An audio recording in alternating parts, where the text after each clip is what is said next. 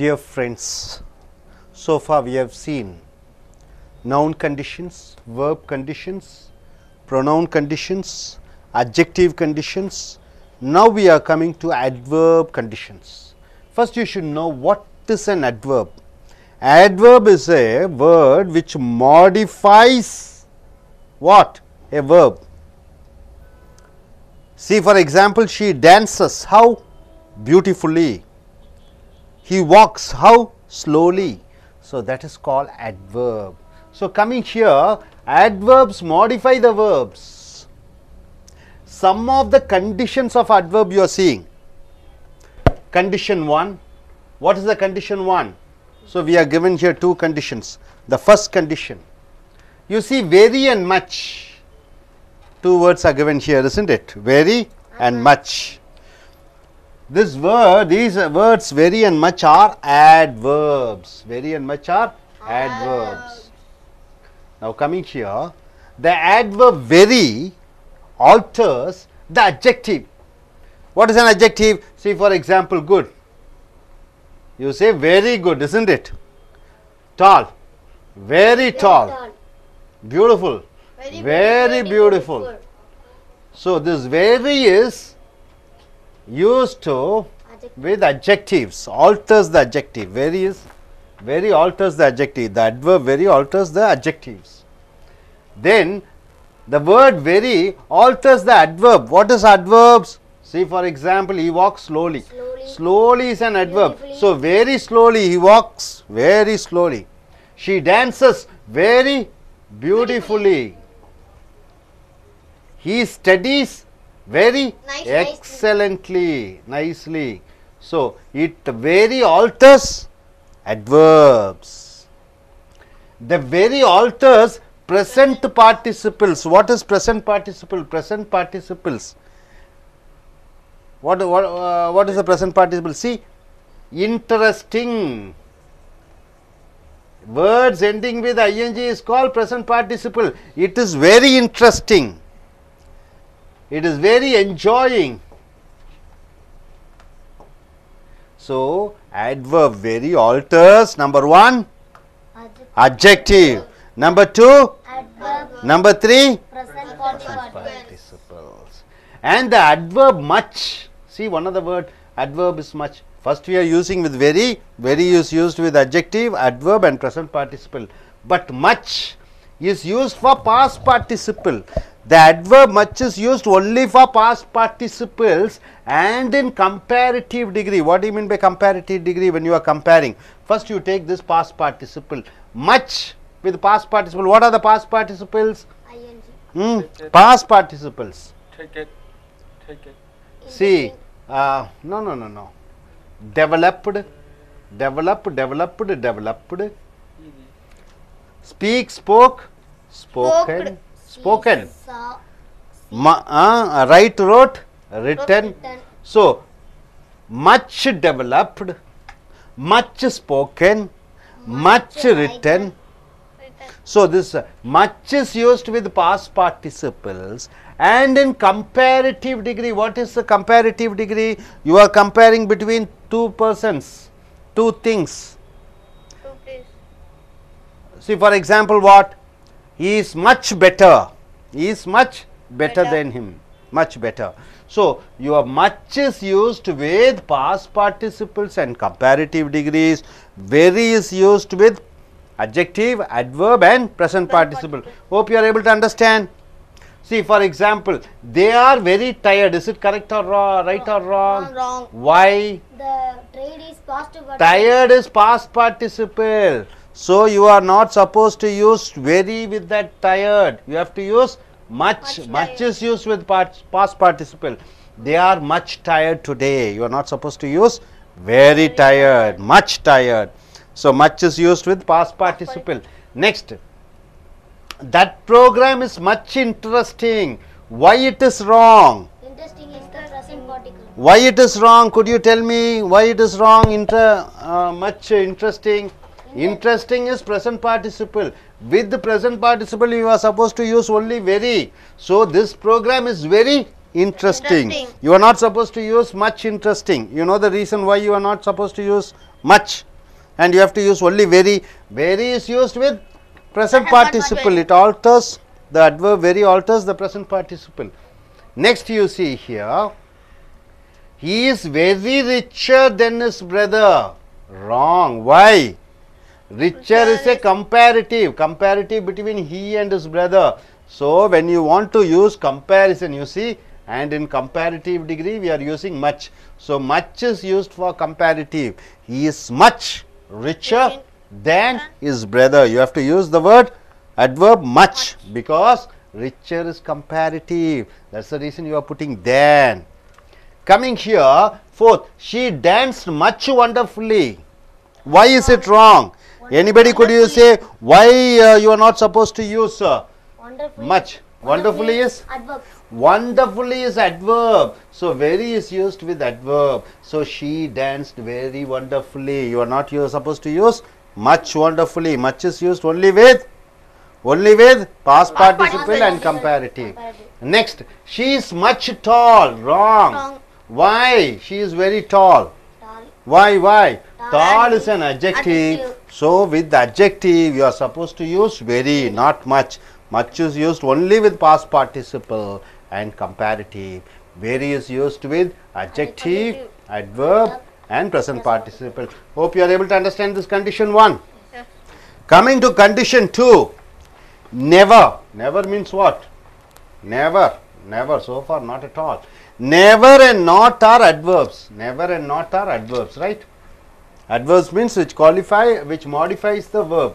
Never and not are adverbs, but we should not use never for not or not for never. Instead of never you should not use not. Instead of not you should never use never.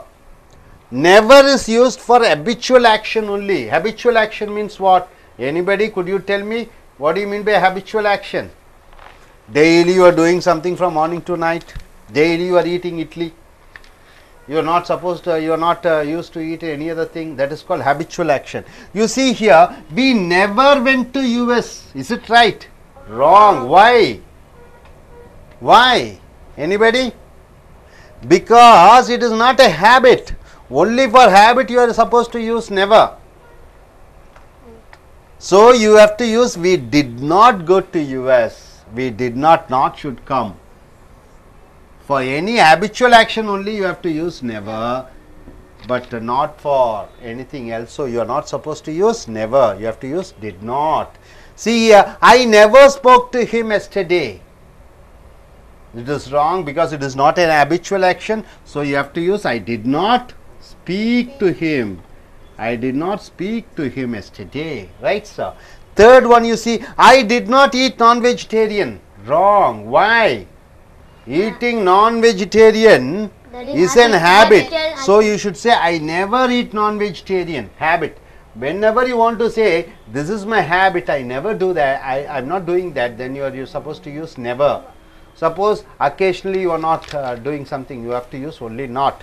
Hope you are able to understand this. Okay, now I just ask you, what do you understand by this? Could you tell me what do you understand? Please stand up. Put on the mic and say. What do you understand? Say briefly. I understood the condition 1, the very and much. The adverb very alters the very was the 3 adjective, adverbs and present particles, and the much is used for past particles and comparative degree. The first example, there are very friend, very tired. The tired is the tired is past particles. So they used there are much tired today. The second example, that program is much interesting. Interesting is the past present particles. So you used very. The condition second, never and not are adverbs, but we should not use never for the not or not for never. Never is used for habitual action only. For example, we never went to USA. The USA is habitual action. So should not used never. Should used not did not go to USA. So thank you. Okay, good. Good. Hope you are able to get it. Okay, நண்பர்களே இங்க பாத்தீங்கன்னா வினை உரிச்சொல் adverbs என்பது வினை உரிச்சொல். அதனுடைய நிபந்தனைகளை பார்க்கிறீர்கள். Conditions. Adverbs என்றால் என்னன்னு பார்த்தீங்கன்னா வினை உரிச்சொல். வினை என்றால் என்ன? ஒரு காரியத்தை செய்கிறது, சாப்பிட்றது, போகிறது, தூங்கிறது, இதெல்லாம் வினைச்சொல். இதை உரித்து சொல்வது தான் அட்வர்ப். எப்படி போகிறான்? மெதுவாக போகிறான், ஸ்லோலி. ஆடுகிறாள், எப்படி ஆடுகிறாள்? அழகாக ஆடுகிறாள், பியூட்டிஃபுல்லி. இந்த அழகாக, மெதுவாக, இவைகள் தான் அட்வர்ப். இந்த அட்வர்ப்ஸ் எதை மாற்றி அமைக்கிறது? வினைச்சொல்லை மாற்றி அமைக்கிறது. மெதுவாக செல்கிறான், செல்கிறான் எப்படி? மெதுவாக. அப்போ அந்த செல்கிறான் என்பதை மாற்றி அமைப்பது தான் இந்த அட்வர்ப். சில நிபந்தனைகள் இருக்கிறது இந்த அட்வர்புக்கு. நிபந்தனை ஒன்று என்னன்னு பார்த்தீங்கன்னா, வெரினா ரொம்ப, மச் என்றால் அதிகமாக. அப்போ வெரி என்றால் ரொம்ப. இந்த ரொம்ப என்பது வினையுரிச்சொல். ரொம்ப பேசுகிறான், பேசுகிறான், ரொம்ப, ரொம்ப சாப்பிடுகிறான், சாப்பிடுகிறான், ரொம்ப. இந்த ரொம்ப என்பது எதை உரிக்கிறது என்று சொல்லி பார்க்கும் பொழுது அட்ஜெக்டிவ், பெயர் உரிச்சொல்லை உரித்து சொல்கிறது. இந்த வெரி என்ற வினையுரிச்சொல் அட்ஜெக்டிவ் என்ற பெயர் உரிச்சொல்லை உரித்து சொல்கிறது. அட்ஜெக்டிவ் என்றால் என்ன என்று நீங்கள் பார்க்கும் பொழுது, பியூட்டிஃபுல் என்றால் என்ன? அழகான, அழகான பெண். அப்போ அழகான, அப்போ ஷீ இஸ் வெரி பியூட்டிஃபுல் என்று சொல்ல வேண்டும். ரொம்ப அழகான. குட், நன்று, இது அட்ஜெக்டிவ். வெரி குட், ரொம்ப நல்லா இருக்கிறது. அடுத்ததாக டால் என்றால் என்ன? உயரமாக. இஸ் வெரி டால், ரொம்ப உயரமான. இப்போ இந்த அட்ஜெக்டிவை உரிக்கிறது இந்த வினையுரிச்சொல் ரொம்ப, வெரி. அடுத்ததாக அட்வர்ப். அட்வர்ப் என்றால் என்ன? வினையுரிச்சொல். நடக்கிறான் மெதுவாக, ஸ்லோலி. அந்த ஸ்லோலியை ஆல்டர் பண்ணுது, வெரி ஸ்லோலி. இந்த வெரிங்கிறது இந்த வினையுரிச்சொல்லான ஸ்லோலியை மாற்றி அமைக்கிறது, வெரி ஸ்லோலி. பியூட்டிஃபுல்லி, அழகாக. இந்த வெரி ரொம்ப என்பது இந்த பியூட்டிஃபுல்லி, அழகாகவே உரிக்கிறது, வெரி பியூட்டிஃபுல்லி.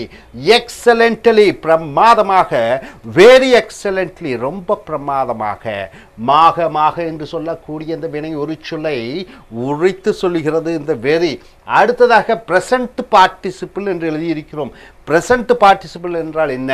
சாப்பிட்றேன், ஈட்டிங், சாப்பிட்டு கொண்டு. அந்த கொண்டு என்பது தான் ஐஎன்ஜி. இங்கே பார்த்தீங்கன்னா இன்ட்ரெஸ்டிங், என்ஜாயிங், அனுபவித்து கொண்டு.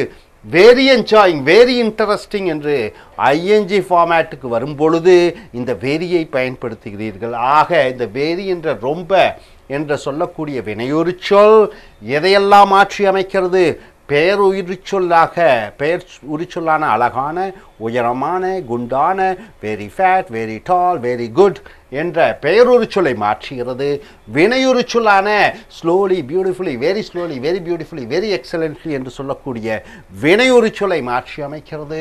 அடுத்ததாக ப்ரெசன்ட் பார்ட்டிசிபிள்ஸ் என்று சொல்லக்கூடிய நிகழ்கால தொடர்ச்சொல், ஈட்டிங், ஸ்லீப்பிங், டாக்கிங், அப்படி அதை மாற்றி அமைக்கிறது, வெரி இன்ட்ரெஸ்டிங் என்று.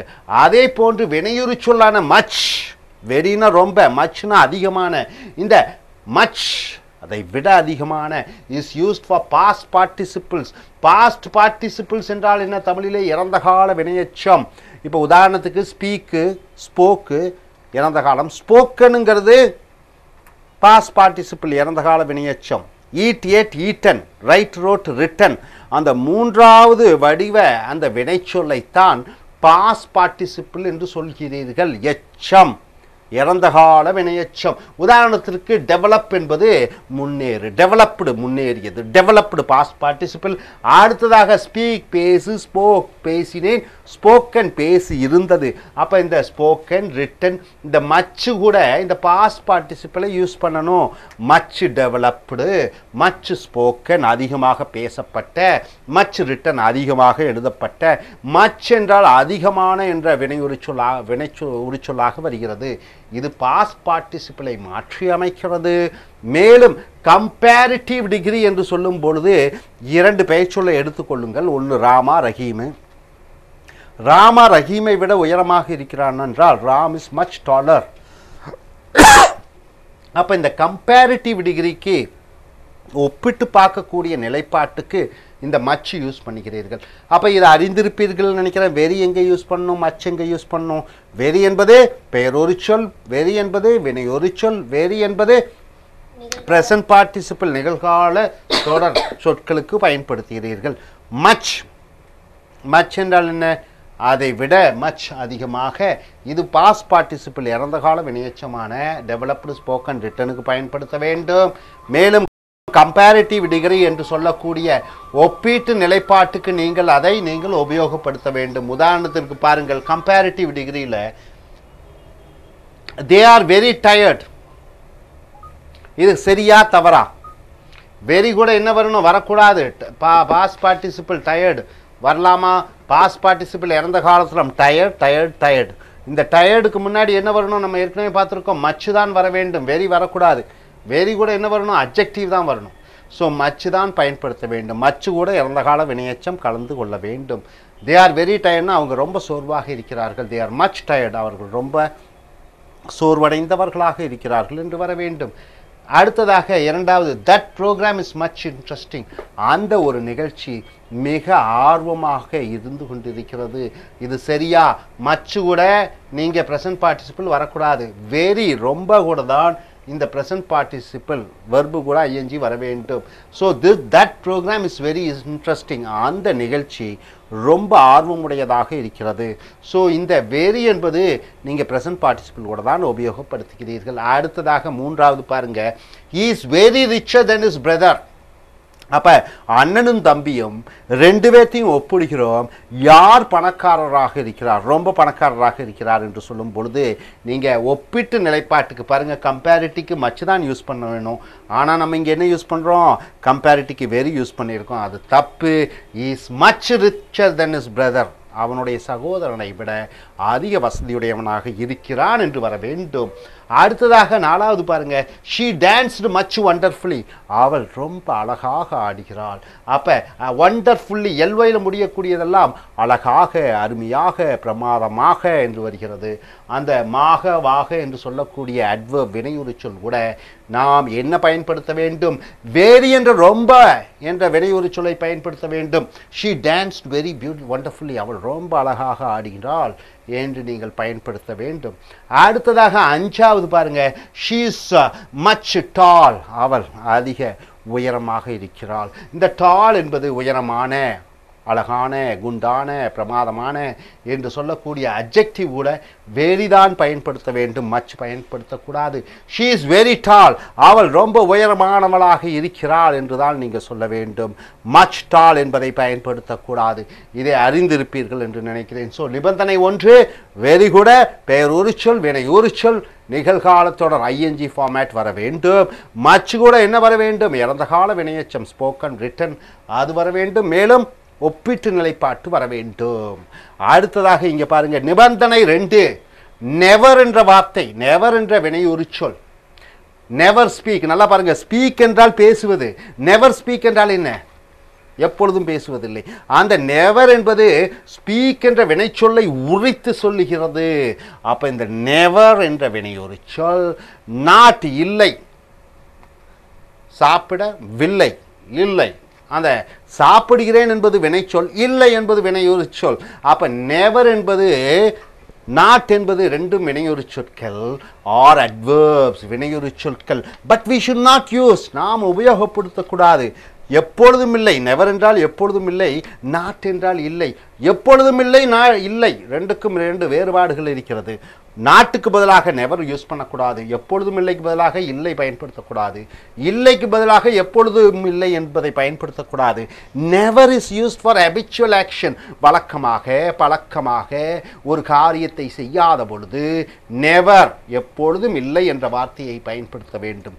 வழக்கமாக பழக்கமாக ஒரு காரியத்தை செய்வதில்லை என்று சொல்லும் பொழுது நெவர் என்று சொல்ல வேண்டும்.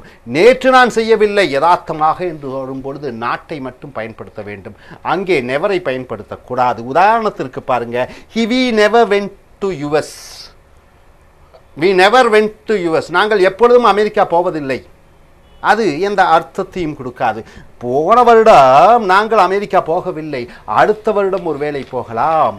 we did not go to US, passport கிடைக்கல, இல்லை விசா கிடைக்கல, ஆதலால் நாங்கள் அமெரிக்கா செல்லவில்லை என்று இது வழக்கத்திற்கு வராது. அடுத்ததாக, I never spoke to him yesterday, நேற்று அவனிடம் எப்பொழுதுமே நான் பேசவில்லை, சரியான அர்த்தம் கொடுக்காது. நேற்று நான் அவனுடன் பேசவில்லை என்று தான் அர்த்தம் வருகிறது. I did not speak to him yesterday. never என்பது எப்பொழுதுமே இல்லை என்ற அர்த்தத்தில் வருகிறது. உதாரணத்துக்கு I did not eat non-vegetarian. நான் அசைவம் சாப்பிடவில்லை வராது. எப்பொழுதுமே நீங்கள் சாப்பிடுவதில்லை, நீங்கள் ஒரு சைவ பிரியர் என்கிற நிலைப்பாட்டிலே நெவரை பயன்படுத்த வேண்டும். I never eat non-vegetarian. எப்பொழுதுமே அசைவம் சாப்பிடுவதில்லை. பிகாஸ் ஏனென்றால் அது என்னுடைய ஹேபிட், பழக்கம் என்கிற நிலையிலே வருகிறது. hope you are able to understand. hope you are able to understand. கொஞ்சம் தமிழில் கொஞ்சம் சுருக்கமாக சொல்ல முடியுமா உங்களால்? கொஞ்சம் எஞ்சிரிங்க சொல்லுங்கள் சுருக்கமாக. நீங்கள் என்ன அறிந்து கொண்டீர்கள்? ஒருபோதும் இல்லை, எப்பொழுதும் இல்லை. சரி, நான் உங்கள்கிட்ட கேட்குறேன், நீங்கள் ஓகே ஏதோ ஒன்று நாங்கள் எப்போவுமே செய்யறதில்ல, ஏதோ ஒரு பழக்கத்தை சொல்லுங்கள். நான் சிக்கன் எப்போவுமே சாப்பிட மாட்டேன். I never eat chicken. Very good. அப்போ வழக்கமாக செஞ்சுட்டு இருக்கிறீங்க, ஆனால் நேற்று மட்டும் ஒரு காரியத்தை செய்யலை. அப்போ வந்து நாட் யூஸ் பண்ணோம். அப்போ என்ன மட்டன் நேற்று சாப்பிடல எப்படி சொல்லுவீங்க? எப்பொழுதுமே மட்டன் சாப்பிடுறது இல்லைன்னா ஐ நெவர் ஈட் மட்டன். நேற்று மட்டும் சாப்பிடல. I did not eat chicken. I did not eat chicken mutton yesterday. Chicken எப்பொழுதும் சாப்பிட மாட்டீங்க, அதுக்கு நெவர். நேற்று மட்டும் தான் நான் மட்டன் சாப்பிடல, நேற்று மட்டும் சைவம் சாப்பிட்டேன்னா I did not eat mutton yesterday. Okay, good. Thank you. Dear folks, we are continuing with our adverb conditions. So we are going to see here the adverb conditions 3 and 4. We have already seen adverb conditions 1 and 2. Now 3 and 4. What the condition 3 says? See, even though some words end up with suffix ly. Suffix means what? Letters ends in a word that is called suffix ly. For example, love, love, and you end up with ly, lovely. So lovely becomes an adverb. Is it adverb? No, it is called as adjective, not an adverb. So they are not adverbs, but they are adjectives. Even though the words ends with ly, some words can be called as adjectives. Slowly, is it an adverb or an adjective? Slowly. Adverb. Affectionately, is it an adverb or an adjective? Adverb or adjective? Adverb. But slow, see here, lovely, it is an adjective. Fastly should not be used as an adverb.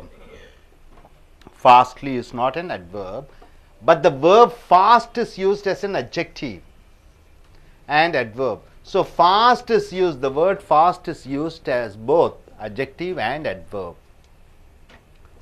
Fastly is not an adverb. See here, it is a fast train. What type of train it is? It is a fast train. So the fast becomes an adjective. It qualifies the noun train. What type of train it is? It is a fast train. The train went. How did the train go? Fast. You don't say fastly. Fast.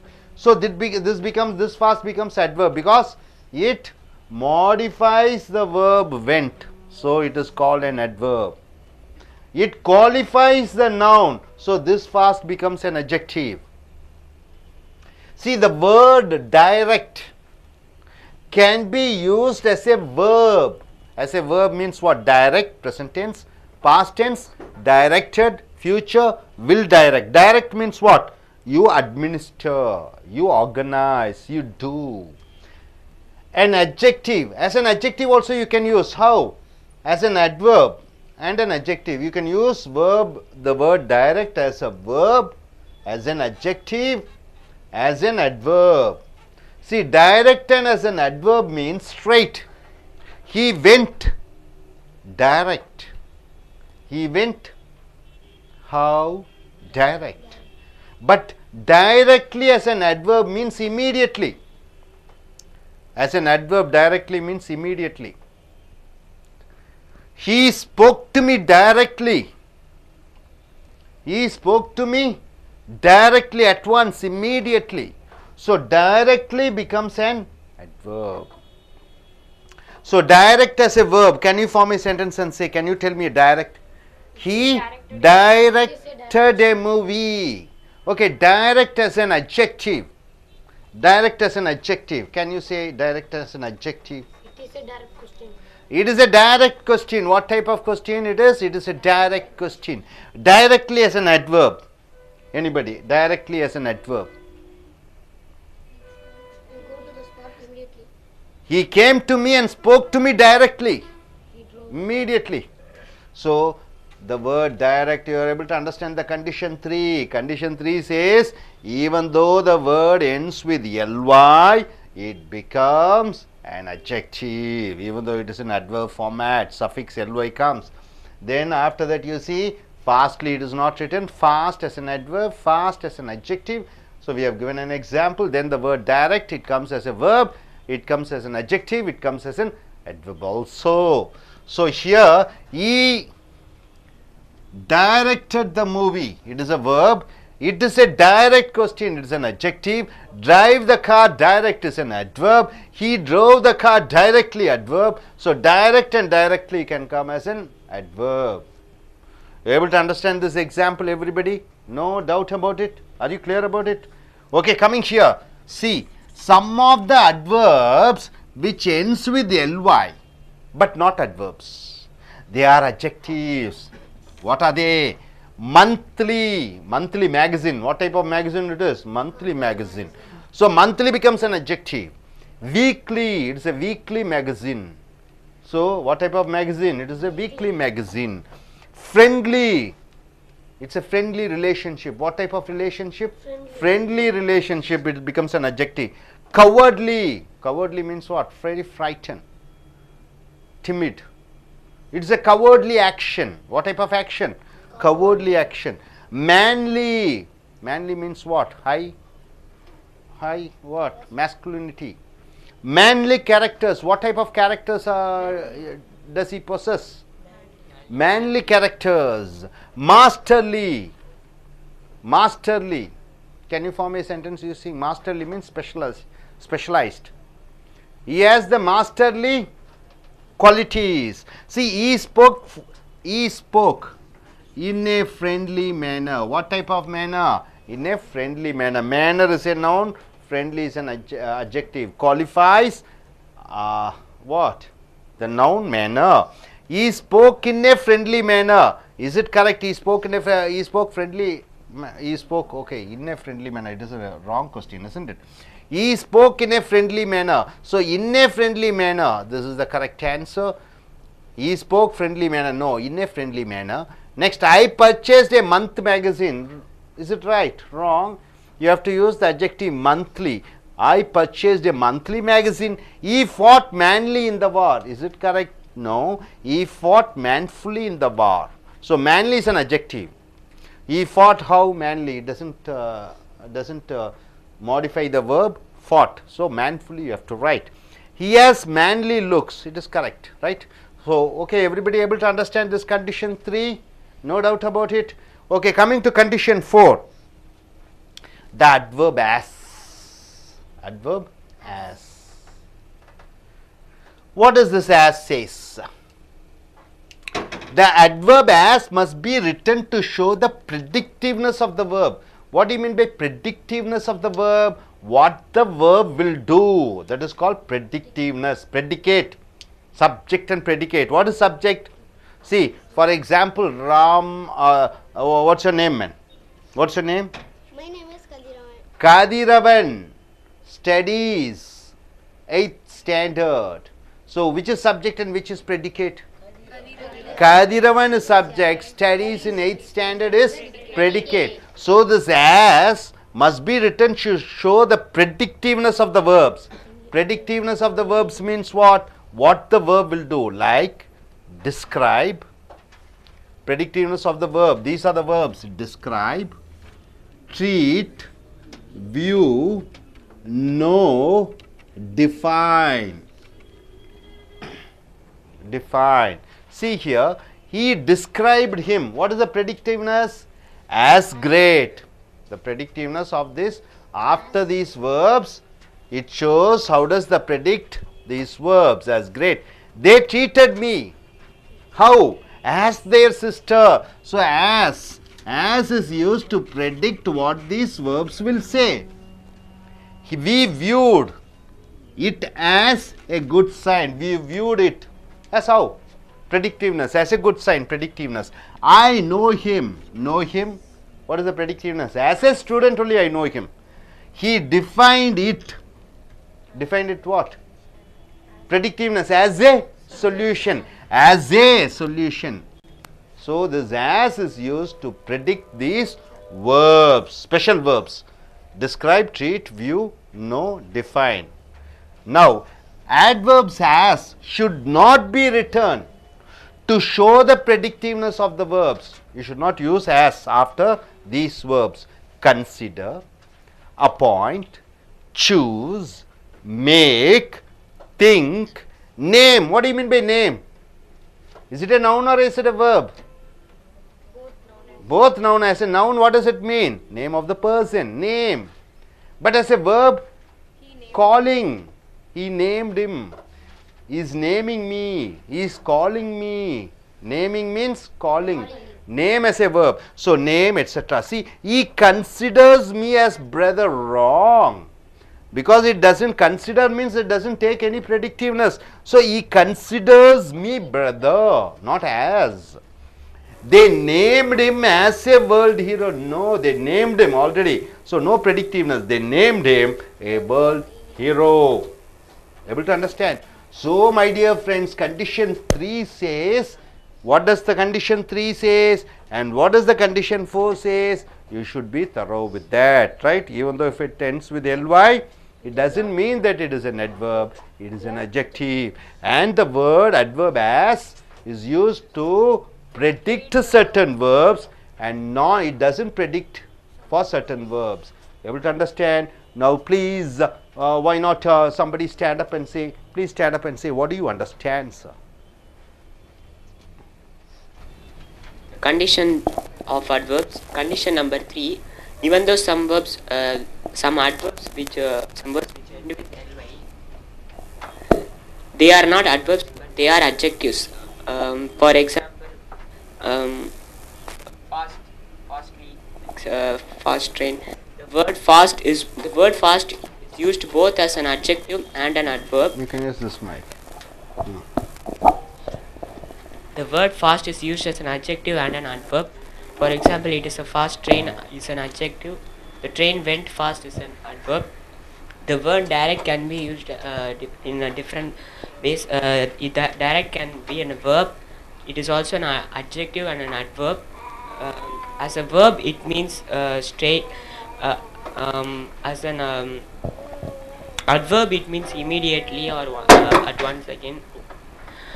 Some of the adverbs which end with ly but not adverbs, they are adjectives. For example, he spoke in a friendly manner. Next, condition verb.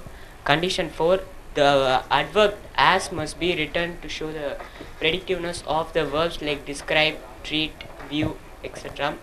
The adverb should not be written to adverb as should not be written to show the predictiveness of some words like consider, appoint, choose, etc. Good, good, good. Yes, what Miss Aruna can you understand about this? From condition 3, I understood that even though some of the words which ends with ly cannot be used as an adverbs, but they are used as an adjectives. For example, fastly should not be used as an adverb, but the verb fast can be used as an adjective and also an adverb. Example, it is a fast train. Here fast represents adjective and the train went fast. Here fast represents adverbs. And the word direct can be used as verb, adjective and also an adverb. As an adverb it means straight, but directly as an adverb means immediately. For example, he directed the movie. Here directed represents a movie. Directed is used as an verb. And it is a direct question. Here direct represents adjective. And drive the car direct is an adverb. And he drove the car directly. Here directly represents adverb. And some of the adverbs which ends with ly cannot be used as an adverbs, but they are adjectives. For examples, monthly, weekly, friendly, etc. He spoke friendly manner is wrong, but he spoke in a friendly manner is correct.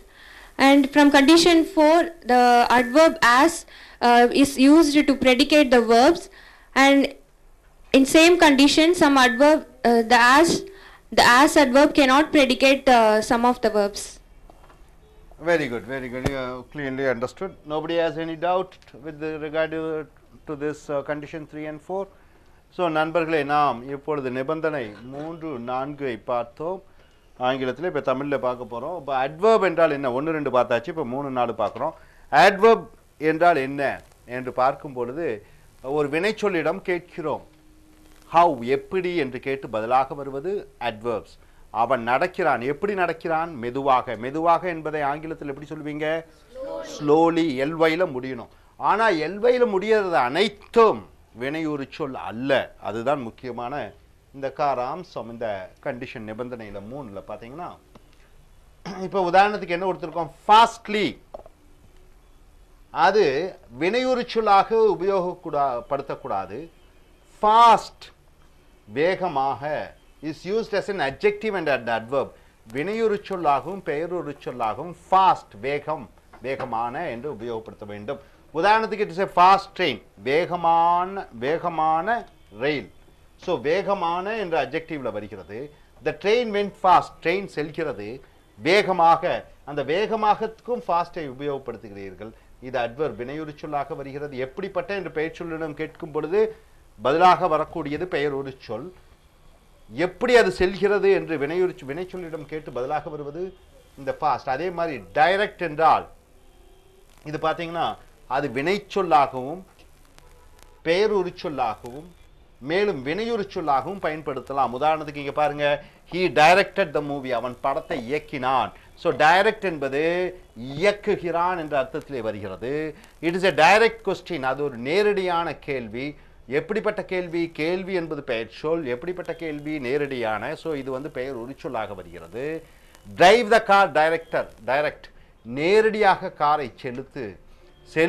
எப்படி செலுத்து? நேரடியாக. இது adverb, வினையுறு சொல்லாக வருகிறது. அடுத்ததாக he drove the car, அவன் காரை ஓட்டினான். நேரடியாக, டைரக்ட்லினா உடனடியாக என்ற அர்த்தத்திலே வருகிறது. உடனடியாக காரை இயக்கி சென்றான் என்று வருகிறது. அடுத்தது பாத்தீங்க, சில வினையுறு சொற்கள் ly-ல முடிகிறது, ஆனால் அவை பெயருறு சொற்களாக மாறிவிடுகிறது. ஃபார் எக்ஸாம்பிள், உதாரணத்துக்கு பார்த்தீங்கன்னா மந்த்லினா என்ன? மாதாந்தர. ly-ல முடியக்கூடியது மந்த்லி, மாதாந்தர. அடுத்ததாக வீக்லி, வாராந்தர. ஃப்ரெண்ட்லி, நட்பு ரீதியான. கவர்ட்லி, கோழைத்தனமான. மேன்லி, ஆண்மைத்தனமான. மாஸ்டர்லி, சிறப்பம்சம் மிக்க.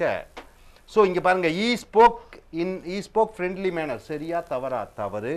விடை என்னன்னு பார்த்தீங்கன்னா, he spoke in a friendly manner, அவன் நட்பு ரீதியான முறையிலே பேசினான். ஸோ இது அட்ஜெக்டிவாக வருகிறது. I purchased a month magazine. தவறு. நான் ஒரு மாதாந்திர பத்திரிகையை வாங்கினேன், மந்த்லி மேகசின் என்று சொல்ல வேண்டும். ஹீ ஃபாட் மேன்லி இன் த வார். தவறு. ஹீ ஃபாட் மேன்ஃபுல்லி இன் த வார், ஆண்மை ரீதியாக, ஆண்மைத்தனமாக அவன் போரிட்டான் என்று வர வேண்டும். he has manly looks, அவனுக்கு ஆண்மைத்தனமான தோற்றங்கள் இருக்கிறது. இங்கே பாருங்க, மேன்லிக்கு மேன்ஃபுல்லிக்கு உள்ள வித்தியாசம். அடுத்ததாக நிலைப்பாடு 4ல் as என்றால் என்ன? போல. இந்த போல என்கிற அந்த வினை உரிச்சொல் எதற்கு உபயோகப்படுத்துகிறோம்னா, இந்த வினைச்சொல்லுக்கு பின்னாடி, இந்த வினைச்சொல் என்றால் என்ன என்று பார்க்கும் பொழுது, டிஸ்கிரைப், விவரி, ட்ரீட், கவனி, வியூ, பார், நோ, அறிந்துகொள், டிஃபைன், விவரி என்று வருகிறது. உதாரணத்துக்கு he described, அவன் விவரித்தான் அவனை எப்படியாக, சிறந்ததாக. ஸோ எப்படியாக என்று இந்த வினைச்சொல்லுக்கு பின்னாடி அது என்ன செய்கிறது, என்ன சொல்கிறது என்பதற்கு இந்த ஆஸை பயன்படுத்துகிறீர்கள். அப்போ ஆஸ் என்பது ஒரு வினைச்சொல், அது என்னவாக சொல்லுகிறது என்று சொல்லும் பொழுது ஆஸ் யூஸ் பண்ணுறீங்க. they treated me, அவர்கள் என்னை கவனித்தார்கள். எப்படியாக கவனித்தார்கள்? as their sister, அவர்களுடைய சொந்த சகோதரியை போல கவனித்தார்கள். இந்த ஆஸ் என்பது அதை போல அவர்கள் கவனித்தார்கள் வினைச்சொல்லை சொல்லுவது, வினை உரிச்சொல்லாக வருகிறது. predictiveness, we viewed it as a good sign, நாங்கள் அதை பார்த்தோம் எப்படியாக, as a good sign, நல்ல ஒரு அடையாளமாக, சைனாக. அடுத்தது I know him as a student, எனக்கு அவனை தெரியும் எப்படியாக, ஒரு மாணவனாக. அடுத்தது he defined it as a solution, அவன் விவரித்தான். அதை எப்படியாக விவரித்தான்? ஒரு தீர்வாக, சொல்யூஷனாக. அடுத்ததாக adverb as should not be written to show the predictiveness of verbs. இந்த சில வினைச்சொல்லுக்கு பின்னாடி as பயன்படுத்தக்கூடாது. உதாரணத்திற்கு consider கவனி, appoint நியமி, choose தேர்ந்தெடு, make உருவாக்கு, think நினை, name பெயரிடு. உதாரணத்திற்கு he considers me as brother. அவன் என்னை நினைக்கிறான் சகோதரனாக. இங்கே as போடக்கூடாது. he considers me brother என்று சொல்ல வேண்டும். they named him as a world hero. அவர்கள் அவனை அழைத்தார்கள் உலக கதாநாயகனாக. ஸோ அழைத்தார்கள் as போடக்கூடாது. they named him a world hero என்று சொல்ல வேண்டும். ஸோ இங்கே named என்பது பெயர் சொல்லாகவும் வருகிறது. நேம் என்றால் பெயர் சொல், நேம் என்றால் பெயரிடு என்று வினைச்சொல்லாகவும் வருகிறது. hope you are able to understand this entire thing. No doubt about it? Okay, good. So far you have seen the conditions 1, 2, 3, 4. Now you are seeing the condition of adverb. Condition 5. What does the condition 5 says? The condition 5 goes on for only one word, adverb. It is called rather. R-A-T-H-E-R. What do you mean by rather? Rather is an adverb which is like what? Fairly, pretty, quite. So the meaning of word rather, adverb, means fairly, reasonably, pretty, on an average, quite all right. Okay, able to understand? Right.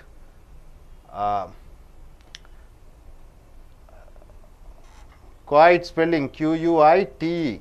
Q-U-I-E-T means what? Keeping silent. So Q-U-I-T-E should be written. She is pretty good in studies. What do you mean by she is pretty good in studies? On an average, she is an average student. She is rather good in studies. Rather good in studies. This is also an average. She is quite good in studies. So the meaning rather, the adverb meaning of rather means average. So all three are synonyms. So coming here, rather is used with preference or to express preferences. Rather is used. See, coffee and tea is there. You don't like coffee, you like tea. So when you want to show a special preference to coffee or tea, then you are using the word rather. Rather than, could rather, have rather. See, I like to sleep. Rather than, instead of, going out in the hot sun. Going out in the hot sun in the month of April, especially in Chennai, walking in the beach. Rather than that, rather than, I like to sleep in the home. So rather than means what? Instead of that, it means. Preference, you are giving a preference. What preference? Sleeping in the home or walking in the hot sun? Which is your preference? Sleeping in the home. So there you are using rather than. See, I would rather sleep than go out. I had rather sleep than work. Work and sleep, two important tasks are there. Which you prefer? To stay in your home rather than going to out and working. So I had rather sleep than work. Next, I had rather asleep. You can use. Rather can be used before a noun. It is rather a trouble. A trouble. It is rather a trouble. It is rather a good movie. It is rather an angel. Angle. Rather an angel. You can write like that. So three ways of using rather. Rather is used for average. Rather is used as what? As a preference. And rather is used before a noun. Right? Three meanings of rather as an adverb. Coming here, the condition 6. Many of the adverbs of time. What do you mean by adverbs of time, sir? Adverbs of time means what? Always, often, comes before the verbs. Always adverbs comes after the verbs, right? He comes slowly. He comes how? Slowly. Slowly comes after. But adverbs of time comes before the verb. He frequently calls me. He often comes late. So this adverb of time comes before the verb. See here, many of the adverbs of time comes before the verbs which they alter. The adverbs are like just. Just means what? Now, just. Never. Never in future, no time at all. No, not at all. Sometimes, adverb of time. Always, adverb of time, always. Often, adverb of time. Already, earlier you have done adverb of time. Hardly, adverb of time. Usually, adverb of time. Generally, adverb of time. You see here, I always watch movies. You are not supposed to use I watch always movies. No, this always adverb comes. This is an adverb. Comes before the verb watch. I often go to beach. You don't say I go often to beach. No, adverb of time often should come before the verb go. He just came. He came just. No, he just came. So, adverb of time just means now. I never say lies. Never. So, never should come before the verb say. I sometimes dance. I dance. When? Sometimes. The adverb of time comes before. I already spoke to you. I spoke. When? Already. Already comes before. So, I hardly have money. I have. Hardly means what? Hardly means what? No. So, adverb of time always comes before the verb. So, rather in 3 places, condition number 5, condition 6, all the adverb of time should come before the verb. Then condition number 7, the word enough. Enough means what? Sufficient, enough. The word enough is an adjective. Enough money. I have how much money? Enough money. So, how much money? Enough. So, enough comes as an adjective and also it is an adverb. See, enough as an adjective comes before a noun. But enough as an adverb is put after the adjective, it modifies. So, adverbs, what is the rule of an adverb? It modifies verb. It modifies adjective. 2 things. Adjectives also. Adverb modifies the verb and also adjectives. So, enough modifies the noun and enough modifies the adjective also. See here, enough as an adjective. Number 1 rule. She has enough money. How much money? So, money is a noun and how much? Enough. Enough becomes adjective. They have enough intelligence. Intelligence means what? IQ. How much? Enough. So, enough becomes adjective. Enough as an adverb. Now, you are coming for enough as an adverb. The movie is good. Good is an adjective. It modifies the good. Good is an adjective. Enough is an adverb. So, this enough modifies the adjective good. So, it is an adverb, isn't it? So, the movie is good enough to get an Oscar award. She is intelligent enough. Intelligent is an adjective. Intelligent is an adjective. Enough is an adverb to get first rank in the exams. Able to understand, sir? So, rather in 3 places, then adverb of time comes before a verb. Then enough is used as an adjective before a noun and enough is used as an adverb which modifies the adjective. Able to understand, sir? No doubt about it. Okay, now just I ask you, where's the mic? Just please stand up and say what do you understand, sir? Please stand up and say what do you understand? The condition 5, 6, 7 of adverbs we have learnt. Condition 5, the adverb rather, it gives the meaning of fairly, pretty, quite, okay. Second, the rather is used for preferences or to express preferences like the rather than, would rather, had rather, etc. Third, rather can be also be used before a noun. Can also be used before a noun. Condition number 6, the adverbs of time. Actually, adverb comes after the verb which it is modified, but the adverbs of time comes before the verbs which it alters, like just, never, sometimes, always, etc. Condition 7, the word enough is an adjective and also it is an adverb. Enough as an adjective, it comes before a noun, and an adverb it comes before it modifies the adjective. enough first as an adjective, she has enough money. Example, enough as an adverb, the movie is good enough to get an Oscar award. It modifies the adjective, so it is an adverb. Very good very good. Okay நண்பர்களே, நீங்கள் வினையுரிச்சலினுடைய நிபந்தனைகளை பார்த்தீர்கள். 4 வரைக்கும் பார்த்தீங்க. 5வது நிபந்தனை என்னவென்றால் rather என்றால் சராசரியாக என்ற அர்த்தம். இது வினையுரிச்சொல்லாக வருகிறது. இப்போ பார்த்தீங்கன்னா ரேதர் என்றால் ஃபேர்லி என்றால் நியாயமாக, பிரிட்டி என்றால் என்ன சராசரியாக, குவைட் என்றால் என்ன சுமாராக. So she is pretty good in studies என்றால் என்ன சராசரியாக நன்றாக இருக்கிறார். She is rather good in studies, அவள் படிப்பில் பரவாயில்லாமல் இருக்கிறார். She is quite good in studies, அவள் படிப்பிலே ஒரு சுமாராக இருக்கிறார். ஆக இந்த ரேதர் என்றால் சுமாராக என்று வருகிறது. இந்த சுமாராக என்று வந்து வினையுரிச்சொல்லாக வருகிறது.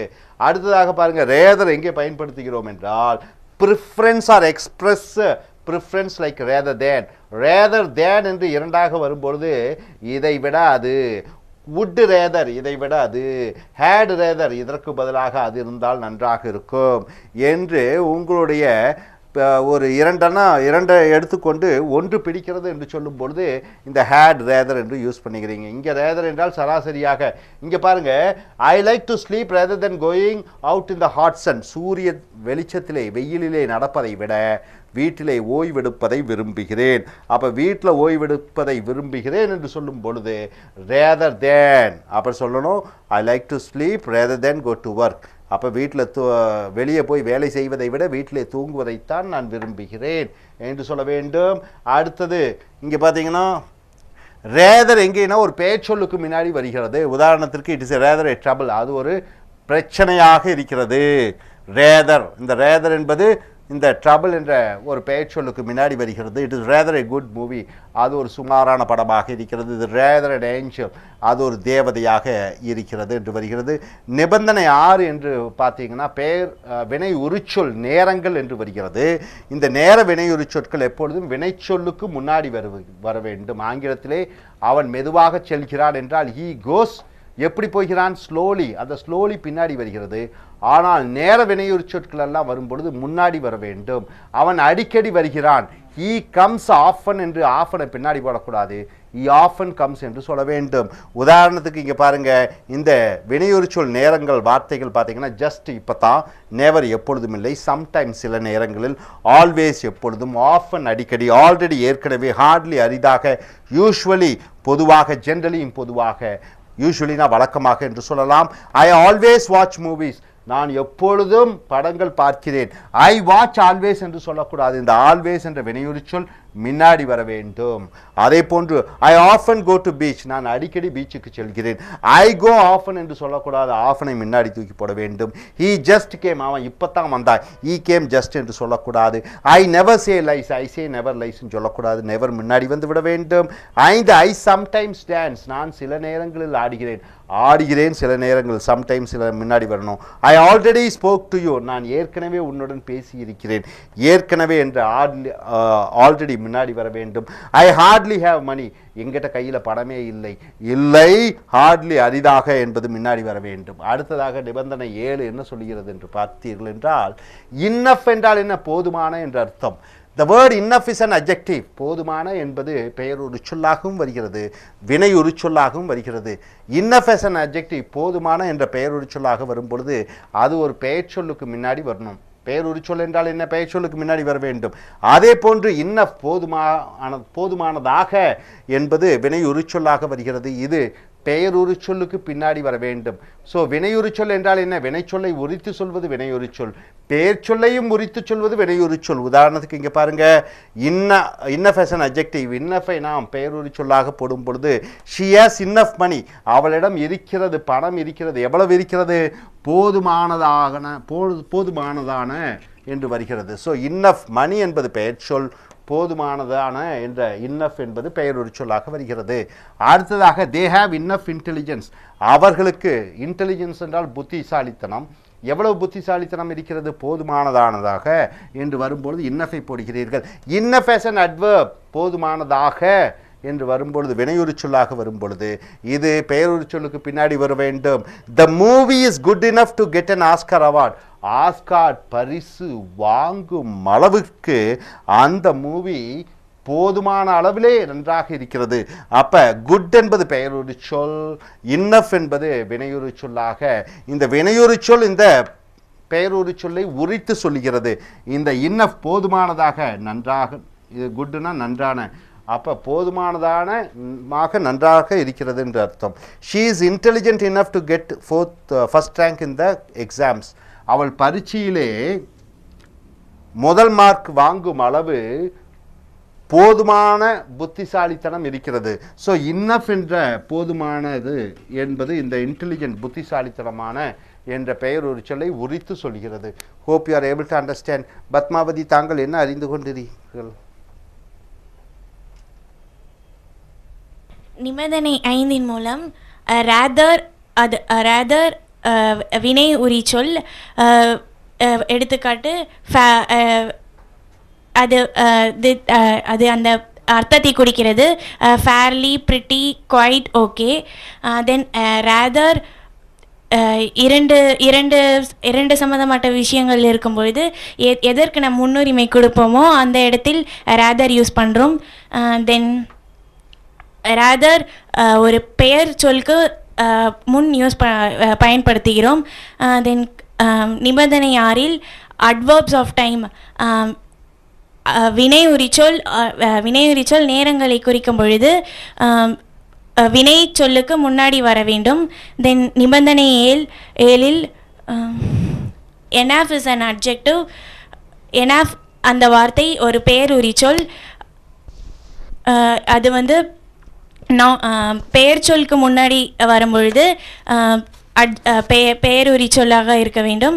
தென் பெயர் உரிச்சொல்லை அது விவரிக்கும் பொழுது வினை உரிச்சொல்லாக மாறுகிறது.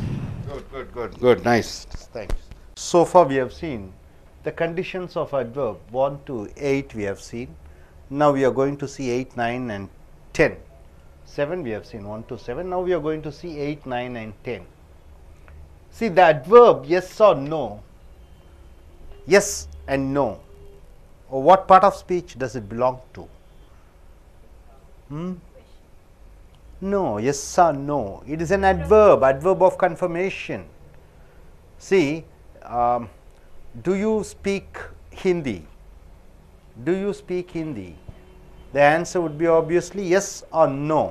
So yes or no is related to speaking, isn't it? So it is an adverb. So yes or no should be put first in a sentence in accordance to the positive or negative answer, according to the answer which you want to give, positively or negatively. Do you have money? Suppose if you don't have. Yes, I do not have money, it's wrong. Not is there, so you have to go in for not with no, comma. I don't have money. This is the right answer. So according to the positive or negative answer, you have to use yes or no. Yes, I do not have money is wrong. No, I don't have money. Condition 9, the negative adverbs. Negative adverbs are, in adverbs you have positive adverbs and negative adverbs. Hardly, generally people think hardly is a positive adverb, working very hard. No, hardly means nothing, I don't have anything. Rarely I do anything, hardly. Nothing, it's an adverb, negative adverb. Never, it's an adverb, negative adverb. Scarcely, you don't have, scarcely. Neither is a negative adverb. It must not be used with the words which give negative meaning. All these negative adverbs should not be added with negative meaning sentence. It should not be put in that with the words which gives negative meaning. So in a sentence, 2 negative words should be avoided. If 2 negative words are there, minus and minus, what happens? Plus, it becomes positive. So all these negative verbs should not be used with the negative words in a sentence, or else it will give a positive meaning where the sense doesn't it doesn't give any sense, the sentence. See here with the examples, if you see, you can understand. He hardly knows somebody here. He hardly knows somebody here. It means what? He doesn't know anybody here. So what you have to do? He hardly knows somebody here, anybody here. He doesn't know anybody. So, this gives a correct meaning rather than hardly knows somebody here. See, I don't know nothing about him. I don't know nothing about him. So, you have don't know, it is a negative word, nothing is a negative. Two negative becomes one positive. So, you have to go in for only one negative. I know nothing about him. I know nothing about him. So, nothing is a adverb, negative adverb. See here, we never don't say lies. Never is a negative adverb. Don't say is a negative. Negative. What? Negative adverb. Verb. So, it becomes positive. So, you have to use only one negative. We never say lies. It is correct answer. We never say lies. We scarcely don't save money. Scarcely is a negative adverb. Don't save is a negative verb. So, we scarcely save money. Only one negative is enough. We scarcely save money. Neither of them will not come. Neither is a negative adverb. Will not come is a negative verb. So, neither of them will come is the correct answer. Negative and negative becomes positive. Coming here, sixth exercise, sixth. I don't know nothing. Don't know is a negative verb and nothing is a negative adverb. So, what you have to say, right, I know nothing. I know nothing. So, hope you are able to understand this condition 8 and 9 with examples. And condition 10, what does it say? So should be used with that. So should be used with that. So is an adverb. So is an adverb. It should be used with that. So means what? Adverb. Because of so. And the adverb to means what? Also. It means also. So and adverb should be used with that, and the adverb to should be used with the to. To is a preposition. So, you are using so in a sentence, it should be followed with that. If you are using to as an adverb in the sentence, it should be followed with preposition to. If so and to are not followed, if so and to are not followed by that and to in a sentence, then very and much should be added. You have to add very and much. Very and much are two adverbs. If so, so should be used with that and to should be used with to. If so and to are not followed by that and to in a sentence, then very and much is used. See example, with the example you can understand very well. The movie is too good. The movie is too good. So, what happens after to? We are supposed to have to. If to is not followed, then what we have to use? The movie is very or much should be added. So, you are using very good. The movie is very good. The mango is so tasty. After so, that doesn't come. So, you are using very. The mango is very tasty. See here, he studied so hard. So comes here, that comes here. So, no need of using very or much. He studied so hard that he got 100 marks. Is it right? After he studied so hard that he got 100 marks. So is followed with that. He studied too hard to get 100 marks. See, with the to you have to use an adjective. With the to you have to use the present tense verb. So, he studied too hard to get good marks. So, what do you understand by that? So should be followed with that. To should be followed with to in a sentence. If so is not followed with that and to is not followed with the to, then you are using very and much. See, the movie is too good. It is wrong. Too good to watch. If to watch or something is not given, to is not given, then you have to use the movie is very good. The mango is so tasty. That is not here. So, you are using the mango is very tasty. So followed with that and to is followed with the to. Hope you are able to get it. Okay, sir.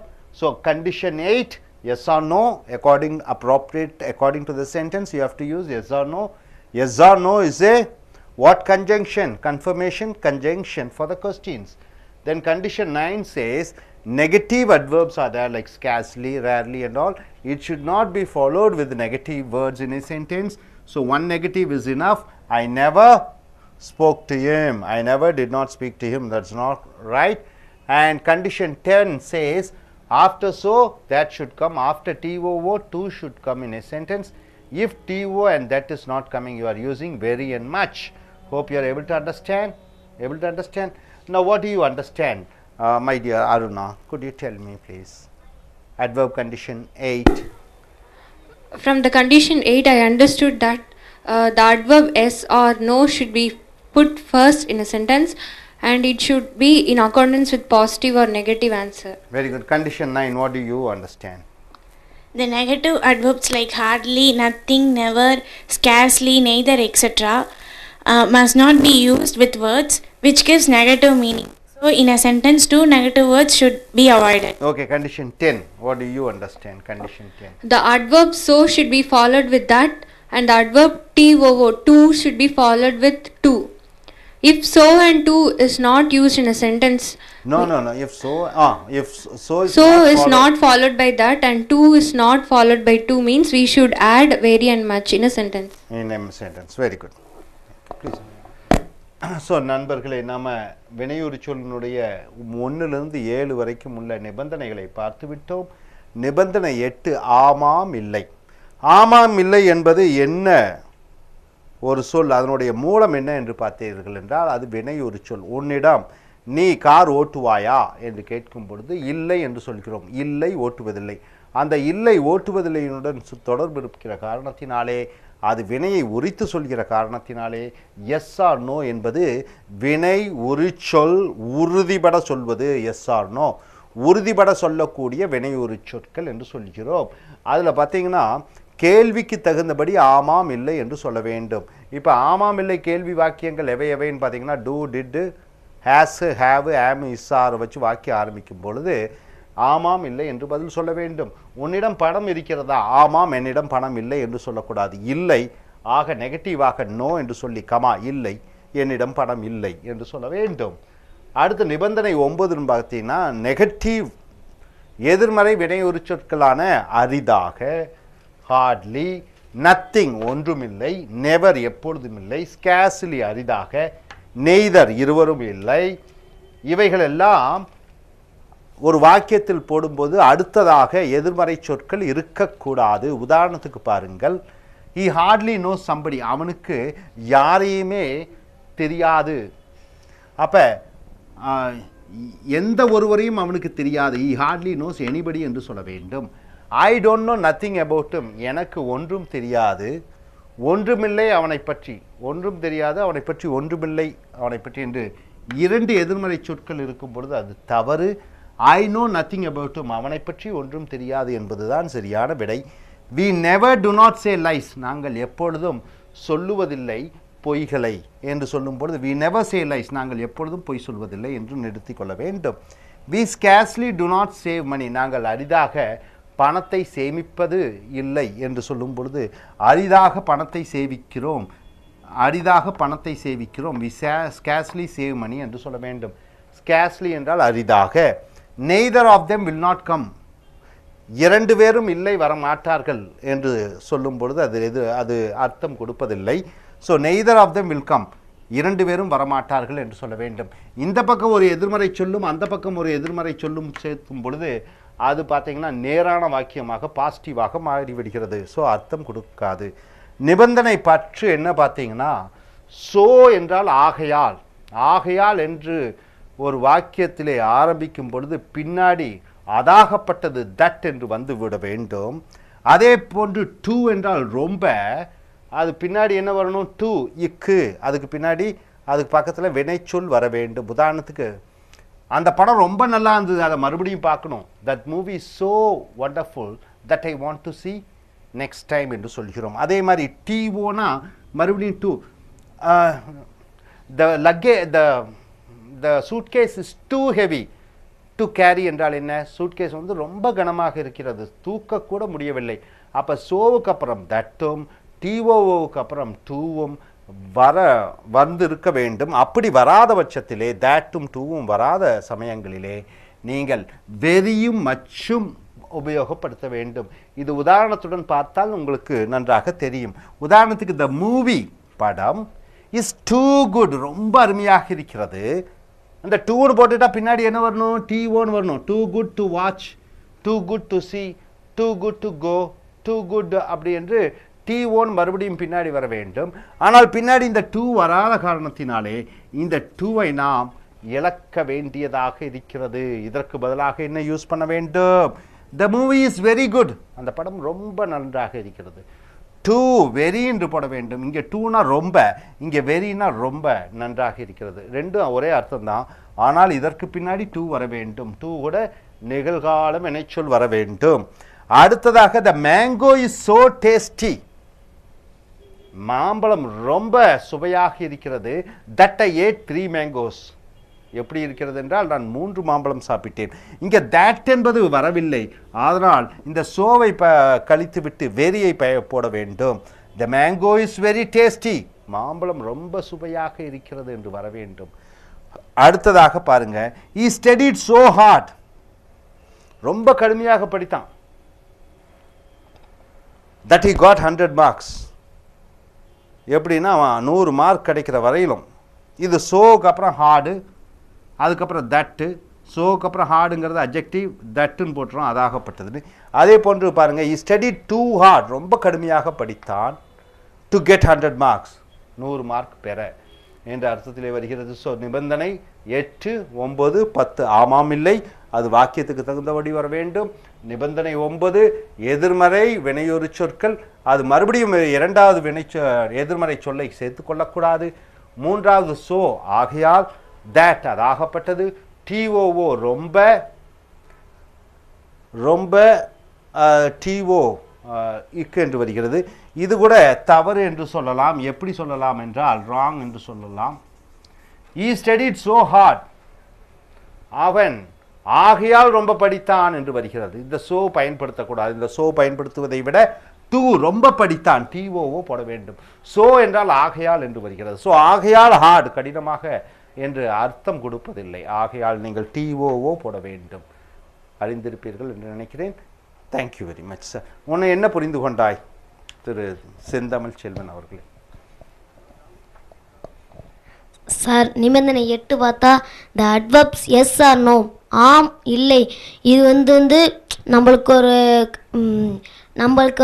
ஒரு question மாதிரி வருது sir. அதனால் இப்போ do you have மணினா yes I do not have a money, இந்த do not இல்லைன்னு அர்த்தத்தை கொடுக்குது சார். அதனால் நம்ம no I do not have a மணின்னு சொல்கிறோம் சார். இந்த நிபந்தனை 9 பார்த்தா அந்த நெகட்டிவ் அட்வர்ப்ஸ் லைக் த எதிர்மறை பெயர் உரிசொல் hardly, nothing, never, scarcely, neither etcetera, இதெல்லாம் மஸ்ட் நாட் பி. அது பெயர் உரிச்சொல்லா வினையுரிச்சொல்லா? வினையுரிச்சொல். Sorry sir. Must not be used with words. அது எதுக்கும் must not be used with வேர்ட்ஸ்னா அதுக்கப்புறம் வரக்கூடிய நெகட்டிவ் வேர்ட்ஸோட வராது சார். எக்ஸாம்பிள் பார்த்தா he call I do not know nothing about him. I do not negative sir, nothing negative, 2 negative அதனால நம்ம I know nothing about him போடணும் சார். நிபந்தனை 10 பார்த்தா adverb so should be used for that, the adverb to should be used for to. அந்த so used பண்ணுற that sir, and to used to do. if so and to are not follow that and to, soவும் toவும் அது வராத that and to sir. so in a sentence that used should be used very and much. the for example பார்த்தீங்கன்னா the movie is too good, அது தப்பு sir. ஏமா two அதாகப்பட்டது sir. அதனால the movie is very good. Good. Dear folks, so far we have seen adverb conditions 10, Now we are coming to the condition 11. What does the condition 11 says? The adverb else. Else means what? Else. Elses means somebody, elses, some person. Else, otherwise, else must be followed after the word but. In a sentence, after but, else should come in a sentence. And we should not add then after else. Main important thing, we should, after else we should not use then, but after else we have to use but. Then is used with other. Then is used with other and otherwise. Hope you are able to understand. After else what you have to use? But. But after then, after else we are not supposed to use then. After else only but should come, after else then should not come. Then is used with other and otherwise. Hope you are able to get this condition. See, for example, petroleum price rise is nothing else than cheating. But what we have seen, after else then should not come, what it has to come? But should come. Petroleum price is nothing else but cheating. But cheating. So you are using but after else. After else then should not come in a sentence. After else what it has to come? But should come. There is no other alternative but to buy petrol at high price. No other alternative. Whatever they increase the price, we have to buy. There is no other alternative but to buy petrol at high price. So what is it given here? Other is there, isn't it? So after other, then comes. Then and other is combined. So what is the answer? There is no other alternative than to buy petrol at high price. So other doesn't combine with but. So what here? After else but should come, after else then should not come. Condition with other then should come, with other but should not come. Got the condition. Number third exercise. There is no one else than me to work. There is no one else than me to work. What is our condition? After else but should come. There is no one else but me to work.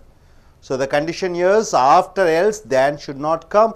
After else only but should come. If other comes then you can use. If other comes but should not be used. Able to understand the condition 11?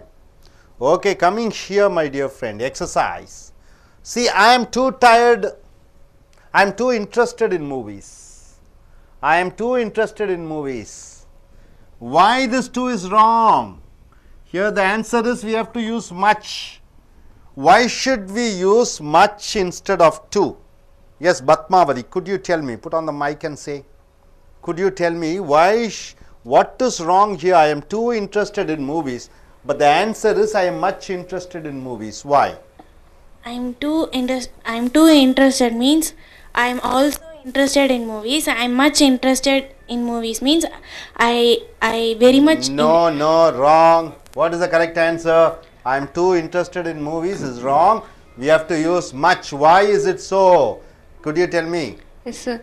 After two, TO2 should come, sir. After two, TO should come. I am too interested in, to watch movies. So two should come. If two is not there, you have then to use very or much. I am much interested in movies. This is what the correct answer. Now coming next. He is spending lavishly his father's hardly earned money. What is the correct answer? Is why do we use hard instead of hardly? He is spending lavishly his father's hardly earned money. What is the answer? Anybody? Hardly means nothing. Hardly means nothing.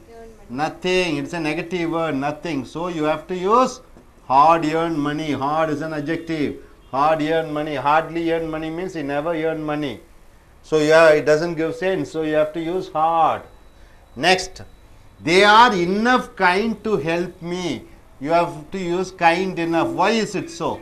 Instead of enough kind, why do you use kind enough? Could you tell me? Enough should come after adjectives. Ah? Enough should come after the adjective kind. They are kind enough to help me. That is the main reason. Okay. Now, what is that next one? The gold is much costly nowadays. Instead of much, you are supposed to use very. Why is it, sir? Could you tell me? Much is used. There, the gold is much costly nowadays. Instead of much, you are supposed to use very. Why is it so? Anybody? Huh. No. Anybody? Yes. Much is used with past participle. Much spoken, much written. Much is used for comparing two adjectives. So, much. So, costly is an adjective. Costly. So, for costly we have to use very. Very is used with adjective. Very is used with adverb. Very is used with present participle. Much is used only with past participle and comparisons. So, you are using the gold is very costly nowadays. You are supposed to use much. Hope you are able to understand. Fifth exercise. We reached our home safely even though it was raining. Why do we use safe instead of safely? Can anybody say? Safely is an adjective. Adverb safe is an adjective. We reached our home safely. Why do we use safe? Safe is a word, safely there is no word. We have to use only safe. There is no word safely. Safe is the word. So, we reached our home how? Safe. For adjective and adverb it comes safe. Next, number 6. Never in the history of mankind there has been as bad a man as Hitler. Has there been? Why do we use instead of there has been? Why do we use has there been? Has there been is a modified verb. It is modified verb which brings a result. Has there been? So, next, he went to office safely. Instead of safely, why do we use safe? Because there is no word. Yes, safe it should be used. 8th, Chief Minister appointed him as a secretary. Why do we use, why do we should omit as? After appointment, this as. Predictiveness, today morning we have seen predictiveness of the verb should not be there with appointed. So, we are not supposed to use as. Certain words we should not use the predictiveness. So, as should not be there. 9th, I met my friend yesterday and I never spoke to him. Why do you use did not? Why should you use did not instead of never? Never should become. Never is an habitual action. For habitual actions we have to use never, and for which you have not done negatively yesterday or the day before yesterday, something like that, you have to use did not. Only for habitual action you should use never. I never eat non-vegetarian. Next, Kamal Haasan is sure a great actor and no other actor is as good as him. Why do we use surely? Why do we use surely? Is surely a great actor. This surely is an adverb. Is surely a great actor. This qualifies the adjective great. Next, coming here, I cannot find something in the box. Why do you use anything instead of something? I cannot find something in the box. Instead of something, why do you use anything? Something means there is something. Cannot find. So, anything, nothing.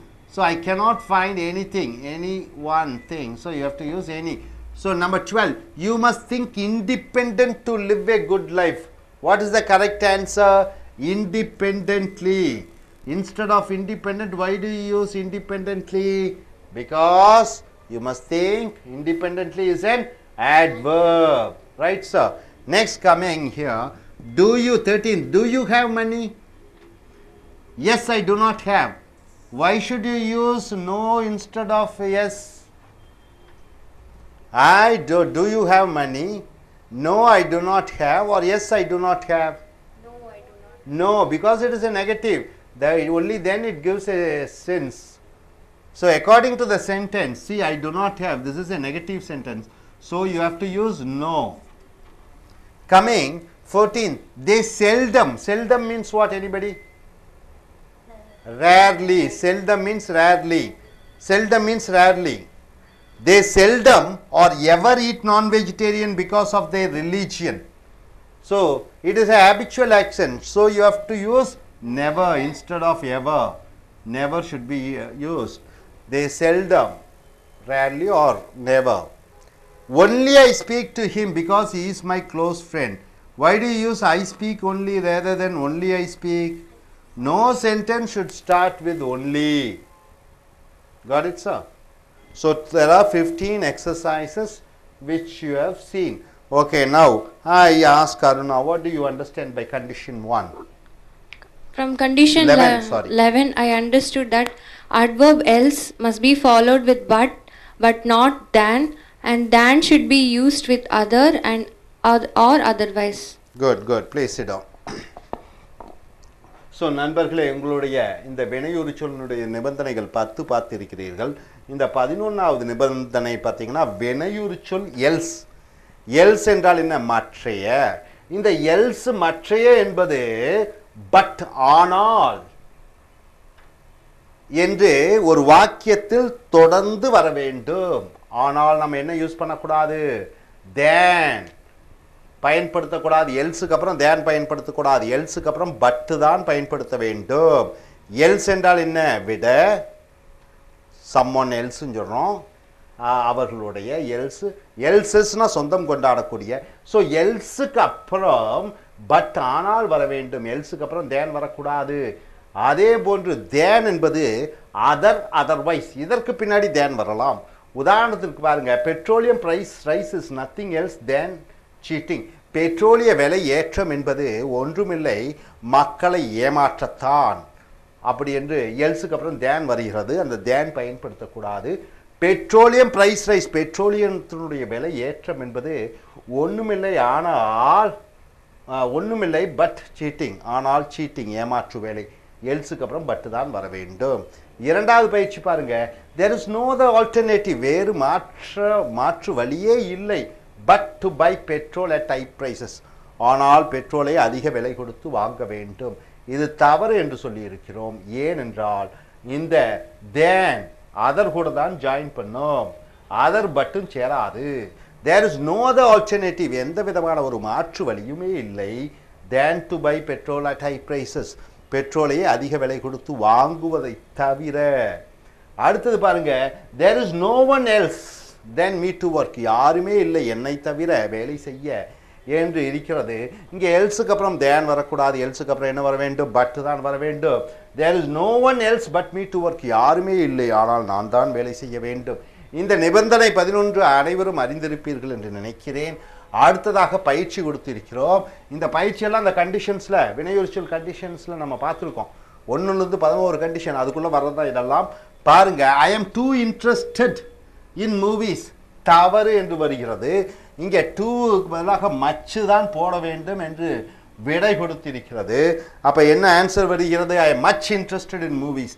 ஏன் டிஓஓக்கு பதிலாக மச்சு மச்சு பயன்படுத்துகிறீர்கள் என்று பார்க்கும் பொழுது இந்த வார்த்தையான மச்சு, இந்த வார்த்தையான மச்சு எது கூட வருகிறது? இறந்த கால வினையெச்சம், இன்ட்ரெஸ்ட், இன்ட்ரெஸ்டட், இன்ட்ரெஸ்டட், இறந்த கால வினையெச்சத்துடன் தான் இந்த மச் வர வேண்டும். இன்னொன்று பார்த்தீங்கன்னா இந்த டூ போடலாம், தவறில்லை. டூ இன்ட்ரெஸ்டட் கூட டு வாட்ச், அவன் ரொம்ப ஆர்வமாக இருக்கான் படம் பார்க்க, படம் பார்க்க டு வாட்ச் என்று வந்துவிட்டால் இந்த டூ கரெக்ட். ஆனால் படம் பார்க்க என்று வாக்கியத்தின் தொடர்ச்சி இல்லாத காரணத்தினாலே இங்கே நீங்கள் மச் தான் பயன்படுத்த வேண்டும். அதிக அளவிலே ஆர்வமாக இருக்கிறான் என்று எழுத வேண்டும்.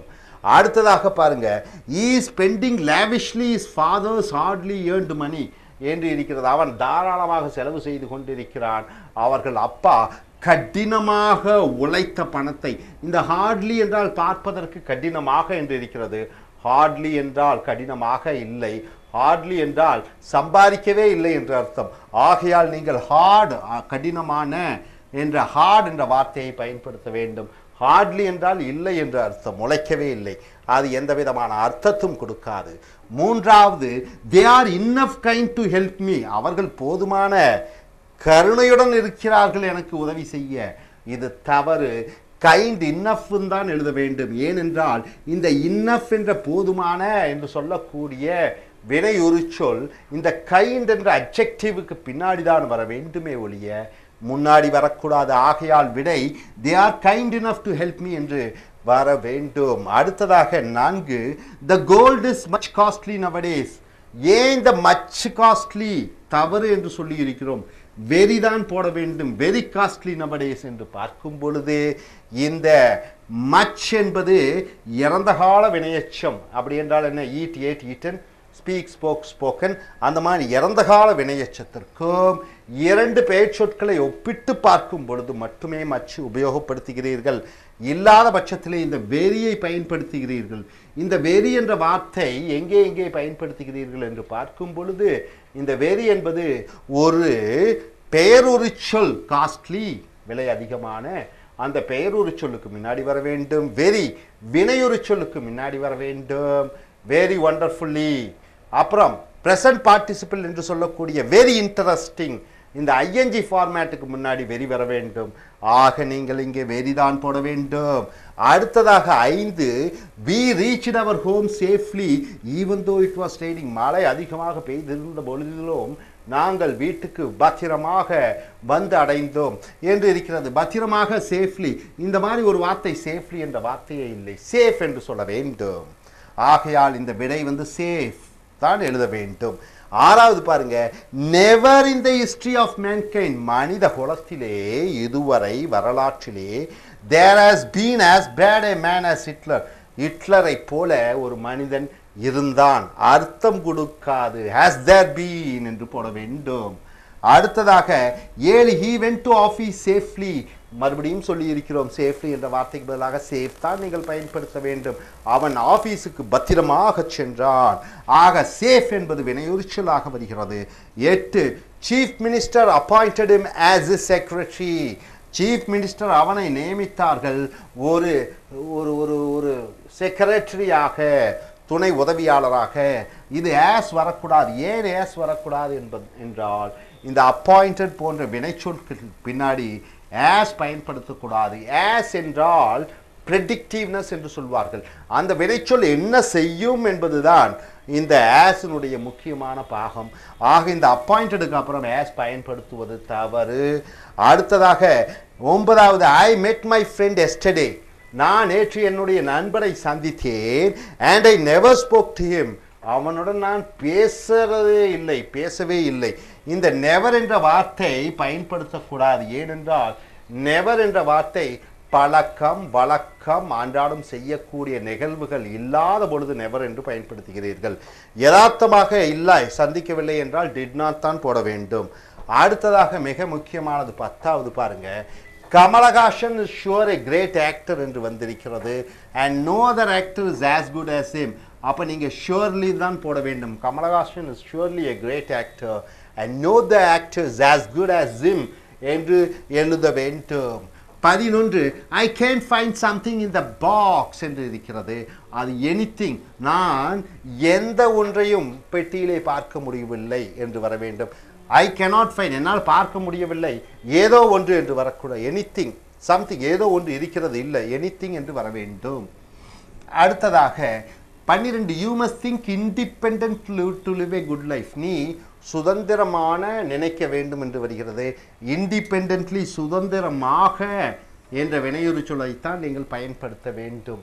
13 பாருங்க, டூ யூ ஹேவ் மணி. உன்னிடம் பணம் இருக்கிறதா என்று கேட்கும் பொழுது பதிலாக நீங்கள் என்ன சொல்லணும்? Yes I do not have. ஆமாம், என்கிட்ட பணம் இல்லை என்று சொல்லக்கூடாது. என்கிட்ட பணம் இல்லை என்பது எதிர்மறை வாக்கியம். ஆகையால் நீங்கள் நோ, இல்லை, என்கிட்ட பணம் இல்லை என்று சொல்ல வேண்டும். ஆமாம், என்கிட்ட பணம் இல்லை என்று கேட்கக்கூடாது. ஏன்னா கேள்விக்கும் விடைக்கும் எந்த விதமான பொருத்தமும் இல்லாமல் வருகிறது. 14, தே செல்டம். செல்டம் என்றால் என்ன? அரிதாக, எப்பொழுதாவது ஒரு முறை. they seldom அவர்கள் அரிதாக or ever eat non-vegetarian because of their religion. அவர்களுடைய மதத்தின் காரணமாக அவர்கள் அசைவமே சாப்பிடுவதில்லை. அப்ப அவர்கள் அசைவமே சாப்பிடுவதில்லை என்று சொல்லும் பொழுது எவரும் சொல்லக்கூடாது, நெவர் என்று சொல்ல வேண்டும். they seldom or never eat non-vegetarian because of their religion. Never என்றால் எப்பொழுதும் இல்லை, எப்பொழுதும் இல்லை என்று சொல்லும் பொழுது நெவர், வழக்கமாக பழக்கமாக இல்லாததை சொல்லும் பொழுது நெவர் என்ற வார்த்தையை பயன்படுத்த வேண்டும். 15 only I speak to him because he is my close friend. அவன் என்னுடைய நெருங்கிய நண்பனாக இருக்கிற காரணத்தினாலே மட்டுமே அவனுடன் நான் பேசுகிறேன் என்று வருகிறது. ஒன்லியை வைத்து வாக்கியம் ஆரம்பிக்க கூடாது, மிக மிக முக்கியம். ஸோ ஐ ஸ்பீக் ஒன்லி என்று வர வேண்டும். இந்த ஐ என்ற சப்ஜெக்ட் தான் முன்னாடி வர வேண்டும். So I speak only to him because he is my close friend. So நண்பர்களே, இப்போ நாம் வினையொருச்சொல்லினுடைய நிபந்தனைகளை முடித்து விட்டோம், பயிற்சிகளை பார்த்திருக்கிறோம். ஸோ இதை நீங்கள் எழுத்து மூலமாக pronoun conditions. Now what we are coming is prepositional conditions. So what is the preposition? As the name states, position is the place, pre means before. So before the nouns it is used, prepositions. You know prepositions where it is used in a sentence, connection between noun and a noun, connection between the verb and a noun, there must be a preposition. So preposition is very important here, and the conditions 1, 2, 3, 4, 5 conditions you are seeing now. So now what is preposition? Just see this explanation. The preposition is the word which is put before a noun or a pronoun. Almost all the prepositions should be placed before a noun or a pronoun to mention the place, to mention where the place is, to mention the direction, which direction certain things are going on, what's the method, the source, etc. Preposition is used to have a relation between two or more different nouns or pronouns. Hope you are able to understand this. Preposition in a sentence is used to connect between two nouns, connect between a noun and a pronoun, connection between a verb and a noun. So preposition is very important here. The condition 1 is preposition joins two nouns. So two nouns are joined using a preposition. See here, I came from India. I came from India. So what are the nouns here? India is a noun, I is a pronoun. So this from connects the noun, two different nouns, noun and a pronoun. So preposition connects, joins two nouns. Either you can take I as a noun or a pronoun also, both are same. I stands for maybe a Ram or Sita or whatever it is. So I come from India, from. So this from is the preposition. So this connects between two nouns. Connection between two nouns or noun and a preposition is made by a preposition. Preposition join a verb and a noun. See, once again it joins with a verb and a noun. You see here the plane. The plane is a noun, took. The plane took, it doesn't give any meaning, isn't it? The plane took. We have to put OF of the plane took off. It has gone, started.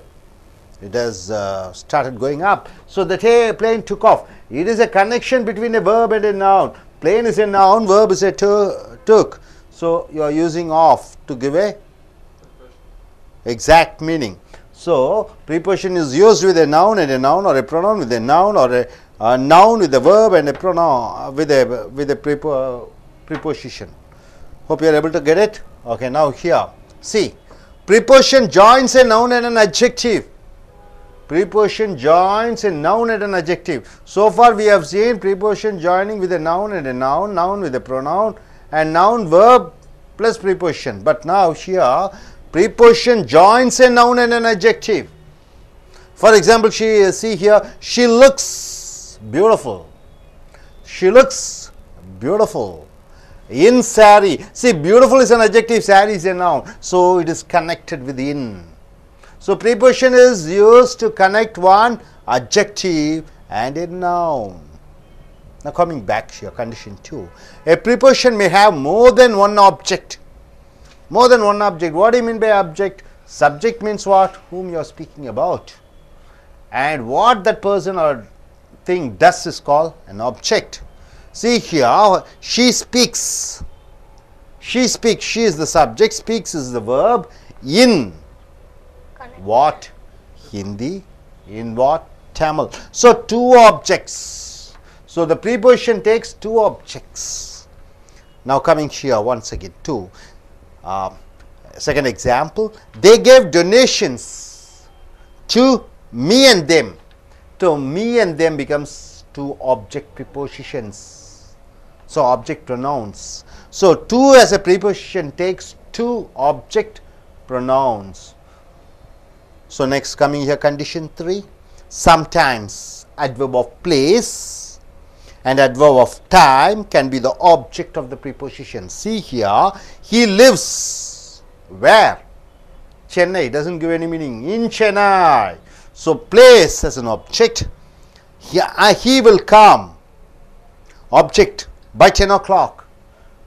By 10 o'clock, it takes time as an object. So sometimes preposition takes adverb of place as an object. Sometimes preposition takes object what? Adverb of time as an object. So condition 3, condition 2 and 3, hope you are able to understand. It takes noun, it takes a noun and a pronoun, it takes two nouns, and it takes a noun and a pronoun, it takes an what is that?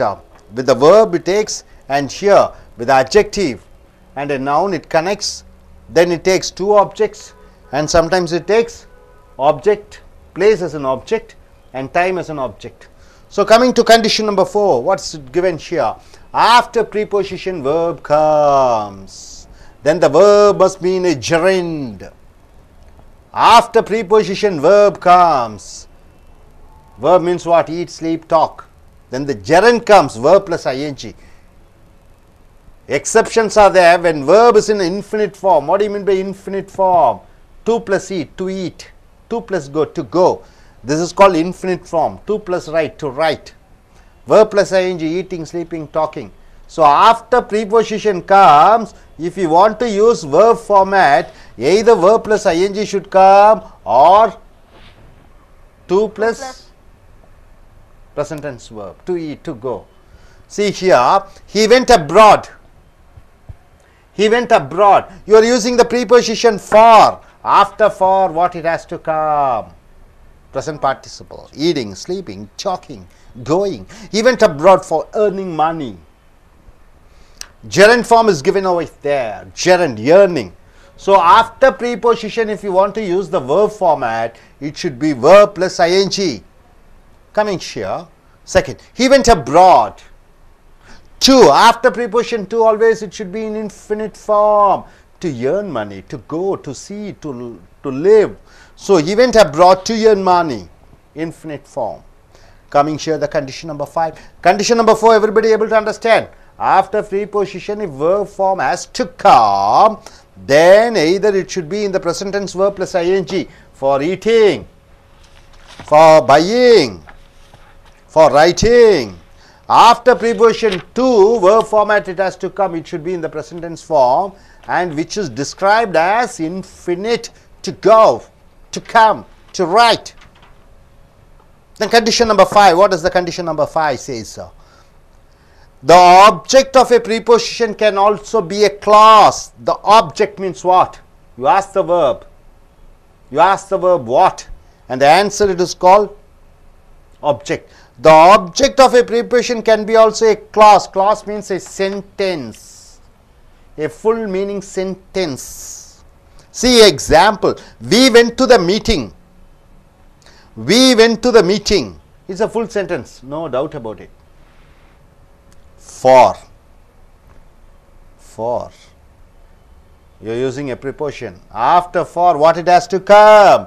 A sentence. What he speaks. A clause comes here. Clause means full sentence. What he speaks.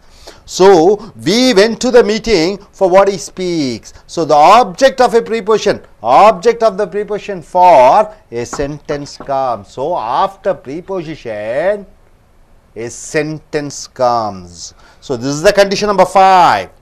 I am happy to receive with what he gave me. I am happy to receive with what he gave me. See, after 2, infinite form comes. After 2 is a preposition, with is a preposition, to receive. After 2, present tense format verb should come, to receive. So it is infinite. With what? With as a preposition. After with, you have to use one sentence as the object of the preposition. It's what's called. So my dear friends, preposition you are able to understand. The condition 1, it says it connects to nouns, and we have given an example, and here it connects with a noun and an adjective. Say beautiful, in savory. Then after that you have seen condition number 2, it takes more than 2 objects in Hindi and Tamil. Then after that you can see the condition number 4, which says after preposition verb format comes, either it has to come in ing format or 2 plus e, it present tense format, it is called infinite. Then condition number 5, what does it say? It says the object of a preposition, after that there should be a sentence. This is what. So for conditions 1, 2, 3, 4 and 5. Hope you are able to understand. No doubt about it. Okay, good sir. நண்பர்களே, preposition என்று சொல்லக்கூடியது முன்னிடை சொற்கள். இந்த முன்னிடை சொற்கள் என்றால் to என்றால் இக்கு, for என்றால் for என்றால் காக, to என்றால் இக்கு, for என்றால் காக, from என்றால் இருந்து. இதெல்லாம் என்ன சொல்வீர்கள்? preposition முன்னிடை சொற்கள் என்று சொல்வீர்கள். Prepositions is the word which is put before a noun or a pronoun. இந்த முன்னிடை சொற்களானது ஒரு பெயர் சொல்லுக்கு முன்னாடி அல்லது ஒரு பிரதிபெயர் சொல்லுக்கு முன்னாடி போட வேண்டும். பெயர் சொல்லுக்கு முன்னாடி என்ன சொல்லுவீங்க? I live in Chennai என்று சொல்வீர்கள். in Chennai என்று சொல்வீர்கள். சென்னை என்பது பெயர் சொல். அல்லது pronoun, he gave a pen to me என்று சொல்வீர்கள். to me. அப்ப pronoun என்பது me, us. அப்ப இந்த ஒன்று பெயர் சொல்லுக்கு முன்னாடி போட வேண்டும் அல்லது பிரதிபெயர் சொல்லுக்கு முன்னாடி போட வேண்டும் முன்னடை சொற்கள். எதற்காக? இடத்தை குறிப்பதற்காக. நான் சென்னையிலே வாழ்கிறேன். I live in Chennai. Direction, திசையை சொல்வதற்காக. he came from north, from north என்று சொல்கிறாய். டைரக்ஷன். மெத்தட், ஒரு சுலபமான முறைகள். in a simple way என்று சொல்கிறீர்கள். அடுத்ததாக source, மூலம். Preposition is used to have a relationship between 2 or more different nouns or pronouns. ஒரு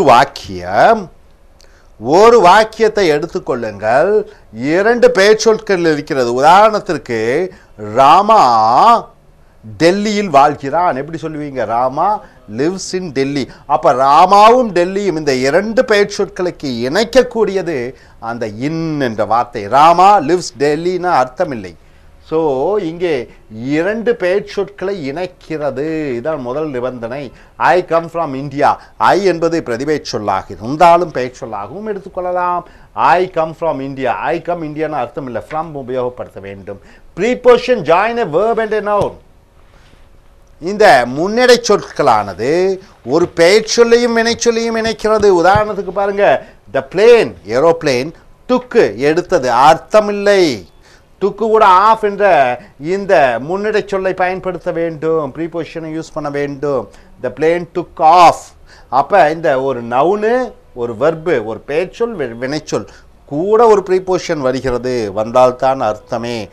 அடுத்ததாக preposition joins a noun and an adjective. இந்த முன்னடை சொல்லானது ஒரு பெயர் சொல்லையும் ஒரு பெயர் ஒரு சொல்லையும் இணைக்கிறது. உதாரணத்திற்கு she looks beautiful, அவள் அழகாக இருக்கிறாள். சாரியிலே பார்ப்பதற்கு அழகாக இருக்கிறாள். அப்ப இந்த பியூட்டிஃபுல் என்ற பெயரொரு சொல், சாரி என்று சொல்லக்கூடிய பெயர் சொல், இந்த பெயரொரு சொல்லையும் பெயர் சொல்லையும் இணைக்கக்கூடியது இந்த முன்னடை சொல். ஸோ இந்த முன்னடை சொல்லானது ஒரு பெயர் சொல்லையும் பெயர் உரிச்சொல்லையும் இணைக்கிறது. அங்கே பார்த்தீர்கள் 2 பெயர் சொற்களை இணைக்கிறது. அதற்கப்புறம் பெயர் சொல்லையும் வினைச்சொல்லையும் அதற்கப்புறம் ஒரு இந்த முன்னடை சொல் பயன்படுத்துகிறீர்கள். இங்கே ஒரு பெயருரி சொல்லையும் ஒரு பெயர் சொல்லையும் இணைக்கக்கூடிய வார்த்தையாக இந்த முன்னடை சொல் வருகிறது. அடுத்ததாக நிபந்தனை 2 கண்டிஷன் 2 என்ன என்று சொல்லுகிறது என்றால், ஒரு முன்னடை சொல் ப்ரீபோசிஷன், அதாவது இன் ஃப்ரம், அதெல்லாம் 2 ஆப்ஜெக்டை எடுக்கும். ஆப்ஜெக்ட் என்றால் என்ன?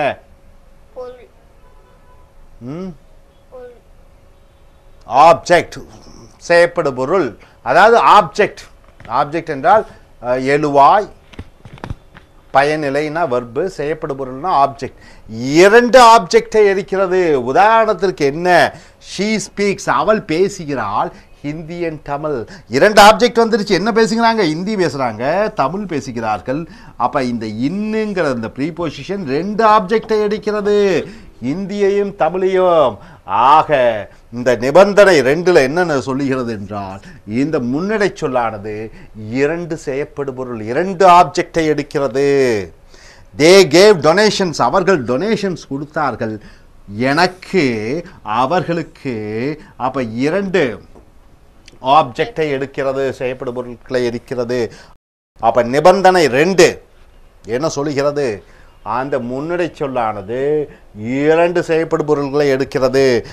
3வது கண்டிஷன், 3வது நிபந்தனை என்ன சொல்லுகிறது என்று சொல்லும் பொழுது, சம்டைம்ஸ், சில நேரங்களில், adverb of place, வினையுறு சொல் இடம், adverb of time, வினையுறு சொல் நேரம், அது ஆப்ஜெக்ட் செய்யப்படும் பொருளாக வரும் ப்ரீபோசிஷனுக்கு. உதாரணத்துக்கு என்னன்னு பார்த்தீங்கன்னா, he lives, எங்கே, in Chennai, அப்ப எங்கே வாழ்கிறான், எங்கே என்று கேட்டு பதிலாக வருவது வினையுறு சொல் இடம். he lives சென்னைன்னு அர்த்தம் இல்லை. he lives in Chennai, வினையுறு சொல் இடமாக வருகிறது. அப்ப இது என்ன எழுதியிருக்கோம்? அப்ப சில சமயங்களிலே இந்த நிபந்தனை 3 என்ன சொல்கிறது? வினையுறு சொல் இடத்தை காண்பிக்கிறது. in Chennai, he will come by 10 o'clock. by என்றால் அதற்குள், அந்த நேரத்திற்குள். வருவான் எப்பொழுது என்று கேளுங்கள். எப்பொழுது, இது எங்கேன்னு கேட்டு பதிலாக வருவது வினையுறு சொல், எப்பொழுது என்று கேட்டு பதிலாக வருவது வினையுறு சொல் டைம், நேரம். எப்பொழுது? he will come by 10 o'clock, 10 மணிக்குள். அது adverb of time ஆக வருகிறது. ஆக நிபந்தனை 3 என்ன சொல்லுகிறது என்றால், இந்த ப்ரீபோசிஷன் என்று சொல்லக்கூடிய முன்னடை சொல் அது ஆப்ஜெக்டாக இடத்தை கொண்டு வரும், சென்னை, டைமை கொண்டு வரும், 10 மணி. இதுதான் நிபந்தனை 3. நிபந்தனை 3. நிபந்தனை 4 என்ன சொல்லுகிறது பாருங்க. நிபந்தனை 4 என்ன சொல்லுகிறது? ஆஃப்டர் ப்ரீபோசிஷன், இந்த முன்னடை சொல்லுக்கு பின்னாடி வினைச்சொல் வந்தால் அது ஒன்று ing ஆக இருக்க வேண்டும், verb plus ing, eating, sleeping, talking, going என்று வர வேண்டும். அல்லது டூவுக்கு அப்புறம் வினைச்சொல்லாக வரும்போது நிகழ்கால வினைச்சொல்லாக வரும், அது இன்ஃபினிட் என்று சொல்கிறாய். உதாரணத்துக்கு பாருங்க, ஈவென்ட் அப்ராட், அவன் வெளிநாடு சென்றான். ஏர்னிங் மணின்னு அர்த்தம் இல்லை, ஃபார் ஏர்னிங் மணி. இந்த ஃபாருக்கு பின்னாடி என்ன வரணும்? ஏனுங்கிற நிகழ்கால வினைச்சொல் கூட ஐஎன்ஜி சேர்த்தி கொள்ள வேண்டும். For buying, for living, for seeing. அப்போ இந்த முன்னடை சொல்லுக்கு பின்னாடி வரக்கூடிய வினைச்சொல் ஐஎன்ஜி ஃபார்மேட்டில் தான் இருக்க வேண்டும். ஃபார் பையிங், ஃபார் கோயிங் என்று. அடுத்ததாக ஈவென்ட் அப்ராட், அவன் வெளிநாட்டுக்கு சென்றான். டூ என்பது முன்னடை சொல், ப்ரீபோசிஷன். டூவுக்கு அப்புறம் எப்பொழுதும் நிகழ்கால வர்பு வர வேண்டும். To earn, to buy, to save, to see, அப்படி நிகழ்கால வர்பு வர வேண்டும். அதைத்தான் இன்ஃபினிட் ஃபார்ம் என்று சொல்கிறாய். ஸோ நிபந்தனை 4 அறிந்து கொண்டிருப்பீர்கள் என்று நினைக்கிறேன். நிபந்தனை 5 என்ன சொல்லுகிறது என்று பாருங்கள். The object of a preposition can also be a class. ஆப்ஜெக்ட்னா என்ன சார்? ஒரு வாக்கியத்தில் செய்யப்படும் பொருள். அவன் மட்டன் சாப்பிடுகிறான். சாப்பிடுகிறான் ஈட்ஸ். என்ன? மட்டன். மட்டன் என்பது object. The object of a preposition. அப்ப preposition என்ன? இன்னு, ஆனு, at. அதுக்கே ஒரு ஆப்ஜெக்ட் இருக்கிறது, செயற்படு பொருள். அது என்னவாக இருக்கும்? கிளாஸ். கிளாஸ் என்றால் ஒரு வாக்கியம். வாக்கியம் என்றால் என்ன? அதற்கு ஒரு சப்ஜெக்ட் வெர்பு ஆப்ஜெக்ட் இருக்க வேண்டும், அல்லது சப்ஜெக்ட் வெர்பு இருந்தாலும் பரவாயில்லை, ஒரு எழுவாய் பயனிலை இருந்தாலும் பரவாயில்லை. உதாரணத்துக்கு பாருங்க, we went to the meeting. we wentனா நாங்கள் சென்றோம். எங்கே சென்றோம்? to வந்து விட்டது ப்ரீபொசிஷன். எங்கே சென்றோம்? மீட்டிங் இருக்கு. அப்ப இது வினையுறு சொல் இடமாக கொண்டு வருகிறது. அதற்கப்புறம் ப்ரீபொசிஷனை யூஸ் பண்றீங்க. ஃபார். ஃபார்னா காக. அதற்கப்புறம் ஃபார் என்ன ஆப்ஜெக்டாக எடுக்கிறதுன்னு பார்த்தீங்கன்னா, அது ஃபார் தனியாக ஒரு செய்யப்படும் பொருளை இருக்கிறது. வாட் he ஸ்பீக்ஸ், அவன் என்ன பேசுகிறான் என்பதற்காக. ஃபார்னாக்காக. we went to the meeting, நாங்கள் மீட்டிங்கு சென்றோம். அவன் என்ன பேசுவான் என்பதற்காக. அப்ப ஃபார்க்காக என்ன பேசுகிறான் என்பது செய்யப்படும் பொருள் ஆப்ஜெக்டாக வருகிறது. அடுத்ததாக பாருங்கள், I am happy to receive. I am happy என்றால் நான் சந்தோஷமாக இருக்கிறேன். to போட்டு விட்டீர்கள். டூக்கு அப்புறம் வினைச்சொல் வந்தால் ஒன்று நிகழ்கால வினைச்சொல் தான் வர வேண்டும். I am happy to receive, நான் அதிகமாக சந்தோஷமாக இருக்கிறேன். to receive பெற. வித்து போட்டுறீங்க. இங்கே தான் வித்து ஒரு ப்ரீபொசிஷன் வந்துருச்சு. ஒன்று வித்து கூட என்ன வரணும்? வித்து கூட ஆப்ஜெக்ட் எடுக்க வேண்டும். வாக்கிய ஆப்ஜெக்ட். வாட் he ஸ்பீக்ஸ், என்ன அவன் என்ன அவன் what he gave me, what he gives me. I am happy to receive with what he gave me. அவன் என்ன கொடுத்தானோ அதை பெறுவதற்கு நான் சந்தோஷம் அடைந்தேன். what he gives me என்று சொல்லலாம். what he gave me. I am happy to receive with what he gave me. அவன் என்ன கொடுத்தானோ அதை வச்சு நான் சந்தோஷமாக இருக்கிறேன் என்று வருகிறது. ஸோ to கூட நிகழ்கால வினைச்சொல். to receive வித்னு போட்டுட்டீங்க. வித் என்பது ப்ரீபொசிஷன் முன்னடைச்சொல். இந்த வித்துடன் ஆப்ஜெக்டாக அவன் என்ன கொடுத்தானோ அதுவுடன் என்று வருகிறது. வித் என்றால் உடன், அவன் என்ன கொடுத்தானோ அதனுடன். அப்ப வித்தினுடைய செய்யப்படும் பொருள் வாட் he gave me ஆக வருகிறது. ஸோ நண்பர்களே, இப்பொழுது நீங்கள் பார்த்தீர்கள் என்றால் மறுபடியும் சொல்கிறேன், ப்ரீபொசிஷன் என்பது முன்னடைச்சொல். இன்னு, ஆட்டு, ஃப்ராமு இதெல்லாம் ப்ரீபொசிஷன். இதுக்கு 5 நிபந்தனைகளை வைத்து ஆரம்பித்து இருக்கிறோம். நிறைய நிபந்தனைகள் வருகிறது. அப்போ முதல் நிபந்தனை என்ன சொல்கிறது? 2 பெயர் சொல்லை சேர்க்கிறது. அடுத்ததாக இன்னொன்றும் சொல்கிறது. என்ன சொல்கிறது? ஒரு வினைச்சொல்லையும் வினைச்சொல் கூட நவுனையும் சேர்த்தி கொண்டு பின்னாடி ஒரு இந்த முன்னடைச்சொல் வருகிறது. அடுத்ததாக ஒரு நவுனையும் அட்ஜெக்டிவையும் சேர்த்துகிறது. அடுத்ததாக நிபந்தனை 2 என்ன சொல்கிறது? 2க்கும் மேற்பட்ட செய்யப்படும் பொருட்களை சேர்த்துக் கொள்கிறது. மூன்றாவது நிபந்தனை என்ன சொல்கிறது என்றால், சில நேரங்கள் வினையுறுச்சொல் இடம், வினையுறுச்சொல் நேரத்தை அது ஆப்ஜெக்டாக எடுத்துக்கொள்கிறது.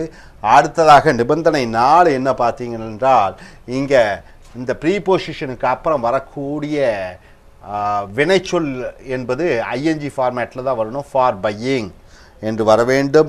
டூவுக்கு அப்புறம் ஒரு வினைச்சொல் வர வேண்டும் என்றால் டு ஈட், டு கோ என்று வர வேண்டும். அடுத்ததாக நிபந்தனை 5 என்ன என்று பார்த்தீர்கள் என்றால், ஒரு வாக்கியத்திலே ப்ரீபொசிஷன் கடைசியாக வந்து அதற்கப்புறம் அந்த ப்ரீபொசிஷன் முன்னடை சொல்லானது ஒரு முழுமையான வாக்கியத்தை செய்யப்படுபொருளாக எடுத்துக்கொள்கிறது. we went to the movie, to the meeting, நாங்கள் மீட்டிங்க்கு சென்றோம், அது முடிஞ்சது. மறுபடியும் ஃபாரை போட்டதைங்க. ஃபாருக்கு அப்புறம் அதனுடைய ஆப்ஜெக்டாக செய்யப்படும் பொருளாக வாட் he ஸ்பீக்ஸ், அவன் என்ன பேசுவான் என்பதற்காக அறிந்து கொள்ள நாங்கள் சென்றோம் என்று உதாரணத்துடன் வருகிறது. hope you are able to understand the preposition. அறிந்திருப்பீர்கள் என்று நினைக்கிறேன். are you clear about that? are you clear about that? are you clear about that? good, thank you. Dear folks, what we have come here is, already we have seen the prepositions conditions 1 to 5 we have seen. Now what we are going to see is the preposition condition 6. Everybody knows what is preposition. Preposition is to, in, at, which comes in before a noun. See, coming here, condition 6. What is the condition 6? Then, but. So 1 minute cut, sir. Thambi, Now, condition 6 is then and but as preposition. What do you mean by but? What part of speech it comes? But means conjunction, connecting two sentences. I studied hard, but I got less marks. I studied hard, but I got less marks. So, but is used as a conjunction, but here but is used as a preposition. But means what? Except, as a preposition. Except. Than. You know where do you use than? Than is used for comparison of two sentences. Comparative degree. But here than and but comes as preposition. Preposition means what? It has to come before a noun or a pronoun. Pronoun means what? Me, us, you, him, her, it, them. But and then should come before a pronoun, or it should come what? Before a noun. Now here see, then and but are conjunctions connecting two sentences. But sometimes they are used as preposition. Prepositions. What is that? For example, everyone came for the marriage, but my brother. What do you mean by but here? What is the meaning it gives? But, except. Everybody came for the marriage except my brother. He earns more money than me. Than me. So, me is a noun, then comes before, so it becomes a preposition. Now, able to understand the condition 6? Everybody, no doubt about it? Than and but. Okay, coming here, condition 7. Preposition between and among. The preposition between is used after referring to persons or two things. Between means what? Two nouns should be there, or two pronouns should be there. In between, what you want to say is, it is called between. See here, the two brothers fought between them. Here between means what? Between two of them. So, between comes only between two persons or two nouns or two pronouns. Them is a pronoun. So, between comes before them, stating that it is a preposition. The preposition among is used what? Between two persons or many persons? Many persons is used to refer more than two things or persons. More than two things or two persons, if you want to mention, then you have to use among. For example, 5 of the brothers fought among themselves. 5 brothers fought among themselves. More than 2, if it is 2, you have to use between. If more than 2, you are using among. So, condition 7 you are able to understand, condition 6 and condition 7. Now, coming back to condition 8, what does it say? The preposition to should be omitted. Preposition to is a preposition, isn't it? To him, to her. To should be omitted with the following verbs of communication, like, what are the verbs which you have to omit? Request. After the word request comes, you are not supposed to use to. After the word tell, you are not supposed to use to. After the verb ask, no to. After the verb command, command means what? Ordering, no to. After the verb request, no to. After the verb inform, no to. After the verb beg, no to. You are not supposed to use to. After the verb advise, you are not supposed to use to. See, for example, what is it given here? I requested to him. Is it right or wrong? Wrong. What is the correct answer? I requested him. Got it? I told to him. Is it correct? I told him. Not supposed to use after the verb tell. Past tense of tell is told. So, after told and request, you are not supposed to use to. Then coming back here, he commanded to him. Is it right? Wrong. What is the correct answer? He commanded him. You are not supposed to use to. Next, coming here, they requested to him. Is it correct or right or wrong? Wrong. What is the right answer? They requested him. I begged to him. Is it right or wrong? What is the correct answer? I begged him. 6th, I advised to him. Is it correct or wrong? What is the correct answer? I advised him. I ordered to him. Is it right or wrong? What is the correct answer? I ordered him. So, condition 6 says, but and then are used as prepositions even though they are conjunctions. And condition 7 says between is between two persons and among is between many nouns. Condition 8 says certain verbs like request, command, tell, you are not supposed to use to after that. Able to understand? No doubt about it. If I ask a question, can you say, okay, what do you understand, man? Take a mic, put on the mic. What do you understand by this? About condition 6, use of than and but as preposition. Than and but are conjunction, but they are also used as preposition. Okay. Condition 7. Aruna, what do you understand condition 7? The preposition between is used between two persons, and among, the preposition among is used between more than two persons. Good. Condition 8. What do you understand, Mr. Saravanan? Condition 8. What do you understand? In condition 8, the proportion to should be omitted in a like request tell as command request in form, like that. I should omit it too. Good, good. Please sit down. நண்பர்களே, நாம் இப்பொழுது முன்னடை சொற்களான condition நிபந்தனைகளை 5 வரைக்கும் பார்த்திருக்கிறோம். 6வது நிபந்தனை பார்த்தீங்கன்னா தேன் என்றால் என்ன, அதை விட, பட் என்றால் என்ன, ஆனால். இது ரெண்டும் கூட்டடை சொல்லாக 2 வாக்கியங்களை இணைக்கக்கூடிய வார்த்தை சொல்லாக வருகிறது. ஆனால் இங்கே தேன் பட் ப்ரீபொசிஷன் என்று சொல்லக்கூடிய முன்னடை சொல்லாகவும் வருகிறது. உதாரணத்துக்கு பாருங்க, தேன் அண்ட் பட் ஆர் கன்ஜங்ஷன், அது கூட்டடை சொற்கள். ஆனால் சில நேரங்களில் அது ப்ரீபொசிஷன் முன்னடை சொல்லாக வரும். உதாரணத்திற்கு everyone game for the marriage, அனைவரும் திருமணத்திற்கு வந்தார்கள். பட் மை பிரதர், ஆனால் என் சகோதரர். இங்கே ஆனால் என் சகோதரர் என்பது ப்ரீபொசிஷன். ஏனென்றால் இந்த பெயர் சொல்லான மை பிரதர், அப்ப ஒரு பிரதிபெயர் சொல் மை அல்லது ஒரு பெயர் சொல் பிரதர், இவைகளுக்கு முன்னாடி வரக்கூடிய அந்த சொற்களை என்னவென்று சொல்வோம்? ப்ரீபொசிஷன் என்று சொல்வோம், முன்னடை சொற்கள். he earns more money than me, அவன் என்னை விட அதிகமாக சம்பாதிக்கிறான். தேன், இந்த மீக்கு முன்னாடி தேன் வந்து அது ப்ரீபொசிஷன் என்று சொல்லக்கூடிய முன்னடை சொல்லாக வருகிறது. நிபந்தனை 6 அனைவரும் அறிந்து கொண்டீர்களா முன்னடை சொற்களினுடைய அர்த்தம் என்ன என்று? அதே போன்று நிபந்தனை 7 பாருங்க, பிட்வீன் என்றால் என்ன? இடையிலே. பிட்வீன் என்றால் இடையிலே. இந்த இடையிலே என்ற வார்த்தை 2 பெயர் சொற்களுக்கு நடுவிலே தான் வர வேண்டும். ஆனால் எமங்னா என்ன? மத்தியிலே. மத்தியிலே என்பது பல பேர்கள் இருக்கக்கூடிய நடுவிலே, அதை மத்தியில் என்று சொல்வீர்கள். பிட்வீன் என்றால் இடையிலே, இடையிலே 2 பெயர் சொற்களுக்கு நடுவில் வர வேண்டும்.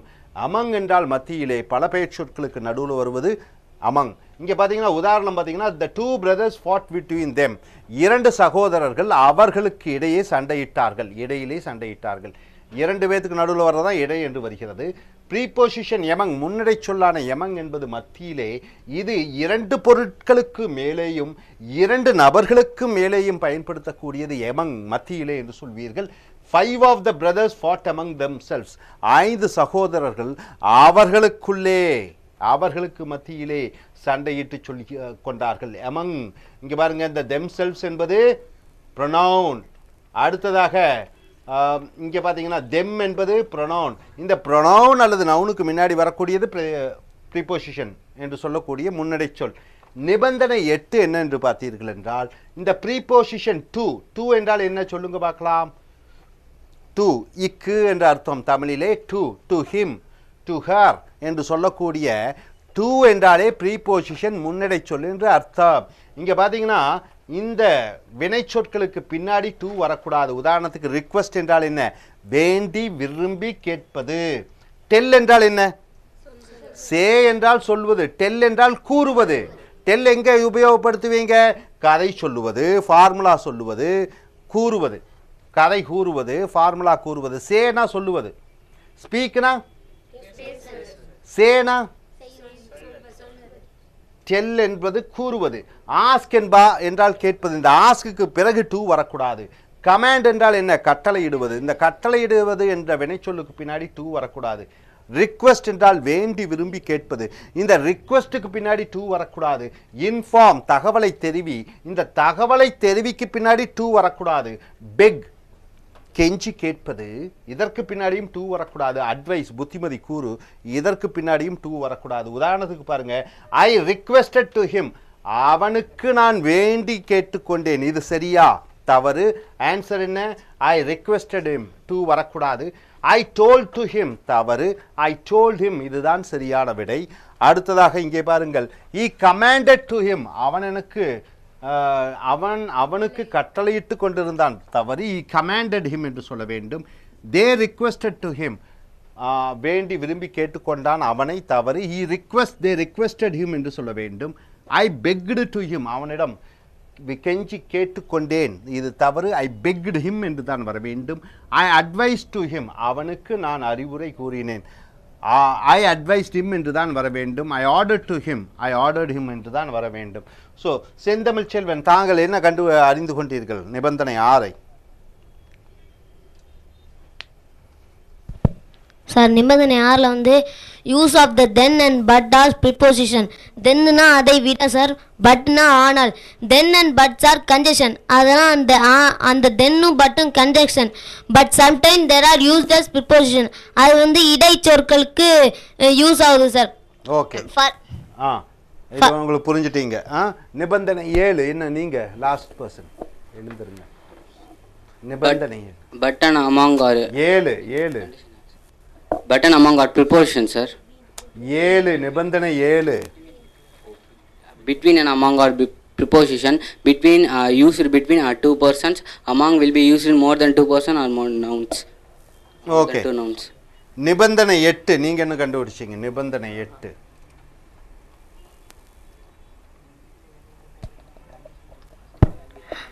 The preposition to should be with the following verb and request, tell, command, requested. For இவைகளுக்கு பின்னாடி to வரக்கூடாது. புரியுது? எந்த விதமான டவுட்டும் இல்ல. Okay, very good sir. The pronouns. What do you mean by pronouns? I, we, you, he, she, it, they. That is called subjective pronouns. Me, us, you, him, her, it, them. Objective. My, our, your, his, her, it, their. It is possessive pronoun. Myself, yourself, himself, ourself, itself, themselves, reflexive pronouns. Able to understand? Those are the pronouns. Not only that, each other, many, everybody, everyone, neither nor, either or, even that is called pronoun, right sir? So condition 8, what does it say? If some of the subjects are connected by either or, you say either or either? Either or means what? This or that. Neither nor means not this and not that. None but, not only but also. Then the possessive case of the pronoun. Possessive case means what? Their, his, hers, its, their must be according to the nearest subject. Only with the example you can understand. You see here, neither the cabinet members means the ministers and the members, food minister, home minister, railway minister. So neither the cabinet members means in plural, nor the prime minister. Here prime minister is singular, here cabinet members are in plural format, right? Neither the cabinet members nor the prime minister is bothered about their country.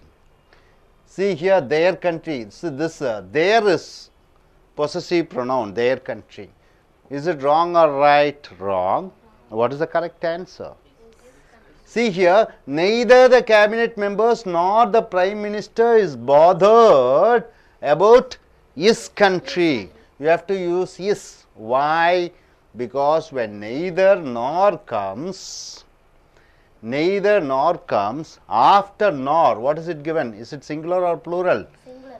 It is in singular form. So the possessive pronoun there or is or her, it should come in singular form. If it is in plural, it should come in plural form. That's what's given here. If some of the subjects are connected by either or, neither or, not only but also, then the possessive case of the pronoun, possessive case means what? My, our, her, its, their, it should be according to the nearest subject, whichever the subject is near. So the prime minister is the nearest subject, it is singular. So you are using what possessive case? Pronoun. His country. Able to understand? Not according to the First subject, nearest subject. First subject is cabinet members. You are not taking the cabinet members, you are taking the nearest subject, the Prime Minister. So, the Prime Minister is singular, so you have to use singular possessive pronoun, his country. You got the reason why it is written as his country. It's very important here. Next you see number 2. Either the father or his family members are going to his church. Is it correct or wrong? Why? The nearest subject is family members. There are 2 subjects. One is father is a subject. Family members is a subject. So, here the possessive pronoun should be according to the nearest subject. Nearest subject is family members. So, the possessive pronoun should be their, not his, their. So, either the father or his family members are going to their church. You got it? So, not only but also, either or, neither nor. With that, if you get a possessive pronoun, that possessive pronoun should be according to the nearest subject. If the nearest subject is singular, then you are using singular possessive pronoun. If it is plural, then you are using plural possessive pronoun. Able to understand? Okay, now coming here. Condition 9. If the subjects are connected with what? In addition to, extra, you are adding, in addition to, as well as. If 2 subjects are connected with, in addition to, as well as, together with, and not with, etc., then the possessive case of the pronoun, like my, what are the possessive pronouns? My, our, your, his, her, its, and their.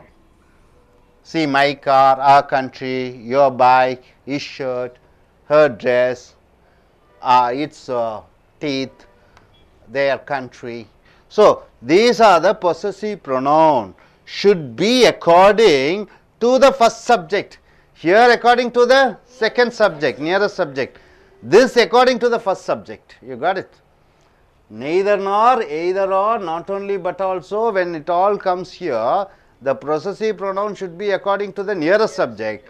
But if the subjects are connected with in addition to, as well as, together with, not on with, then the possessive case should be according to the first subject. You see here, Raj, as well as his family members. So, how many subjects are there? Raj is a subject, family members is a subject. So, Raj is a singular subject or plural, singular noun or plural, singular. Family member is singular or plural. So, this is singular, this is plural. Came in their car. Is it correct? Their car. So, this their car you are using with nearby subject. So, this is wrong. It should be according to the first subject, Raj. So, Raj as well as his family members came in their car or his car? His car, because it should go according to the first subject. It is connected with as well as.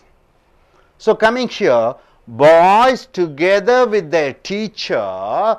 So, boys is a plural noun, their teacher, it is a singular noun, singular subject, came to his class. Is it correct or not? Wrong. Why? The boys, it should be according to the first subject, boys. So, their class you have to add. So, boys together with their teacher came to their class. You got it, sir? No doubt about it. Okay. Now, just I ask a question. Let us see who says. Please stand up, sir. Now, we are using not only but also. Ram, not only Ram. How do you form a sentence? Can you form a sentence? You form your own sentence with not only but also. Not only Ram, but also his sister came to the party. Is not only Ram but also his family members, came to our came to what? How do you form a sentence? Came to their house. Came to their house. Their house or his house? Their house. Why? Because family members is the nearest. Family members is nearby. So you have to use there. It is in plural form. Okay, please sit down. Yes, what do you understand, madam? What do you, can you form a sentence using together with?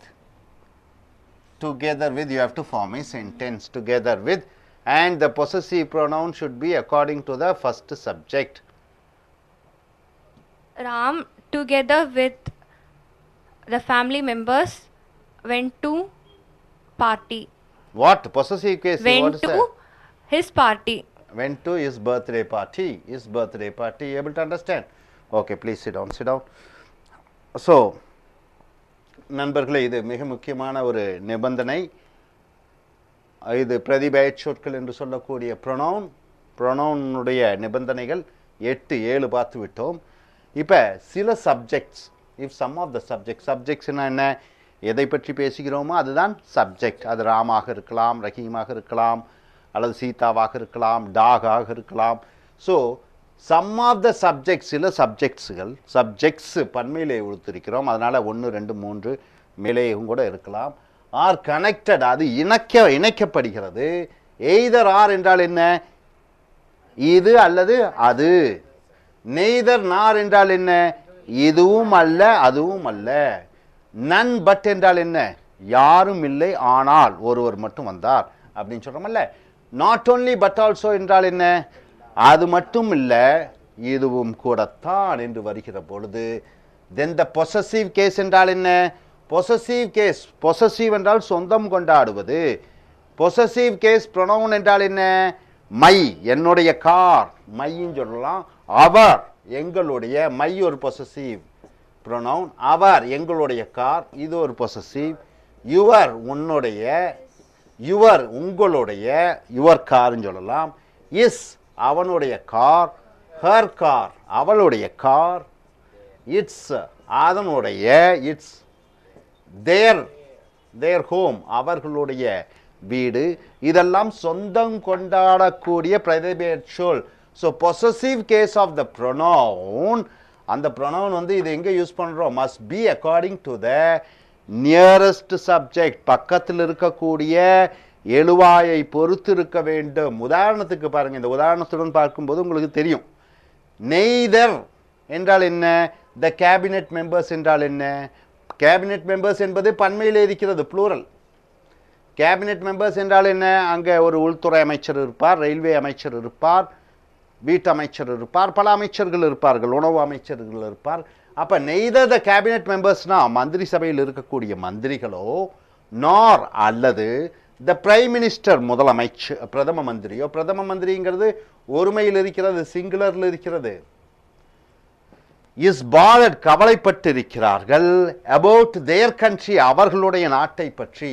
இது சரியா தவறா என்பதுதான் முக்கியம். இந்த வாக்கியம் சிறு வாக்கியமாக இருக்கும், இதில் ஒரு தேர்னு போட்டிருக்காங்க. இது கரெக்டா தவறா சரியா என்று கேட்கும் பொழுது அநேக நுழைவுத் தேர்வு பயிற்சிகளில் பார்த்தீங்கன்னா இந்த மாதிரி முக்கியமான ப்ரொனவுன் சொல்லியெல்லாம் போட்டு கண்டுபிடியுங்கள், தவறை கண்டுபிடியுங்கள் என்று எழுதியிருப்பார்கள். இதில் என்ன நீங்கள் தவறு கண்டுபிடிக்கணும், இந்த ஆன்சர் கொடுக்க மாட்டாங்க, தேர் கண்ட்ரின்னு போட்டிருப்பாங்க. இல்லாட்டி இங்கே கோடு கூட போட்டு இருக்க மாட்டாங்க, நீங்கள் தான் கண்டுபிடிக்கணும் தவறு என்னென்னு. பார்த்தா எல்லாம் கரெக்டாக இருக்கும். இதை எப்படி தவறை கண்டுபிடிப்பீங்க, இதில் என்ன முக்கியம்னா, இங்கே தேர் கண்ட்ரி, அவர்களுடைய நாடு, இந்த பக்கம் பார்க்கணும், அதுக்கு பக்கத்தில் எது சப்ஜெக்ட் இருக்கிறது, எழுவாய் என்ன இருக்கிறது. எழுவாய் 2 இருக்கிறது, ஒன்று சப்ஜெக்ட் 2 இருக்குது, கேபினெட் மெம்பர்ஸுங்கிறது ஒரு சப்ஜெக்ட்டு, பிரைம் மினிஸ்டர், பிரதம மந்திரி என்ற ஒரு சப்ஜெக்ட்டு. அப்போ இந்த தேருக்கு பக்கத்தில் இது சொந்தம் கொண்டாடக்கூடிய பிரதிபெயர் சொல். இந்த சொந்தம் கொண்டாடக்கூடிய பிரதிபெயர் சொல் அதற்கு பக்கத்தில் என்ன எழுவாய் இருக்கிறது, சப்ஜெக்ட் இருக்குதுன்னு பார்க்கணும். பிரைம் மினிஸ்டர் ஒருமையில் இருக்குது, இது சிங்குலரில் இருக்கிறது. அதனால் சிங்குலர் பொசசிவ் ப்ரொனவுன். அப்போ ஒருமை சொந்தம் கொண்டாடக்கூடிய பிரதிபெயர் சொல்லைத்தான் போட வேண்டும். அதனால் இஸ் கண்ட்ரி என்று போட வேண்டும். ஹோப் உங்களுக்கு புரிஞ்சுதுன்னு நினைக்கிறேன், எந்த விதமான டவுட்டும் இல்லை. அப்போ நாட் ஒன்லி பட் ஆல்சோ இதுவும் அல்ல அதுவும் அல்ல எய்தர் ஆர் நெய்தர் ஆர்லாம் போட்டுட்டு 2 சப்ஜெக்ட் போட்டுட்டு அதுக்கப்புறம் சொந்தம் கொண்டாடக்கூடிய பிரதிபெயர் சொற்களாக இந்த மாதிரி ஏதோ ஒன்றை போட்டுணும், எதை போடணும், எதுக்கு பக்கத்தில் இருக்கக்கூடியது அது ஒருமையா பன்மையா என்று பார்த்து அதற்கு தகுந்தபடி நீங்கள் போட வேண்டும். ரைட்டா? அடுத்ததாக பாருங்க, ரெண்டாவது, either the father அப்பாவோ or his family members அவருடைய குடும்ப உறுப்பினர்களோ are going to his church அவர்கள் அவனுடைய சர்ச்சுக்கு போகிறார்கள். அப்ப அவனோ அவனுடைய தந்தையோ அவருடைய குடும்பத்து உறுப்பினர்களோ அவருடைய சர்ச்சுக்கு போயிருக்கிறார்கள். இது தவறா ரைட்டா? அப்போ 3 விஷயத்தை நீங்கள் பார்க்கணும். முதல்ல ஃபாதர், இதுதான் முதல் சப்ஜெக்ட். இது ஒருமையா பன்மையா? ஒருமையில் இருக்கிறது. ரெண்டாவது சப்ஜெக்ட் பார்த்தீங்கன்னா ஃபேமிலி மெம்பர்ஸ், இது ஒருமையா பன்மையிலே இருக்கிறதா? பன்மையிலே இருக்கிறது. ரொம்ப முக்கியம். அடுத்ததாக இஸ்ன்னு போட்டிருக்கோம். இஸ் சர்ச், அவருடைய சர்ச். இதில் என்னன்னு பார்த்தீங்கன்னா இந்த 2 சப்ஜெக்ட் இந்த இஸ்ஸுக்கு பக்கத்தில் சொந்தம் கொண்டாடக்கூடிய பிரதிபெயர் சொற்கள் பக்கத்தில் இருக்கக்கூடியது ஒருமையா பன்மையான்னு பார்க்கணும். இங்கே ஃபேமிலி மெம்பர்ஸ்ன்னு பன்மையில் இருக்கிறது. பன்மையில் இருக்கிற பொழுது இங்கே இஸ்ன்னு பயன்படக்கூடாது. என்ன யூஸ் பண்ணணும்? தேர், அவர்களுடைய என்று பயன்படுத்த வேண்டும்.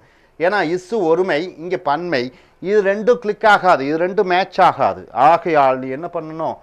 தேர் சர்ச் என்று போட வேண்டும். அதான் இங்கே என்ன கொடுத்துருக்கோம்? either the father அப்பாவோ அல்லது அவருடைய குடும்பத்தின் உறுப்பினர்களோ are going to their church அவர்களுடைய கோயிலுக்கு செல்கிறார்கள், சர்ச்சுக்கு செல்கிறார்கள் என்று வருகிறது. ஸோ இதை புரிஞ்சுதுங்களா? இந்த கண்டிஷன் நம்பர் 8 புரிஞ்சுதுட்டுங்களா? அதே மாதிரி நீங்கள் நன்னு பட்டை வச்சு யூஸ் பண்ணணும், நாட் ஒன்லி பட் ஆல்சோ வச்சு யூஸ் பண்ணணும். முன்னாடி ஒருமை பின்னாடி பொறுமை, அதுக்கப்புறம் சொந்தக்கூடிய பிரதிபெயர் சொல் பக்கத்தில் இருக்கக்கூடிய அந்த எழுவாய் சப்ஜெக்டை பொறுத்து இருக்கிறது. ஆனால் இதுக்கு நேர்மாறாக இங்கே வருகிறது. ப்ரொனவுன் நிபந்தனை 8க்கு ஸ்ட்ரெயிட் எதிர்மறையாக வருகிறது. அந்த கண்டிஷனுக்கு எதிர்மறையாக வருகிறது கண்டிஷன் 9. சப்ஜெக்ட்ஸ் என்றால் என்ன? எழுவாய்கள் சப்ஜெக்ட்ஸ். எதை பற்றி பேசுகிறோமோ அது சப்ஜெக்ட்ஸ். அது சப்ஜெக்ட்ஸ் என்று பன்மையாக வருகிறது. அது கனெக்டட் வித், அது இணைக்கப்படுகிறது. எதனுடன்? இணைக்கக்கூடிய வார்த்தைகள் என்னென்ன? இன் அடிஷன் டு என்றால் என்ன? கூட. ஒரு சப்ஜெக்ட் கூட இன்னொரு சப்ஜெக்ட். அப்போ Ramu in addition to, coffee in addition to tea என்று சொல்லலாம். as well as, அது கூடத்தான். as well as என்றால் அதுவும் கூட. together with என்றால் என்ன? அதனுடன். and not with, அது கூட இல்லாமல். அப்படி என்று போடுகிறோம். then the possessive case of the pronoun. அப்புறம் அந்த possessive case என்ன? pronoun பார்த்தீங்கன்னா மை என்னுடைய, அவர் எங்களுடைய, யுவர் உன்னுடைய, இஸ் அவனுடைய, ஹர் அவளுடைய, இட்ஸ் அதனுடைய, தேர் அவர்களுடைய. இது எப்படி இருக்கணும்? According to the first subject, முதலாவது இருக்கக்கூடிய சப்ஜெக்டை பொறுத்து. உதாரணத்துடன் பார்க்கும் பொழுது உங்களுக்கு தெளிவாக தெரியும். இங்கே பாருங்க, ராஜ்னு கொடுத்துருக்கோம். ராஜ் என்பது ஒரு சப்ஜெக்ட். இது ஒருமையா பன்மையா? ஒருமை.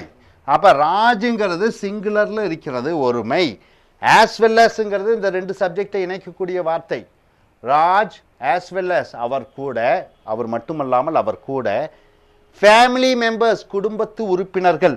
குடும்பத்து உறுப்பினர்கள் ஒருமையா பன்மையா? இது பன்மையில் வருகிறது. கேம் இன் தேர் கார், அவர்களுடைய காரிலே வந்தார்கள். அப்போ இந்த தேர் வந்து இந்த பக்கத்தில் இருக்கக்கூடிய சப்ஜெக்டுக்குடன் இணைக்கக்கூடாது. எப்பொழுது இணைக்கலாம்? இங்கே கண்டிஷன் 8ல் நீங்கள் பார்க்கும்போது neither or either or not only but also கூட வரும்பொழுது நீங்கள் இந்த பக்கத்தில் இருக்கக்கூடிய சப்ஜெக்டை வச்சு இந்த சொந்தம் கொண்டாடக்கூடிய பிரதிபெயர் சொல்லை யூஸ் பண்ணலாம். ஆனால் இங்கே முதலாவதாக வரக்கூடிய சப்ஜெக்ட் ராஜ், ராஜுடன் தான் இந்த சொந்தம் கொண்டாடக்கூடிய அந்த பிரதிபெயர் சொல் இணைக்கப்பட வேண்டும்.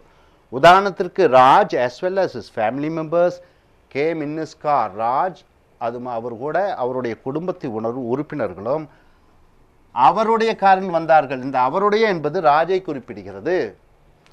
அதே போன்று இங்கே பாருங்க, பாய்ஸ் பையன்கள் டுகெதர் வித் தேர் டீச்சர், அவர்கள் ஆசிரியருடன். இங்கே பாய்ஸுங்கிறது ஒரு 10 பேர் இருக்கலாம், டீச்சர் ஒருவராக இருக்கிறாங்க. அதனால் இது வந்து பன்மை ப்ளூரல், இது வந்து சிங்குலர். அப்போ நம்ம இந்த சொந்தம் கொண்டாடக்கூடிய பிரதிபெயர் சொல் பாருங்கள், கேம் டு இஸ் கிளாஸ், அவருடைய வகுப்புக்கு. இந்த இஸ் கிளாஸுங்கிறது இந்த பக்கத்தில் இருக்கக்கூடிய இந்த சப்ஜெக்டை ஒத்து வரக்கூடாது. இது எதனுடன் இணைக்க வேண்டும்? இந்த பாய்ஸுடன் இணைக்க வேண்டும். Boys together with A teacher came to their class என்று அவர்களுடைய வகுப்புக்கு வந்தார்கள் என்று இணைக்க வேண்டும். Hope you are able to understand. உங்களுக்கு அநேகமாக புரிந்திருக்கும் என்று நினைக்கிறோம். நிபந்தனை 8 either or, not only but also, neither nor இவைகளுடன் 2-3 சப்ஜெக்ட்களை இணைக்கும் பொழுது அந்த பின்னாடி வரக்கூடிய சொந்தம் கொண்டாடக்கூடிய பிரதிபெயர்ச்சொல் அதன் பக்கத்தில் இருக்கக்கூடிய சப்ஜெக்ட்டுக்கு பொறுத்து அது மாற வேண்டும். இங்கே as well as, in addition to இதற்கு ஆப்போசிட்டாக வருகிறது. 2 சப்ஜெக்ட்டுகள் வரும்பொழுது முதல் சப்ஜெக்டை பொறுத்து அந்த சொந்தம் கொண்டாடக்கூடிய பிரதிபெயர்ச்சொல் இருக்க வேண்டும். புரிந்ததுன்னு நினைக்கிறேன். தரோ 100% தரோ. Are you sure? Okay, are you sure? Good. Thank you. உங்களுக்கு என்ன புரிஞ்சது? இதில் எல்லாம் புரிஞ்சதா? டவுட் இல்லை? ஓகே, சொல்லுங்கள் பார்க்கலாம். என்ன புரிஞ்சது உங்களுக்கு? either or, neither nor, none but, not only but also, அதெல்லாம் possessive case pronoun வரும்போது நியரஸ்ட் சப்ஜெக்ட் என்ன இருக்கோ அதை பொறுத்து singular form of possessive pronoun use பண்ணோம். Then condition 9, in addition to, as well as, together, with and not with, அதெல்லாம் வரும்போது first என்ன சப்ஜெக்ட் இருக்கோ அதை பொறுத்து possessive case of pronoun use பண்ணோம். சரி, நீ ஏமா ஏஞ்சரி பொசசிவ் ப்ரொனவுன்ஸும் சொல்கிறோம். சொல்லு, பொசசிவ் ப்ரொனவுன்ஸ் எவை சொல்லு பார்க்கலாம். or your, his, here, its. மைனா என்னுடைய, அவர்னா எங்களுடைய, யுவர்னா உன்னுடைய, யுவர்னா உங்களுடைய, யுவர்னா உன்னுடையும் சொல்லலாம் உங்களுடையும் சொல்லலாம். ஒரு மீனிங் வருது, பன்மையிலையும் வருது. Okay. Okay, thank you very much. Dear friends, so far we have seen the conditions of prepositions. Totally 9 conditions we have seen. The 10th condition, what does it say? See, the preposition, what do you mean by preposition? At, in, on, from, since, between. So the prepositions should be left out. You should remove the preposition. Preposition should not be there before an indirect object. What do you mean indirect objects? Anybody? You ask a question to the verb to whom the answer you get is called indirect object. See, for example, he gave a pen. He gave a pen. He gave, you ask a question, what? It is called direct object. You ask a question what, you get an answer is called direct object. You ask a question to whom, to the verb gave, then the answer you get is called indirect object. He gave a pen to me. To whom you are asking a question to give, the answer you are getting is called indirect object. Hope you are able to understand. So the preposition should be left out before an indirect object. See, before an indirect object, preposition should not be there. This is what is said, but this is correct. I will tell you where it should not be there. If it comes after the verb immediately, the condition is immediately after the verb gave. If you are putting, if me comes, then you are not supposed to use to me. If it comes after the verb immediately, but preposition can be used before the indirect object if it comes after the direct object. See, now you are able to understand. See, he gave a pen. He gave what? A pen. So after the verb, direct object comes. To whom you are asking a question? To me. The answer you get is to me. To me becomes indirect object. If indirect object comes after direct object, then you can use preposition to. For me, to me. But if indirect object comes after the verb, then you are not supposed to use to me. You have to use only he gave me a pen. You are not supposed to use to me. Now you are able to understand this condition 10. The preposition should be left out before an indirect object. First you should understand what is an indirect object. Ask a question to whom and the answer you get is called indirect object. If it comes after the verb immediately after the verb it comes, you are not supposed to use to me. You just remove it. But Preposition can be used before the indirect object if it comes after the direct object. After the direct object, a pen, if indirect object comes, then you can use to, for, everything. You are clear about it? You don't have any doubt now? He gave me, okay. I just ask a question. He speaks to me. Is it correct or wrong? He speaks to me about cinema. Wrong or right? Wrong. Because she speaks to whom? Me. So, me comes after the verb. So, you are not supposed to use prepositions. She speaks me about politics. So, okay. She speaks politics to me. Is it correct or wrong? It's correct. Why? It comes after direct object. Then you can use to and for and everything, right? You are able to understand the condition tensor. No doubt about it. So, before direct object, that is after direct object, indirect object comes, then you are supposed to use preposition. But if indirect object comes immediately after the verb, you are not supposed to use prepositions. Very clear about it, no doubt. With that we are forming examples. You see here, with this, only if you understand this, you can go in for the exercise. See, for example, she gave him money. She gave him money. What comes first, indirect object or direct object? She gave what? She gave what? Money. So, money is the direct object, isn't it? Yeah. She gave to whom? Him. So, it is indirect object. You ask a question to whom, then you get an answer is called indirect object. So, indirect object comes first, direct object comes second. So, is it right or wrong? Is it right or wrong? Why wrong? It is correct. It's right. It's right. It's right. We are not putting to him. She gave to him money. No, it's wrong. She gave him money. So, we are not supposed to use any preposition. To should not be put. See, second here, she gave money. Money comes, direct object comes here. Here, direct object comes here. DO comes here. She gave money. Indirect object comes second. So, indirect object comes after direct object. So, you have to use to. She gave money to him. Is it correct or wrong or right? Right. So simple. Next you see, these type of sentences, forms are used with the following verbs. With these following verbs only you can use these type of the preposition conditions. Like here you see, what are the verbs? Read. Second, sing. Third, send. Fourth, take.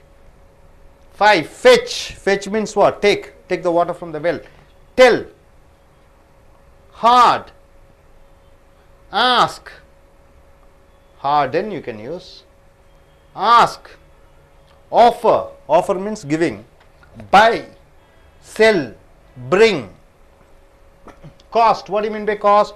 It costs me. It prices. That much amount of money I have to give. Show. Leave. Leave means go away. So, here you see, he sings me a song. Is it correct or wrong or right? He sings me a song. Right. Because what? Indirect object comes first, direct object comes second. He sings a song for me. Now, a song becomes, direct object comes here, indirect object me comes next. So, you are using preposition for. So simple. Are you clear about it? So, direct object comes first, next after that indirect object comes, then you have to use preposition. If indirect object comes before, after the verb, you are not supposed to use preposition. So simple, isn't it? Okay, now coming here, he sends them money. He sends them money. So, what is the verb here? Sends. Verb. What is the indirect object? To whom? To them. So, it is called indirect object. What? Money. What becomes? Direct object, right? So, this is correct. Set is correct. Now, you are coming here. He sends money. Here, direct object comes here. To whom? To them. So, you are using to here. This is also correct sentence, right, sir? Indirect object comes second. That is what we have given here. Indirect first, direct object second. Direct first, indirect second. Now coming here to the third exercise. He told me a story. So what is the direct object here? Direct object. What is the direct object? What is the direct object? A story. Story, he told what? You ask a question what? So this is direct object. So what is indirect object? To whom? Me. So direct indirect object. So this indirect object comes immediately after the verb. So you are not supposed to use preposition. So here you see he told a story to me. He told a story to me. Then what happens here? What comes first? Direct object comes here first. Indirect object comes second. So you are using preposition to. Got it? Next here, fourth. He asked him for help. He asked him for help. What is this? Indirect object. Help, direct object. So he asked for help to him. So here direct object comes here, indirect object comes here. So you are using preposition to. Coming fifth, he offered the manager his resignation. He offered the manager his resignation. So what is this manager? Please stand up and say, what is this manager? Is it direct object or indirect object? Indirect. Indirect object. What is the direct object? Resignation. Resignation, direct object. So is the sentence correct? What is the second? What is the subject here? He. What is the verb here? Offered. What is the direct object here? Is so direct object comes here. What is the indirect object? To the manager. So you are using preposition to. Hope you are able to understand. Now you, madam, what is the subject here? He. What is the verb here? Buys. What is the indirect object here? Me. So you are not using preposition because immediately me comes after the verb buys. What is the direct object? A cycle. Okay. What is the second answer? He buys a cycle for me. So what is this for me? Indirect object. So it comes after the direct object. So you are using preposition. My dear Mr. Sentamilan, they brought me food. What is the subject here? They. What is the verb here? Brought. What is the indirect object here? Me. What is the direct object? Food. Okay, now here, what is the indirect object here? Food. For me. Me. So indirect comes first. Here what comes here? Indirect Food. comes second. Okay, food is direct object, indirect object for me. So you are using the preposition for. Hope you are able to understand. No doubt about it. Okay, now I just request Miss Aruna to please stand up and just tell to the students what do you understand. Students are there. From condition 10, I understood that if a direct object comes after a verb, we should use preposition to the indirect object which comes next. And if an indirect object comes first after a verb and direct object comes next to it, we should not use preposition. Okay, fine. Sir, please stand up, introduce yourself, which country you are coming from, what's your name, qualification, and what are you specialized at, and what do you understand by this? Say everything. So look at the students and say. Yeah, my name is Abdul Rashid. I'm doing MSc IT in Madras University. I come from Ethiopia. And condition preposition, I understand. The topic is indirect object and direct object. I understand preposition is came to, and it comes after verb immediately. If the preposition is used to. If indirect object, see, for example, she gave him money. What is she? It is subject, isn't it? Yeah. Subject. What is verb? Indirect. Verb. Verb. After verb, what comes? Indirect or direct? Indirect. After indirect, what comes? It comes direct object. Direct object. So after verb, indirect comes, you are not supposed to use preposition. Yeah, preposition. Suppose if, see the second sentence, she gave, what is this money? Direct or indirect? Direct. Direct. What is to him? To him is indirect. So indirect comes after direct, you are supposed to use to preposition. You are very clear about it. In English writing task, this is very important. Subject, verb, direct object, indirect object. Please sit down. And you are connecting the sentence with using conjunction. That's what English is all about. Then you go in for easy writing task. In writing task, this is very important. Subject, verb, then direct object or indirect object. There you have to use preposition or not according to the arrangement of direct and indirect object. How do you place? Immediately after verb, if you place direct object, then indirect object, there is no need of preposition. But if you place it after direct object, you have to use preposition. So simple. That's what English is all about. So nothing much to be bothered about. But the subject may be noun, pronoun or gerund or infinite. Anything may be a subject. That's the problem here. That you have to do some changes. Okay, sir? Okay, நண்பர்களே, இப்பொழுது முன்னிடை சொற்களின் நிபந்தனைகள் 9 பார்த்திருக்கிறீர்கள். 10வது நிபந்தனை பார்க்கிறீர்கள். ப்ரீபோசிஷன் என்றால் என்ன? at, in, on. இவைகளெல்லாம் ப்ரீபோசிஷன்ஸ். இது எங்கே என்று பார்த்தீர்கள் என்றால் இன்டைரக்ட் ஆப்ஜெக்ட். அதாவது இன்டைரக்ட் ஆப்ஜெக்ட் என்றால் என்ன? மறைமுக செய்யப்படு பொருள். if it comes after the verb immediately. இப்போ பார்த்தீங்கன்னா இது உதாரணத்துடன் சொன்னா தான் உங்களுக்கு புரியும். இப்போ உதாரணத்துக்கு பாருங்க, இங்க என்ன எழுதியிருக்கோம்? she, அவள், gave, கொடுத்தாள். she என்பது சப்ஜெக்ட் எழுவாய், gave கொடுத்தால், யாருக்கு என்று கேட்டு பதிலாக வருவது இன்டைரக்ட் ஆப்ஜெக்ட்.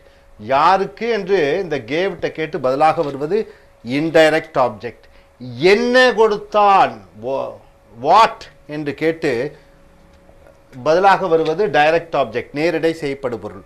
இப்ப இந்த வினைச்சொல்லுக்கு பின்னாடி இமீடியட்டா யாருக்கு என்று கேட்டு மறைமுக செய்யப்படு பொருள் வந்துவிட்டா இங்க she gave him தான் சொல்லணுமே ஒழிய to him போடக்கூடாது. அப்ப வினைச்சொல்லுக்கு அடுத்ததாக மறைமுக செய்யப்படு பொருள். மறைமுக செய்யப்படு பொருள் என்றால் என்ன? வினைச்சொல்லிடம் யாருக்கு என்று கேட்டு பதிலாக வரக்கூடியது. அப்புறம் அதுக்கப்புறம் மறைமுக செய்யப்படு பொருளுக்கு அப்புறம் என்ன? Direct object. என்ன என்று கேட்டு பதிலாக வருவது அவள், she gave, கொடுத்தாள், என்ன, பணம். அது பின்னாடி வருகிறது. அப்ப subject, verb, indirect object, direct object, எழுவாய், வினைச்சொல், மறைமுக செய்யப்படும் பொருள், நேரடி செய்யப்படும் பொருள் வரும் பொழுது இந்த மறைமுக செய்யப்படும் பொருளுக்கு முன்னாடி to, in, at, for எல்லாம் உபயோகப்படுத்தக்கூடாது. she gave for him money, wrong. she gave to him money, wrong. she gave by him money, wrong. அப்ப இந்த முன்னாடி வந்து preposition போடக்கூடாது. அடுத்ததாக பாருங்க, இது அதுலயே she என்பது எழுவாய், gave கொடுத்தால், என்ன கொடுத்தால், பணம். அந்த யாருக்கு என்பதற்கு பதிலாக என்ன கொடுத்தால் என்பதை அந்த நேரடி செய்யப்படும் பொருளை முன்னாடி போட்டுட்டு யாருக்கு என்று கேட்டு பதிலாக வருவது பின்னாடி வரும் பொழுது யாருக்கு, அவனுக்கு, அந்த இடத்துல நீங்க to போடுறீங்க. அப்ப நேரடி செய்யப்படும் பொருளுக்கு அடுத்ததாக மறைமுக செய்யப்படும் பொருள் வரும் பொழுது நீங்கள் அங்கே ப்ரீபோசிஷனாக to, for எல்லாம் பயன்படுத்த வேண்டும். உங்களுக்கு அறிந்திருப்பீர்கள் என்று நினைக்கிறேன். அதே போன்று எந்தெந்த வினைச்சொற்களுக்கு இந்த மாதிரி கண்டிஷன் பார்த்தீங்கன்னா ரீட் படிப்பது, சிங் பாடுவது, சென்ட் அனுப்புவது, டேக் எடுப்பது, ஃபெச் சேந்துவது, தண்ணீரை சேந்துவது, fetch fetching the water, tell கூறுவது, ஹார்டன் கடினமாக்குவது, ஆஸ் கேட்பது, ஆஃபர் வழங்குவது, பை வாங்குவது, செல் விற்பது, பிரிங் கொண்டு வருவது, காஸ்ட் விலை ஏற்றுகிறது, ஷோ காண்பிப்பது, லீவ் விட்டு விடுவது. உதாரணத்துக்கு இங்க பாருங்க, he sings me a song, அவன் எனக்கு ஒரு பாட்டு பாடினான். இப்படி போடும்போது ரைட், இங்க ப்ரீபோசிஷன் போட வேண்டிய தேவையில்லை. he sings me a song, தமிழ்ல என்ன? அவன் பாடுகிறான் எனக்கு ஒரு பாட்டு. அவன் எனக்கு ஒரு பாட்டு பாடுகிறான். அவன் எனக்கு ஒரு பாட்டு பாடுகிறான். he sings ஒரு பாட்டு, a song, எனக்காக பாடுகிறான். for போட வேண்டும். அப்ப இந்த எனக்காக என்பது பின்னாடி வரும்போது நீங்க for யூஸ் பண்றீங்க.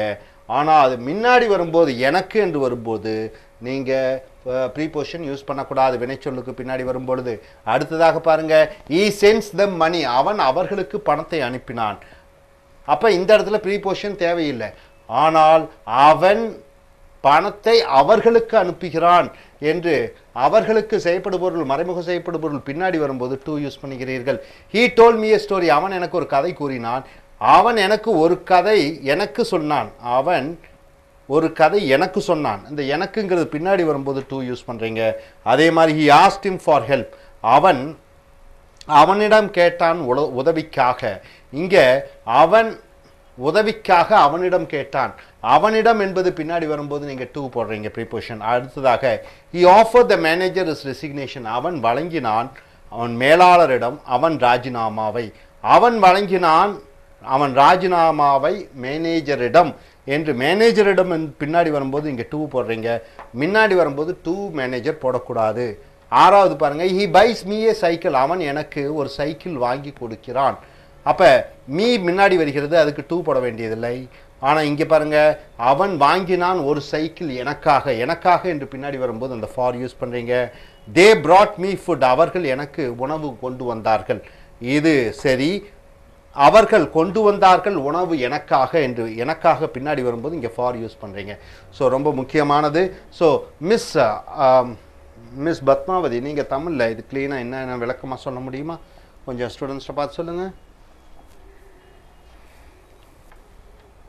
ப்ரீபோசிஷன் பயன்படுத்தும் பொழுது டைரக்ட் ஆப்ஜெக்ட் இன்டைரக்ட் ஆப்ஜெக்ட் வரும்பொழுது டைரக்ட் ஆப்ஜெக்ட் முதலில் வந்தால் நாம் ப்ரிப்போசிஷன் பயன்படுத்தக்கூடாது. டைரக்ட் ஆப்ஜெக்ட் பின்னால் வந்தால் நாம் ப்ரிப்போசிஷன் பயன்படுத்த வேண்டும். Good. Yes, Miss, what do you understand? The preposition should be left out before an indirect object if comes after the verb immediately, but preposition can be used for the indirect object. Okay, look at the students and say. Okay, fine. You are able to understand in short. Okay, நீ எங்க சொல்லு, இந்த students பார்த்து சொல்லு, தமிழ்ல சொல்லு, அங்க பார்த்து சொல்லு. இந்த இடைச்சொல் வந்து லெஃப்ட் அவுட், பின்னாடி இன்டைரக்ட் ஆப்ஜெக்ட். இந்த இடைச்சொல் வந்து இன்டைரக்ட் ஆப்ஜெக்ட்டுக்கு பின்னாடியும் டைரக்ட் ஆப்ஜெக்ட் இன்டைரக்ட் ஆப்ஜெக்ட் வரும்போது இடைச்சொல் வரக்கூடாது. டைரக்ட் ஆப்ஜெக்ட் வரும்போது அது ப்ரிப்போசிஷன் வரணும். Okay, sit down. Dear folks, so far we have seen preposition conditions up to 10 we have seen. Now we are going to come and see 11th condition. See here, a preposition is generally put before the object in a sentence. Do you agree with that? Do you agree? He gave a pen to me. Me, in front of me you are putting a preposition. For him, for her, between us. So a preposition is generally put before the object in a sentence, but sometimes the preposition is put after the object. Most of the time you are putting preposition before the object. You are putting now after the object, since see how it is changing. If we know the object in the interrogative pronoun, wonderful word, what is that called? Interrogative pronoun. What do you mean by interrogative, sir? Questioning. So if you know the object in the interrogative pronoun, see where, when, which, how, why, all interrogative pronouns. Okay, see here, where are you from? From is used after the object you, isn't it? See, from is used after you. So if we know the object in the interrogative pronoun, who is he looking for? Object of the interrogative for. Who? For. Where is he living in? Where. So this where, who, where. If we know the object in the interrogative pronoun, what is the object? Where are you? You. So after the object you are getting this preposition, right? Interrogative pronoun, if you know the object, and after the object you have to use the preposition. Hope you are able to understand. Now B, in a sentence, if the object of a preposition is a relative pronoun that, in a sentence, if the object of a preposition is a relative pronoun that, what do you mean by relative, say anybody? Who, when, which, where, how, why, whatsoever, howsoever, whensoever, that, if it comes in between the sentence, which is saying about some subject, then it is called relative pronoun. See here, this is the reason that stands for what? Reason. See, if the object of a preposition is a relative pronoun that, reason that stands for what? This is the reason that I came for. I came for. So that object of a preposition is a relative pronoun that. This is the house that I am looking for. So what is the object here? House. This is the house that I am looking for. So this is a relative pronoun. So what is the preposition here? That, for. So it is related with that. This is the movie that she was speaking about. About and that. The movie and that, about. In a sentence, if an infinite qualifies a noun, if in a sentence, if an infinite qualifies a noun, the preposition should be put after the infinite. See, for example, here, Chennai is a good place to live. So, to live is a subject. To live, Chennai is a good place, isn't it? To live becomes a subject. What is it given here, my dear? In a sentence, if an infinite qualifies a noun, the preposition should be put after the infinite. For example, here, Chennai is the subject. Everybody agrees that? Is a good place. Chennai is a good place for what? To live in. So what happened? To live in, it qualifies the noun Chennai. To live in qualifies the noun Chennai. So after, whenever the infinite qualifies a noun, then after that you have to use preposition. Chennai is a good place to live in. So to live is an infinite. If it qualifies the noun, then after the infinite, what you should have? A preposition you should have. You got it, sir? Next you see, opportunities are plenty and we should look for. So opportunities we should look for. So this for, what happens here? For is a preposition, looking for opportunities. So this looking for is directly qualifies the opportunities. So the for preposition is used after the verb look. You got it, sir? Coming here, he gave a paper to write. To write he gave. He gave to write a paper with. He gave a paper to write with. Hope you are able to understand. This to write, he gave a paper to write. So after infinite, you are getting a preposition if the to write is related with the subject. Now coming here, condition 12. For traveling and movement, we use these prepositions. For traveling and movement, we use these prepositions. For example, out of, in, at, to, from, by, on, all these are called what? Prepositions. So these preposition is used for what? Movement. Out of, in, at, to, from, by, on. So all these are called what prepositions? Movement prepositions. For example, he came, airport. Out of airport, it's a movement. So for movement, you are using out of.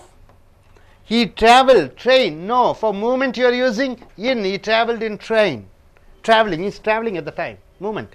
We arrived Chennai. No, we arrived at Chennai. It's a movement. See, all these movements you are using these 7 prepositions. He went to Delhi. He went, movement, to Delhi. He went to home. Sorry, he went to home. This is wrong. What is the correct answer? He went home. He went home. Why you are not using to home? Why? Home means family.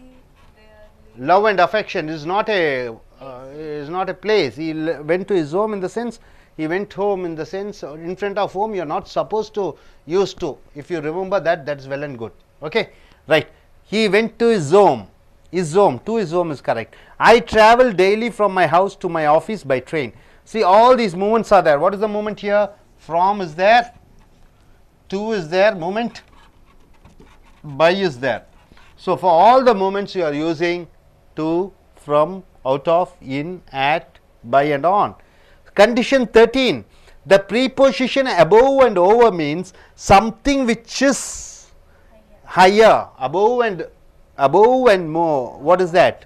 Over means something which is higher. The preposition over also means going from one side to other side, like crossing across all part of the area. For example, see, our office is above the 3rd floor. What do you mean by that, above the 3rd floor? 1, 2, 3, higher. Our office is over the 3rd floor. Over the 3rd floor means what? Okay, crossing across and going all over. Jews are all over the world, spreaded all over. Over means what? Spread over in all places. So over means above. Over means what? It is spread out. So that's what these prepositions are meant for. So once again, condition 11, what does it say? What does it say? Generally we put preposition before the object, but we have to use preposition after the object sometimes if we know the object in the interrogative pronoun. Interrogative pronoun means what? Where, when, which, how, why, what. Then you can use preposition comes and at end. Where are you from? Why are you looking for? What are you looking for?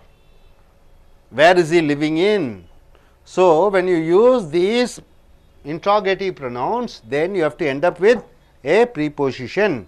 Next, what is that? For that, if that comes in between the sentence as a relative pronoun, then you can use preposition at the end of the sentence. This is the room that I am living, this is the reason that I came for. Then coming here, traveling, movement prepositions, out of, in, at, to, from, by, on. So out of, in, at, to, from, by, on, all these calls are preposition. This is meant for what? Movement. Then above and over. Above means above the higher level. Over means also higher. Over also means it is spreaded all over the area. Okay, able to understand? Now in English I just ask you, what do you understand, sir? Can anybody say? Yes, Miss Aruna, can you say to the students, what do you understand? This is the reason that I came for, or where are you from? Where are you from is an interrogative question. In these cases we should use the preposition after the object you, and in a sentence if the object of preposition is relative pronoun, that is if in a sentence that is used to relate something means in this sentence also we should use prepositions after the object. And from condition 12, for traveling and movement, some of the prepositions are used. Those are out of, in, at, to, from, by and on. Okay, condition 13, what do you understand, sir? Condition 13. Look at the students. The preposition condition 13, I understand above and over. Means something which is higher, and means example, going from one side to another, crossing across all part of the area. For example, our office is above the 3rd floor. Our office is over the 3rd floor. Jews are all over the world spread. Okay. You can say, you know, this party, this MLA crossed over to the other party. Crossed over. Over means crossing, right, sir? Crossing. Okay, good, sir. Please sit down. Thank you. So, நண்பர்களே, இப்பொழுது நிபந்தனைகள் preposition முன்னடை சொற்களினுடைய நிபந்தனைகளை பார்க்கிறீர்கள். பொதுவாகவே இந்த preposition என்ற to, in, on, at, for, between எல்லாம் பாத்தீங்கன்னா ஒரு ஆப்ஜெக்ட்டுக்கு முன்னாடி தான் போடுவீர்கள். He gave a pen for me. மீக்கு முன்னாடி தான் for. me என்பது ஆப்ஜெக்ட். ஆப்ஜெக்ட் முன்னாடி தான் for வருது. ஆனா சில நேரங்களில் ஆப்ஜெக்ட்டுக்கு பின்னாடி இந்த preposition வருகிறது. உதாரணத்திற்கு என்ன எங்கே என்று பார்க்கும் பொழுது இந்த when, where, which, how, why அது வாக்கியத்துக்கு முன்னாடி வந்துவிட்டு அதனுடைய ஆப்ஜெக்ட் பாருங்க, ஆப்ஜெக்ட்டுக்கு பிறகு நமக்கு ப்ரீபோசிஷன் வருகிறது. வேர் ஆர் யூ ஃப்ரம் என்று சொல்கிறோம். எங்கே இருந்து வருகிறாய் நீ. இந்த இருந்துங்கிறது பின்னாடி வருது. வேர் ஆர் ஃப்ரம் யூன்னு வருவான், ஏதாவது அர்த்தம் கொடுக்குமா? வேர் ஆர் ஃப்ரம் யூ வராது. Where are from you is wrong. Where are you from, அந்த யூவுக்கு அப்புறம் ஃப்ரம் போடுகிறாய். அடுத்தது who is he looking. Who is he for looking என்றால் அர்த்தம் இல்லை. Who is he looking for. அப்போ இந்த ஹூவு ஃபாரு இது ரெண்டும் இந்த என்ன சொல்லுறீர்கள், இதனுடைய பேர் வந்து பார்த்தீங்கன்னா இன்டராகேட்டிவ் ப்ரொனவுன். இது வந்து ஹூங்கிறது யாரோ ஒருத்தருக்கு சார்ந்து இருக்கிறது, எதையோ ஒருத்தை சார்ந்து இருக்கிறது. So who is he looking for. அடுத்தே போன்று இது ப்ரொனவுன், பிரதிபெயர் சொல். Where is he living in. இப்போ நம்ம வந்து ப்ரொனவுன் பார்க்கிறோம், ப்ரீபோசிஷன் பார்த்து கொண்டு இருக்கிறோம். இது ப்ரொனவுனோட கனெக்ஷன் பண்ணிக்கிறோம். ப்ரொனவுன்னா என்ன? ஹூனா யாரோ ஒருத்தர், வாட்னா ஏதோ ஒன்று. ஸோ இந்த வாட்டு, வென்னு, விச்சு, வேறு, ஹவு, வை எல்லாம் ஏதோ ஒன்றுக்காக பிரதிபலிப்பாக இருக்கிற காரணத்தினாலே அதுக்கு என்ன சொல்வீங்க? பிரதிபெயர் சொற்கள் ப்ரொனவுன் என்று சொல்வீர்கள்.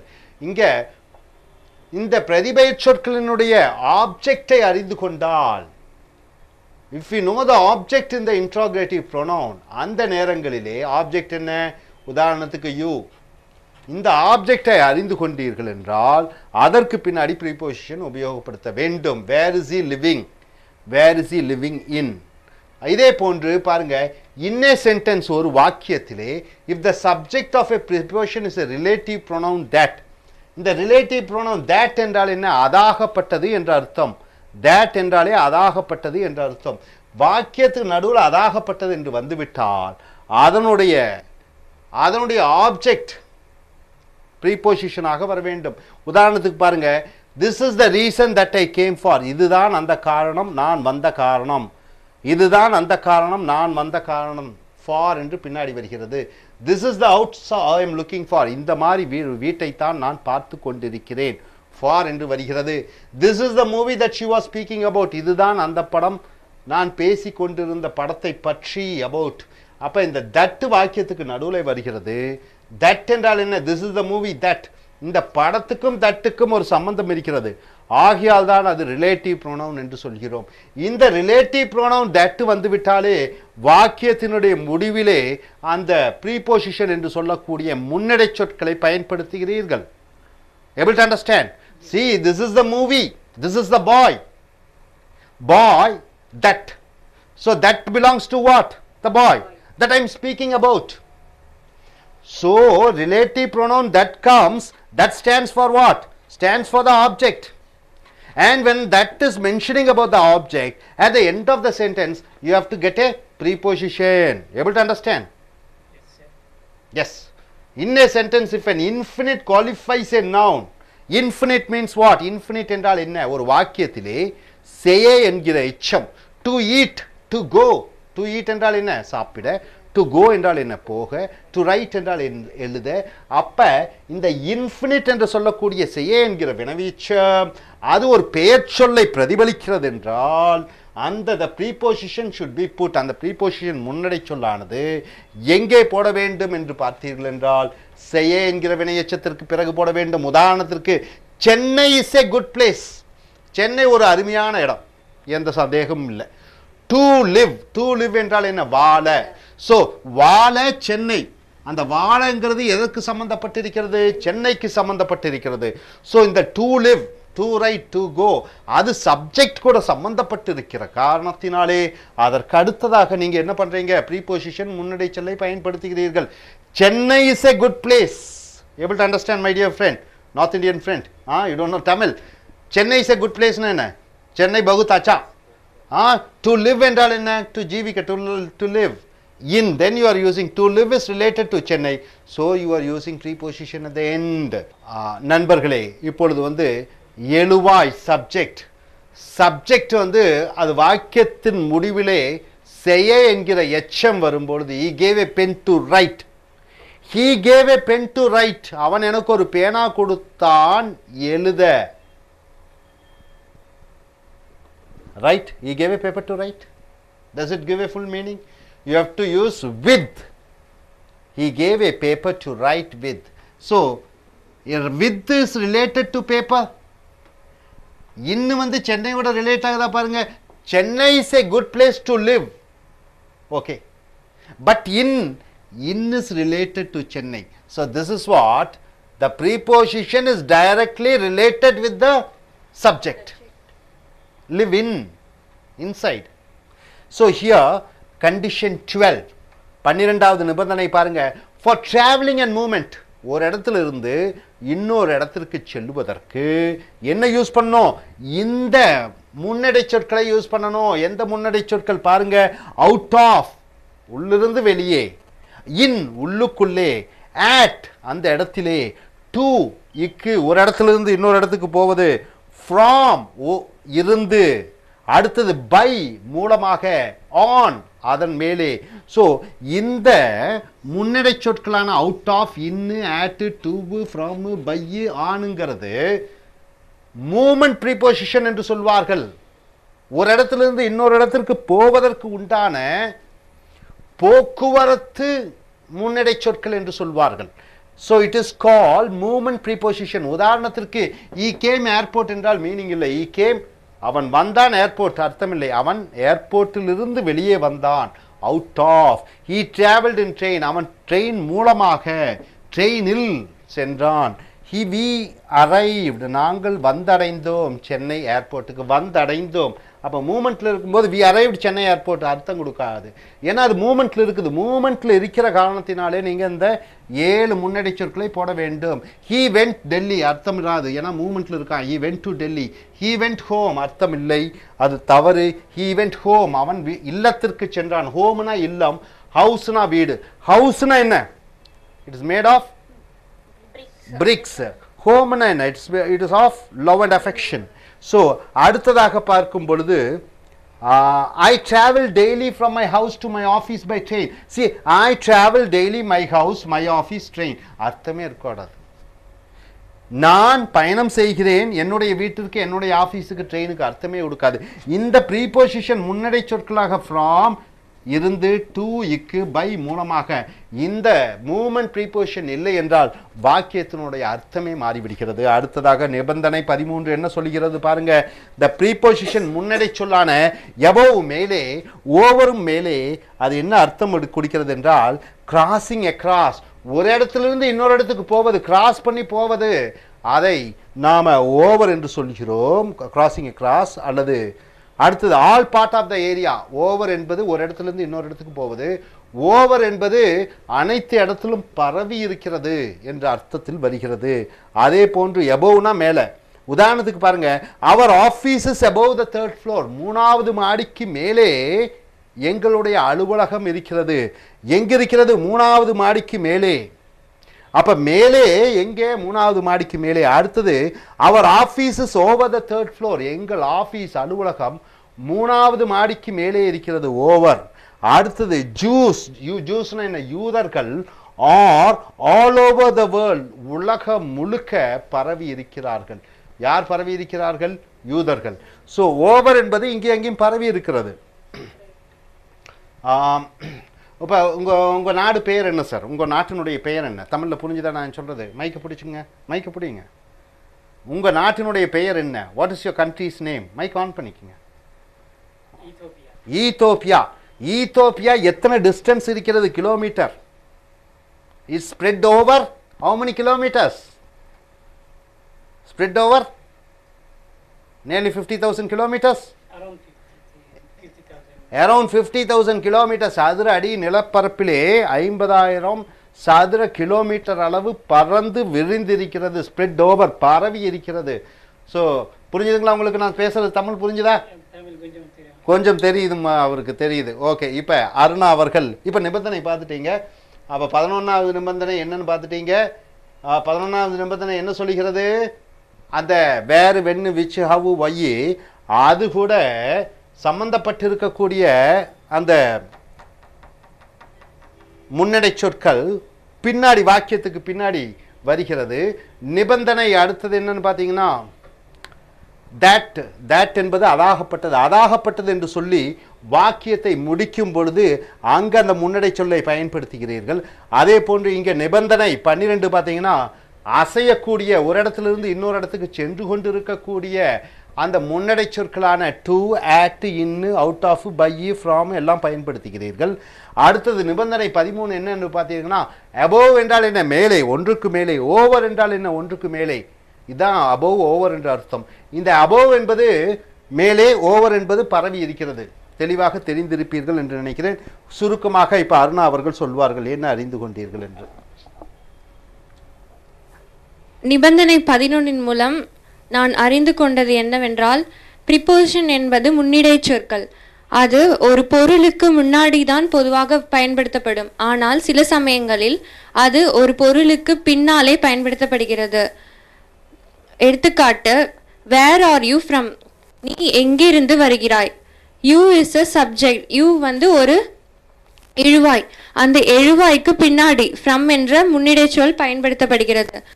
அதிலே இரண்டாவது பிரிவு என்னதுன்னா, ஒரு வாக்கியத்தில் if the object of a preposition is a relative pronoun that, ஒரு பொருள் ஒரு வாக்கியத்தில் that என்னும் ரிலேட்டிவ் pronoun, ரிலேட்டிவ் சம்பந்தப்பட்ட பிரதிபெயர் சொல், அதாகப்பட்டது, சம்பந்தப்பட்ட பிரதிபெயர் சொல் பயன்படுத்தும் போதும் for என்னும் முன்னிடை சொல் பின்னாலே பயன்படுத்த வேண்டும். மூன்றாவது to go, to live, போக, வருக என்னும் வினை எச்சங்கள் வரும்பொழுதும் முன்னிடை சொற்கள் பின்னால் பயன்படுத்த வேண்டும். நிபந்தனை 12 மூலம் நாம் பயணிக்கும் பொழுதோ அல்லது அசைவு கொடுக்கும் பொழுதோ சில வகையான முன்னிடை சொற்களை பயன்படுத்துகிறோம். அவை out of, in, at, to, from போன்றவைகள். எடுத்துக்காட்டு, he came out of airport, அவன் விமான நிலையத்திலிருந்து வெளிவந்தான்.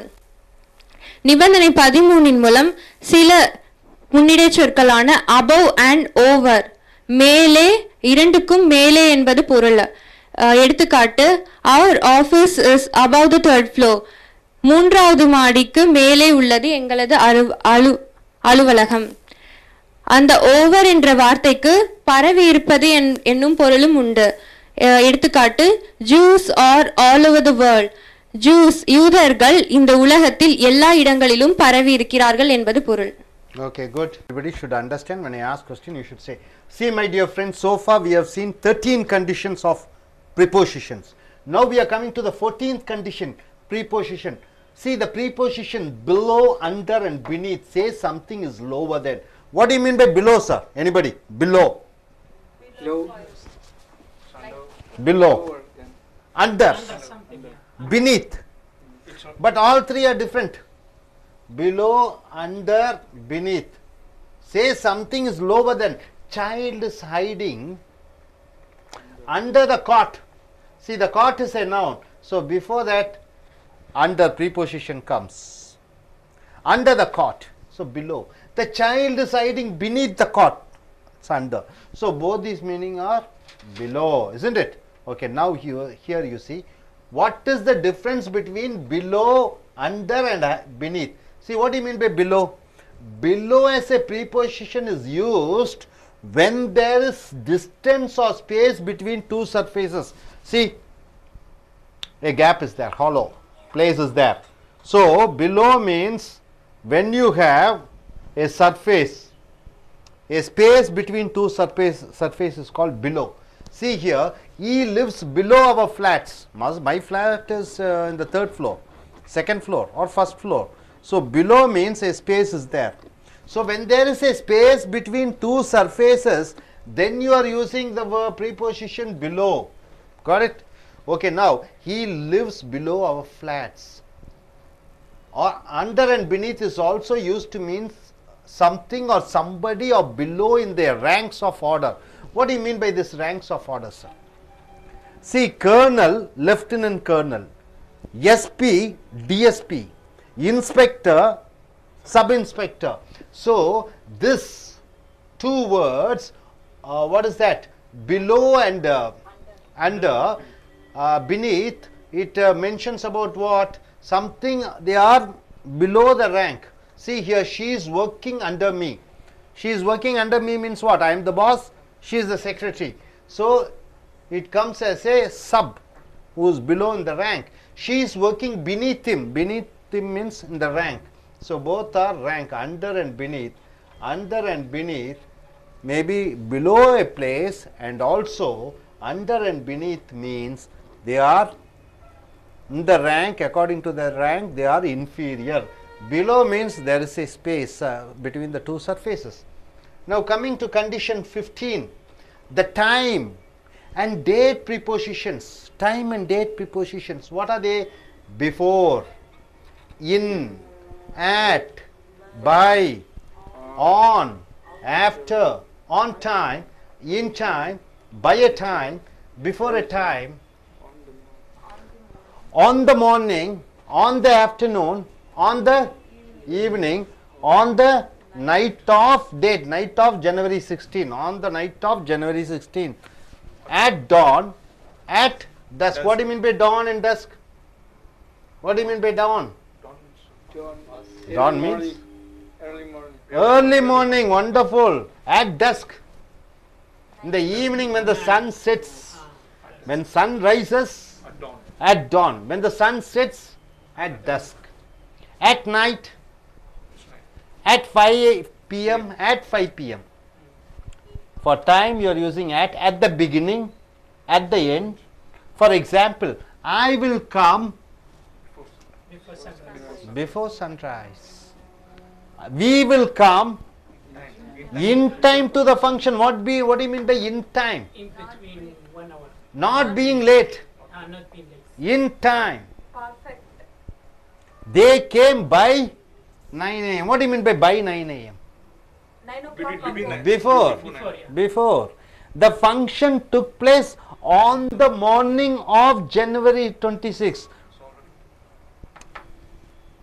What is on the morning? Exactly that. On the time.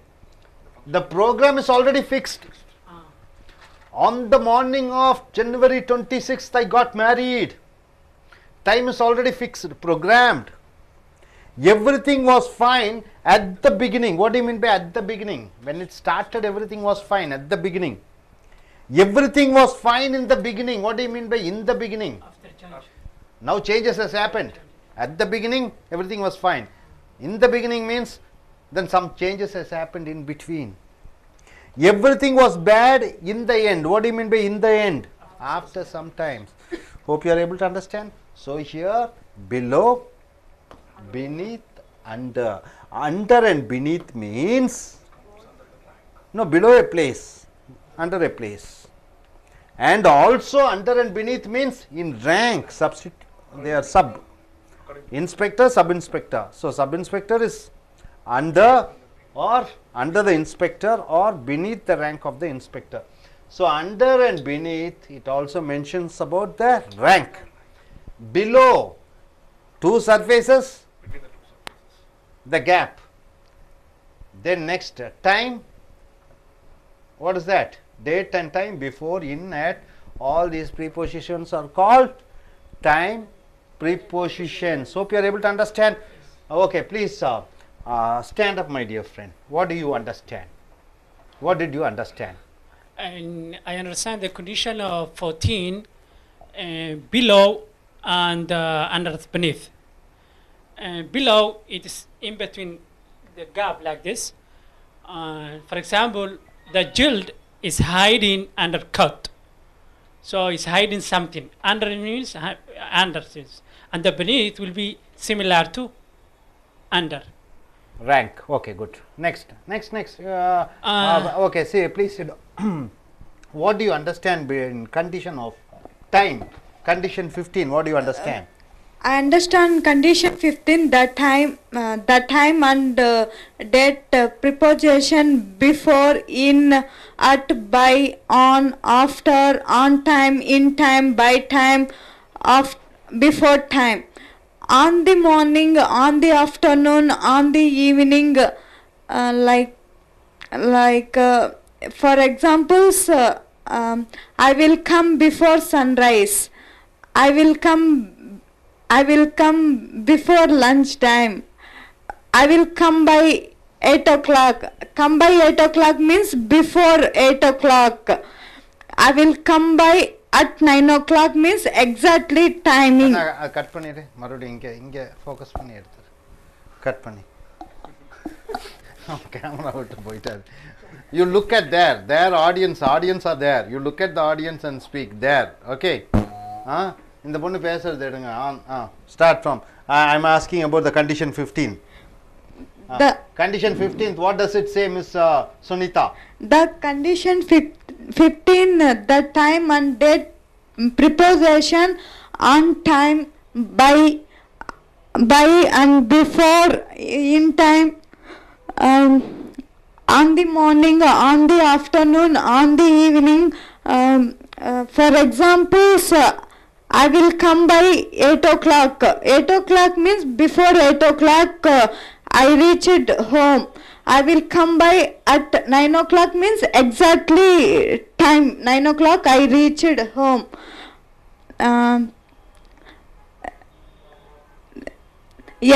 Everything was fine at the beginning. Started beginning, everything fine. Everything was fine in the beginning. After that changing, some happened. Everything was bad in the end. After sometimes they will change. Why do you mention on the morning? Why not in the morning? On the morning means exactly. The program is already arranged, fixed. Seri, in, on, at, everything is there. Can you make everything into place? See, for example, in with place. In preposition with place. I mean Chennai. Okay, at with place. I mean at Vadapalani. Okay, on with place. I'm sitting on the table. I'm sitting on the table. Yes, sit down. Wonderful. Thank you. Okay, English we have finished. Tamil la முடிக்கலல்ல? Okay, நண்பர்களே, இப்பொழுது நிபந்தனை 14 எடுத்துக்கொண்டீர்கள் என்றால் preposition முன்னடை சொற்களினுடைய நிபந்தனை. இந்த preposition முன்னடை சொற்களான below என்றால் என்ன கீழே, under என்றால் என்ன அடியிலே, beneath என்றால் என்ன அதற்கும் அடியிலே என்று வருகிறது. இதெல்லாம் ஏதோ ஒன்றுக்கு கீழே என்ற அர்த்தத்துடன் வருகிறது. இங்க பாருங்க, child is hiding under the cot. குழந்தை கட்டிலுக்கு அடியிலே ஒளிந்திருக்கிறது. அண்டர் அடியிலே, காட்னா கட்டில். child is hiding beneath the cot. குழந்தை கட்டிலுக்கு கீழே உறங்கிக் கொண்டிருக்கிறது அல்லது ஒளிந்து கொண்டிருக்கிறது. ஸோ அண்டர் அண்ட் beneath என்றால் ஒன்றுக்கு கீழே என்று வருகிறது. ஆனால் below கீழே என்று சொல்லும் பொழுது as a preposition இது எங்கே யூஸ் பண்றதுன்னா, இரண்டு இடைவெளிகளுக்கு கீழே இரண்டு இடைவெளி இருக்கிறது, ஒரு கேப் இருக்கிறது, அதை பற்றி குறிப்பிட்டு அதற்கு கீழே இருக்கிறது என்று சொல்லும் பொழுது below சொல்லுகிறோம். உதாரணத்துக்கு he lives below our flats. எங்களுடைய ஃப்ளாட், நாங்கள் தங்கும் வீட்டுக்கு கீழே அவர்கள் வாழ்ந்து கொண்டிருக்கிறார்கள் என இடைவெளி இருக்கிறது. மேலே இவர்கள் வாழ்கிறார்கள், இடையிலே ஒரு இடைவெளி, அதற்கு கீழே இவர்கள் வாழ்ந்து கொண்டிருக்கிறார்கள். மேலே அண்டர் அண்ட் beneath என்றால் கீழே என்று வருகிறது. ஏதோ ஒன்று பதவியிலே, அந்தஸ்திலே, கௌரவத்திலே கீழே இருப்பது. உதாரணத்துக்கு இன்ஸ்பெக்டர் என்று சொல்கிறோம், சப் இன்ஸ்பெக்டர் அவருக்கு கீழே வருகிறார். ஆனால் sub inspector under the inspector என்று சொல்ல வேண்டும். அல்லது சப் இன்ஸ்பெக்டருடைய பதவி beneath இன்ஸ்பெக்டர் என்று சொல்ல வேண்டும். அடுத்தது நிபந்தனை 15 பார்த்தீங்கன்னா, நேரகால முன்னடை சொற்கள். நேரகால முன்னடை சொற்களான என்னன்னு பார்த்தீங்கன்னா, பிஃபோர் முன்னால், இன் அந்த நேரத்திலே, at அந்த நேரத்திலே, பை அதற்குள், ஆன் அந்த நேரத்திலே, ஆஃப்டர் பிறகு, ஆன் டைம் சரியான நேரத்திலே, இன் டைம் அந்த குறிப்பிட்ட நேரத்திற்குள், பை டைம் அந்த நேரத்திற்குள், பிஃபோர் ஏ டைம் ஒரு நேரத்திற்கு முன்னாடி, ஆன் த மார்னிங் அந்த காலையிலே, ஆன் த ஆஃப்டர்நூன் அந்த மதியத்திலே, ஆன் த ஈவினிங் அந்த மாலை பொழுதிலே, ஆன் த நைட் ஆஃபும் தேதி போட்டு விட வேண்டும். On the night of January 26 என்றால் அந்த ஜனவரி 26ஆம் தேதி அன்று. அட் டான் என்றால் என்ன? சூரிய உதயம். அட் டான் என்றால் சூரிய உதயம். அட் டஸ்க் என்றால் என்ன? மாலை, அந்தி மாலை பொழுதிலே. அந்தி மாலை என்பது டஸ்க் என்று சொல்வார்கள். அட் நைட் இரவு நேரத்திலே. அட் 5 PM 5 மணியிலே. அட் த பிகினிங் ஆரம்பத்திலே. அட் த எண்ட் முடிவிலே. உதாரணத்திற்கு I will come before sunrise, நான் சூரியன் உதயம் ஆவதற்கு முன்னால் வருவேன். பிஃபோர் என்றால் முன்னால். அதே போன்று we will come in time to the function, நாங்கள் அந்த விழாவிற்கு அந்த குறிப்பிட்ட நேரத்திற்குள் வருவோம். அப்படின்னா not being late, அதற்கு மேலே நாங்கள் காலம் தாழ்த்த மாட்டோம். they came by 9 a.m. அவர்கள் 9 மணி காலைக்குள் வந்தார்கள். அதற்குள் என்று வரும்போது இந்த by உபயோகப்படுத்துவீர்கள். 4 the function took place on the morning of January 26. அந்த விழா ஜனவரி 26ஆம் தேதி நடந்தது. on the morning எதற்காக போடுகிறீர்கள் என்று பார்த்தீர்கள் என்றால் ஏற்கனவே ஒரு நிகழ்ச்சி முடிவு செய்யப்பட்டது. அந்த நேரத்திலே on the morning என்று போடுகிறீர்கள். on the evening, on the night என்று ஆன் போட்டு விடுகிறீர்கள். ஏற்கனவே திட்டமிடப்படும் பொழுது everything was fine at the beginning. 5 ஆரம்பத்திலே அனைத்தும் நன்றாக இருந்தது. at the beginning started ஆரம்பம் நன்றாக இருந்தது. Everything was fine in the beginning ஆரம்பத்தில் எல்லாம் நன்றாக இருந்ததுன்னா இப்பெல்லாம் மாறிவிட்டது என்று அர்த்தம். Everything was bad in the end கடைசியிலே அனைத்தும் மோசமாகி விட்டது என்று சொல்லும் பொழுது ஆஃப்டர் சம்டைம் சில நேரங்கள் கழிந்து அனைத்தும் மோசமாகி விட்டது என்று அர்த்தம். hope you are able to understand. தமிழிலே எளிமையாக சொல்லுங்கள் என்ன நீங்கள் புரிந்து கொண்டீர்கள் என்று. எழுந்திருங்கள்.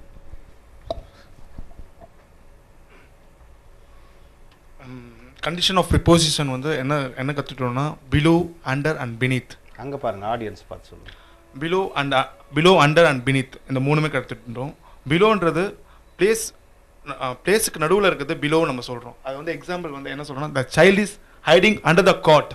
இது வந்து அண்டர் வந்து the place surface between the surface we are telling we are use the word below and under and beneath எங்க யூஸ் பண்றோம்னா பதவி குறைந்த பதவிகளை சொல்லும் பொழுது குறைந்த பதவி ரேங்க் சொல்லும்போது அந்த under and beneath நம்ம யூஸ் பண்றோம். அப்புறம் third condition 15 வந்து the time and date preposition before, in, by, on, after, on time, in time, by a time, before a time, on the morning, afternoon, evening, night of, and a date, at dawn, at dusk, at night, at 5 p.m., at the beginning, at the end. For example, என்ன சொல்றோம்னா I will come before sunrise. சன்ரைஸ்க்கு முன்னாடி நாங்கள் வந்துருவோம்னு அர்த்தம். we will come in time to the function. Late ஆகாமல் in time கரெக்டாக டைமுக்கு இருப்போம், இந்த டைமில் இருப்போம்னு அர்த்தம். they came by 9 a.m. நாங்கள் அங்கே 9 மணிக்குள்ளே இருப்போம் அப்படின்ற மாதிரி. The function took place on the morning of January 26th. அந்த ஃபங்க்ஷன் வந்து அந்த மார்னிங்கில் நடந்தது. அந்த ஃபங்க்ஷன் ஆல்ரெடி ஃபிக்ஸ்ட் ஆனதை நம்ம அதை யூஸ் பண்ணுறோம் ஆன் த மார்னிங்ன்றது. Everything was fine at the beginning. அந்த எல்லாமே ஃபைன் ஆனது வந்து அந்த பிகினிங்லேயே ஸ்டார்டிங்லேயே எல்லாமே கரெக்டாக இருக்குன்னு அர்த்தம். The everything was fine in the beginning. Later changes happened. Everything was bad in the end. Okay. After some times. Fine. It's quite all right. Now, hope you are able to understand. Thank you very much. Dear folks, so far we have seen 15 conditions.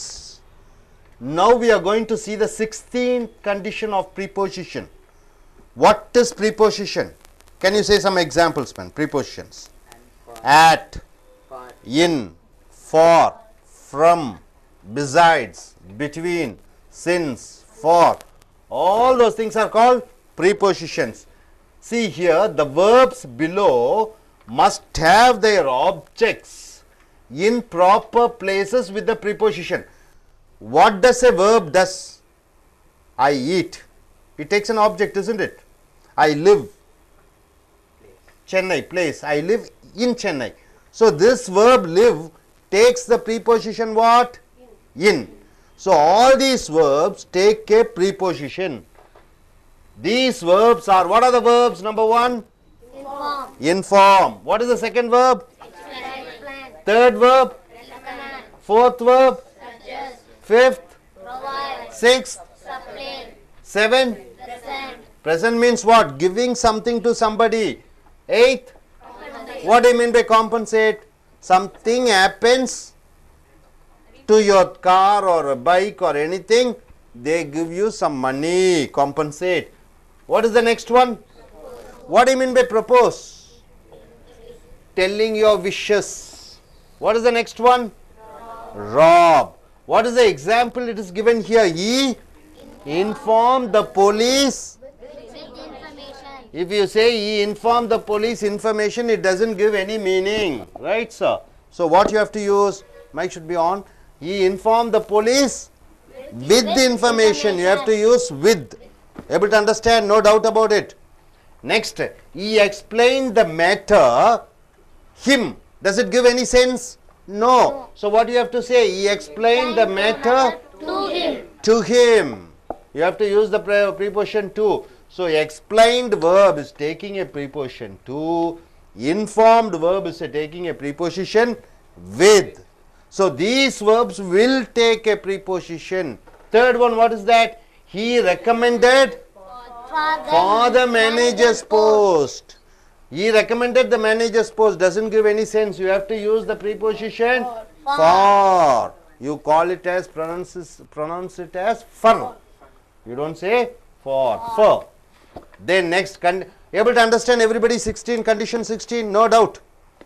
Condition 17, what does it say? The preposition, number one preposition what? Beside. And the second preposition what? Besides. Beside and besides. Yeah, first, the preposition beside means by the side. What do you mean by the side? Beside means, see, what is your name, man? Aditya is sitting beside Jiva. Able to understand? Beside means next.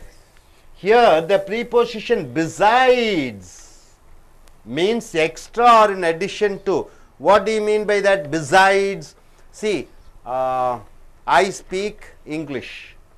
Anybody else can speak any other language? Can you speak any other language? Tamil. So I speak English besides I speak Tamil. Extra. Able to understand? So beside and besides.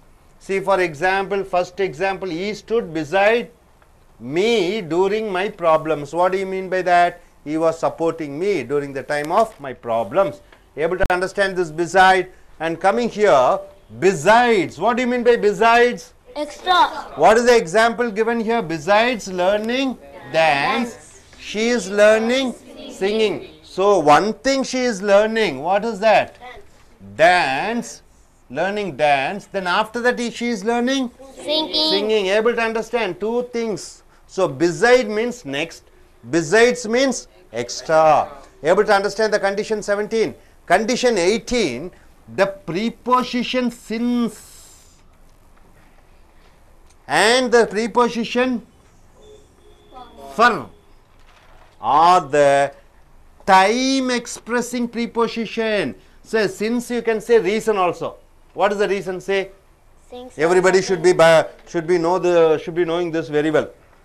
Since I am suffering from fever and headache, I am unable to attend the class. Right? So that is since is a reason. But here since is a time. For is a time preposition. You are using only for time. Since and for is used only for time. To mention from a particular time of speaking to a particular time of speaking. What do you mean by that? See, you came at 9 o'clock, right? What is time? Up to 1 o'clock. So you are using since 9 o'clock to 1 o'clock. That is from the time of speaking to the time of speaking. Next you see the past. 9 o'clock is past, right? Present time. What is now present time? 12:30. So 9 o'clock to 12:30. Past and present meet at a point. That time you are using since. Since and for prepositions are used mostly in perfect and perfect continuous sentence. What do you mean by perfect, sir? Anybody?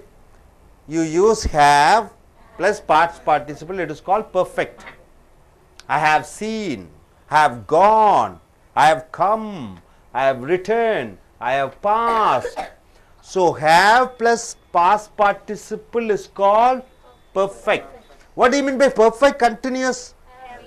Continuous, na ing should be there. I have been learning spoken English class since last month or for 2 months. You can say anything like that. So since and for are used mostly in perfect and perfect continuous tense. So this since and for is used for mostly with perfect and perfect continuous sentence. See here, I have been studying in the college Since 2010, what do you mean by that? From 2010 till now, up to 2013. Today is what is that? April 30th, isn't it? Till now you are studying. So the since is used for the meeting of past with present. Able to understand? Next you see, I have been studying in the college for 3 years. What do you mean by that? 3 years? 1, 2, 3, from 2010, 11, 12, 13, you are continuously studying. So whenever you are using since and for as time expressions, you must use what? Perfect continuous. Able to understand? After subject, perfect continuous tense comes. No doubt about it. Everybody able to understand? Now coming here, condition 19. What is the condition 19 says? See here, the preposition from. You don't say from. What do you say? From. From and between. So between is used with the conjunction and. Conjunction means what? Connecting two sentences. So whenever you are using between, you have to use what? And should be used. Able to understand? Whenever you are using between, you have to use and. Whenever you are using from, what you are using? You have to use till and until or to. So whenever you are using between, you must use and. Whenever you are using from, you have to use till and until and to. See here, he is studying in the college from 2010 till now. So when you are using from, you are using till. Till now. Able to understand? No doubt about it. Whenever you are using from, you are using till. Next you see here, he is studying between 3 p.m. When you are using between, what it has to accompany? And 3 p.m. and 6 p.m. So whenever you are using between, from, what is that? From, you have to use till. Whenever you are using between, you have to use and. So you are able to understand the condition 16, condition 17, condition 18, condition 19. Are you thorough with this? No doubt about it. Are you clear? Okay, now I ask you, what is the condition? Condition number 16. Let us ask with Prithivi, what do you understand by condition 16? Please stand up and say. Look at the audience, look at the students and speak. So the verbs inform, explain, recommend, suggest, provide, supply, etc. should be used with the proper places with the prepositions. Good. These are the verbs, isn't it? Can you form a sentence using the word suggest with a preposition? With a preposition, suggest. I suggested him to teach a lesson. So suggested comes with a preposition what? To. I suggested him to learn Hindi. Okay, good. Please sit down. Okay, now condition 17. Miss Aruna, what do you understand? Condition 17. From condition 17, I understood that beside means by the side and besides means extra or in addition to. For an example, if we take an example as beside, he stood beside me during my problems. This sentence means that here he is always by my the side whenever I face problems. And if you take an example that besides learning dance, she is learning singing. That she learns dance and in extra or in addition to, she also learns singing. So you are thorough with beside and besides. Okay, now my dear, why don't you get up? What do you understand by condition 18? Since the preposition since and for are time expressing preposition, they are mostly used in perfect or perfect continuous tense. Okay, good, sit down. Now, condition 19, what do you understand, sir? What do you understand by the condition 19 preposition? The preposition from and between, the preposition between should be used with the conjunction and the preposition from should be used with the preposition like till, until, to, etc. For example, he is studying in the college from 2010 till now. Then he is studying between 3 p.m. and 4 p.m. Good, good. So everybody are thorough with this preposition? Okay, நண்பர்களே இப்பொழுது preposition உடைய நிபந்தனைகளை பார்க்கிறீர்கள். preposition என்றால் என்ன? to, in, at, from இதெல்லாம் என்ன சொல்லுவீங்க? preposition. புரிஞ்சுதுங்களா? ஓகே, இங்க கண்டிஷன் 16 என்ன சொல்லுகிறது? verb. verbனா என்ன? சாப்பிடுறது, தூங்குறது, எந்திரிக்கிறது, இதெல்லாம் verb. இது என்ன செய்யும்? ஆப்ஜெக்டை எடுக்கும். ஆப்ஜெக்ட்னா என்ன? பின்னாடி அந்த வேர்ப்ட்ட கேட்கணும், என்ன என்னன்னு கேட்டு, என்ன யாருக்குன்னு அந்த வினை சொல்லிட்ட கேட்டுறீங்கன்னா அதுக்கு பதிலாக வருவது என்னது? ஆப்ஜெக்ட். இந்த வேர்ப்ஸ் சில ப்ரீபொசிஷன்ஸ் எடுக்கும் சொல்றாங்க. எந்தெந்த வேர்ப்ஸ்? இன்ஃபார்ம்னா என்ன? தகவல் தெரிவி. எக்ஸ்பிளைன் என்றால் என்ன? எக்ஸ்பிளைன் சொல்றது, விவரிச்சு சொல்றது. ரெக்கமெண்ட் என்றால் என்ன? ஒரு சப்போர்ட், ரெக்கமெண்டேஷன் கொடுக்கிறது. சஜஸ்ட்னா என்ன? ஒரு ஐடியாவை சொல்றது. ப்ரொவைட்னா என்ன? கொஞ்சம் ஏதோ ஒன்று வழங்குவது. சப்ளை என்றால் என்ன? விநியோகம் செய்வது. ப்ரெசென்ட்னா என்ன? ப்ரெசென்ட்னா என்ன தம்பி? ப்ரைஸாக கொடுக்கறது, ப்ரெசென்ட். காம்பன்சேட்னா என்ன சொல்லுங்க பார்க்கலாம்? காம்பன்சேட் ஏதோ ஒரு நஷ்டம் ஆயிருச்சு, அதுக்கு ஈடாக பணம் கொடுப்பது. ப்ரொபோஸ் என்றால் என்ன? தன்னுடைய கருத்தை, ஆசைகளை தெரிவிப்பது. ராப்னா என்ன? திருடுவது. ஸோ இந்த மாதிரி வினைச்சொல்லுக்கு பின்னாடி என்ன வரணும்? ப்ரீபொசிஷன் வரணும். உதாரணத்துக்கு பாருங்க, he informed the police with the information. அவன் போலீஸுக்கு தகவல் உடன் சொன்னான், தகவல்களை சொன்னான். அப்ப இந்த வித்து கண்டிப்பாக வர வேண்டும். இந்த வினைச்சொல்லுக்கு பின்னாடி இந்த ப்ரீபொசிஷன் வர வேண்டும். உதாரணத்துக்கு he explained the matter to him. அவன் விவரித்தான். எக்ஸ்பிளைன் என்ன சொன்னான்? இந்த விஷயத்தை அவனிடம். அப்ப இந்த எக்ஸ்பிளைன் எதை கூப்பிட்டது? இந்த ப்ரீபொசிஷன் டூவை சேர்த்து கொள்கிறது. இந்த டூ இல்லாட்டி வாக்கியத்தில் அர்த்தம் இல்லை. அதே போன்று பாருங்க, மூன்றாவது he recommended. recommended என்றால் என்ன? அவன் சிபாரிசு செய்தான். for the manager's post. Manager பதவிக்காக அந்த for வர வேண்டும். ஸோ இந்த வெர்புக்கு பின்னாடி அந்த ப்ரீபொசிஷன் வர வேண்டும். ரைட்டா? யாருக்கு எந்த சந்தேகமும் இல்லை. ஸோ கண்டிஷன் 16 எல்லாம் முழுமையாக தெரிஞ்சிட்டீங்கன்னு நினைக்கிறேன். கண்டிஷன் 17 பாருங்க, the preposition beside. beside என்றால் என்ன? பக்கத்திலே, அருகிலே. beside. இப்ப அமெரிக்கன் ஸ்போக்கன் இங்கிலீஷ் எங்கே இருக்கிறது? இல்ல, பக்கத்துலங்கிற ஒரு இதுல சொல்லு பார்க்கலாம். மீனாட்சி காலேஜுக்கு பக்கத்துல இருக்குது. Besides Meenakshi college. அல்ல ஹாலிவுட் ஹோட்டலுக்கு பக்கத்துல இருக்கிறது. பிசைட்ஸ், பிசைட் என்று சொல்ல வேண்டும். சாரி, பிசைட்ஸ் இல்ல, பிசைட் என்று சொல்ல வேண்டும். The preposition beside means by the side. preposition beside na பக்கத்துல. ஆனால் the preposition besides, besides na என்ன? extra or in addition to. இது இல்லாமல் இன்னும் ஒன்று. ரைட்டா? besides. இப்போ என்ன சொல்லுவீங்க? நான் சிக்கன் பிரியாணி சாப்பிட்டேன், அதுக்கு மேல மட்டன் பிரியாணி சாப்பிட்டேன். எப்படி சொல்லுவீங்க? besides I ate mutton biryani also.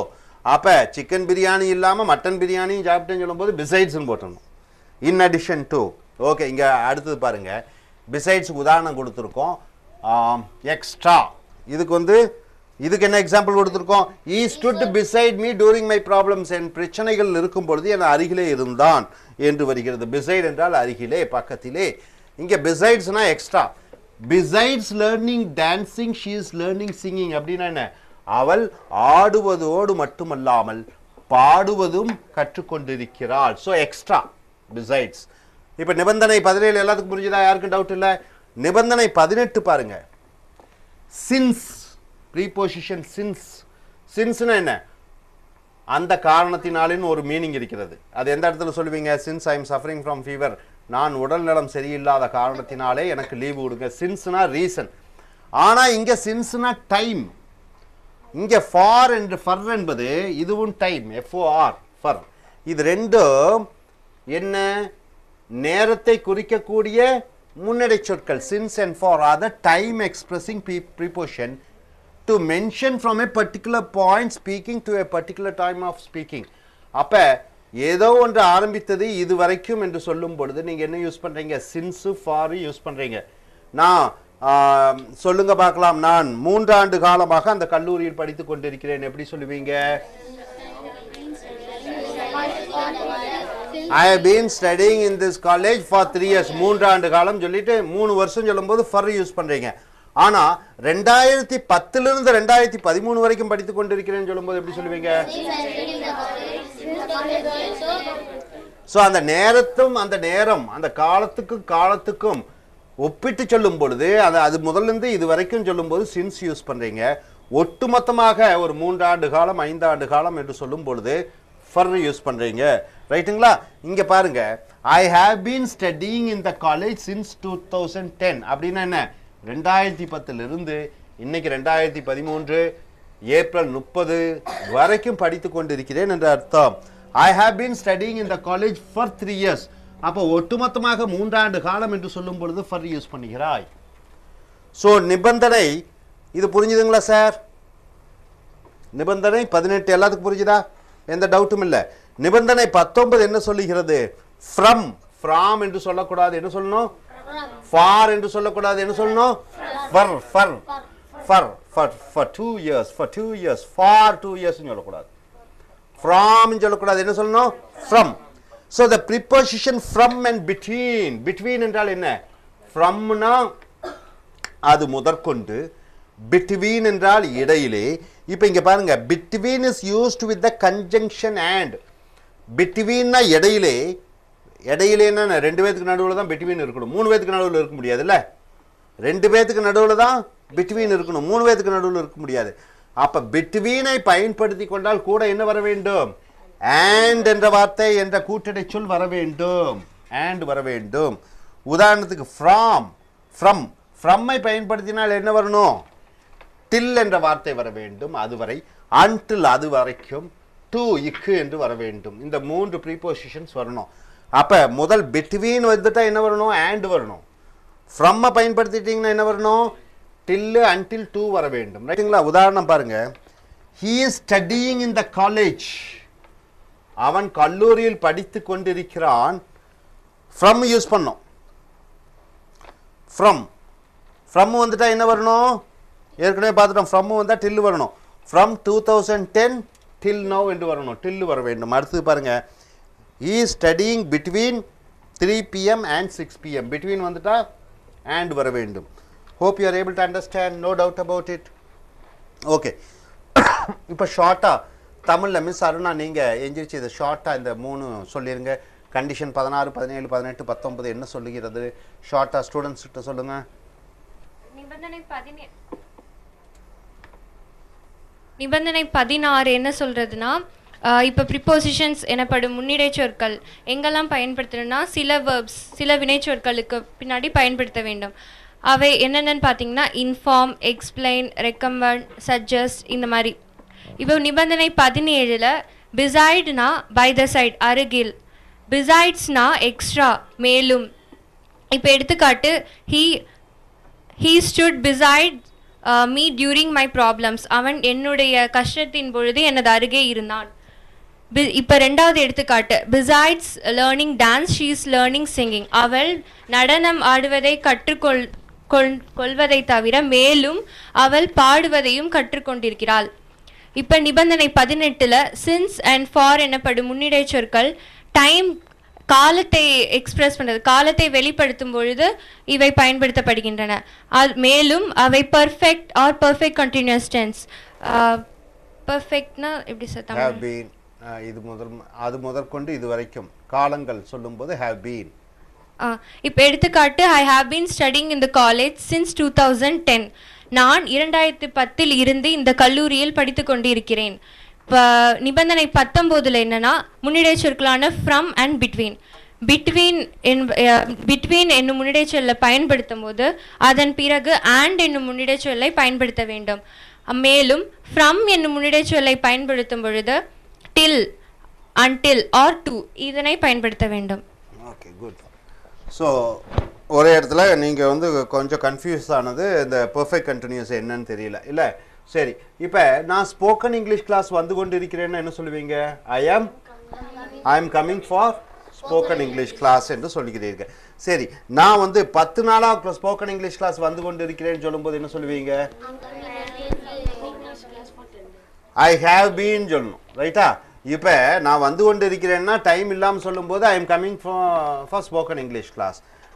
நான் 10 நாளாக வந்து கொண்டு இருக்கிறேன்னு சொல்லும்போது ஐ ஹாவ் பீன். அந்த 10 நாளான்னு சொல்லும்போது நீங்கள் என்ன யூஸ் பண்ணுறீங்க? have been, verb plus ing, perfect continuous. புரிஞ்சுதுங்களா? perfectக்கும் ordinary continuousக்கும். Are you clear about this? நான் ஒரு செய்து கொண்டு இருக்கிறேன்னு சொல்லும்போது I am doing this. நான் ஒரு மாசமா பண்ணிட்டு இருக்கிறேன்னா I have been doing this. ரைட்டா? for the last 1 month. இதெல்லாம் தெளிவா தெரிஞ்சிட்டீங்களா? okay, good. So camera shoot things. board.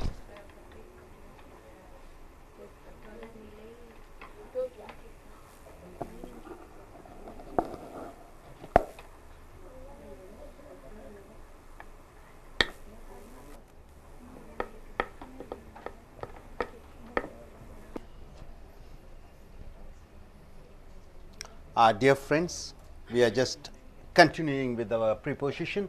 So far 19 prepositions we have seen. Now we are going to see the 20th preposition. Condition, the difference between the prepositions. What are the different prepositions are given here? Number 1, in and at. What is the difference between in preposition and at? What is the difference between in and into? What is the difference between in and at, in and into? What is the difference between that and this? On and upon. What is the difference between on and upon? What is the difference between within and in? What is the difference between till and up to? Difference between before and ago. So 6 preposition pairs we have given. You have to find out what are the differences between this preposition and the other preposition. First, in and at. What is the difference between in and at as preposition? In is used for bigger places and at is used for smaller places. See here, he works in Chennai. Chennai is a big place. Okay, he works in Chennai. Now you are comparing Chennai with Kodambakkam. He works at Kodambakkam in Chennai. So Chennai is a big place, so you are using the preposition in. In Chennai, Kodambakkam is a smaller place, you are using at.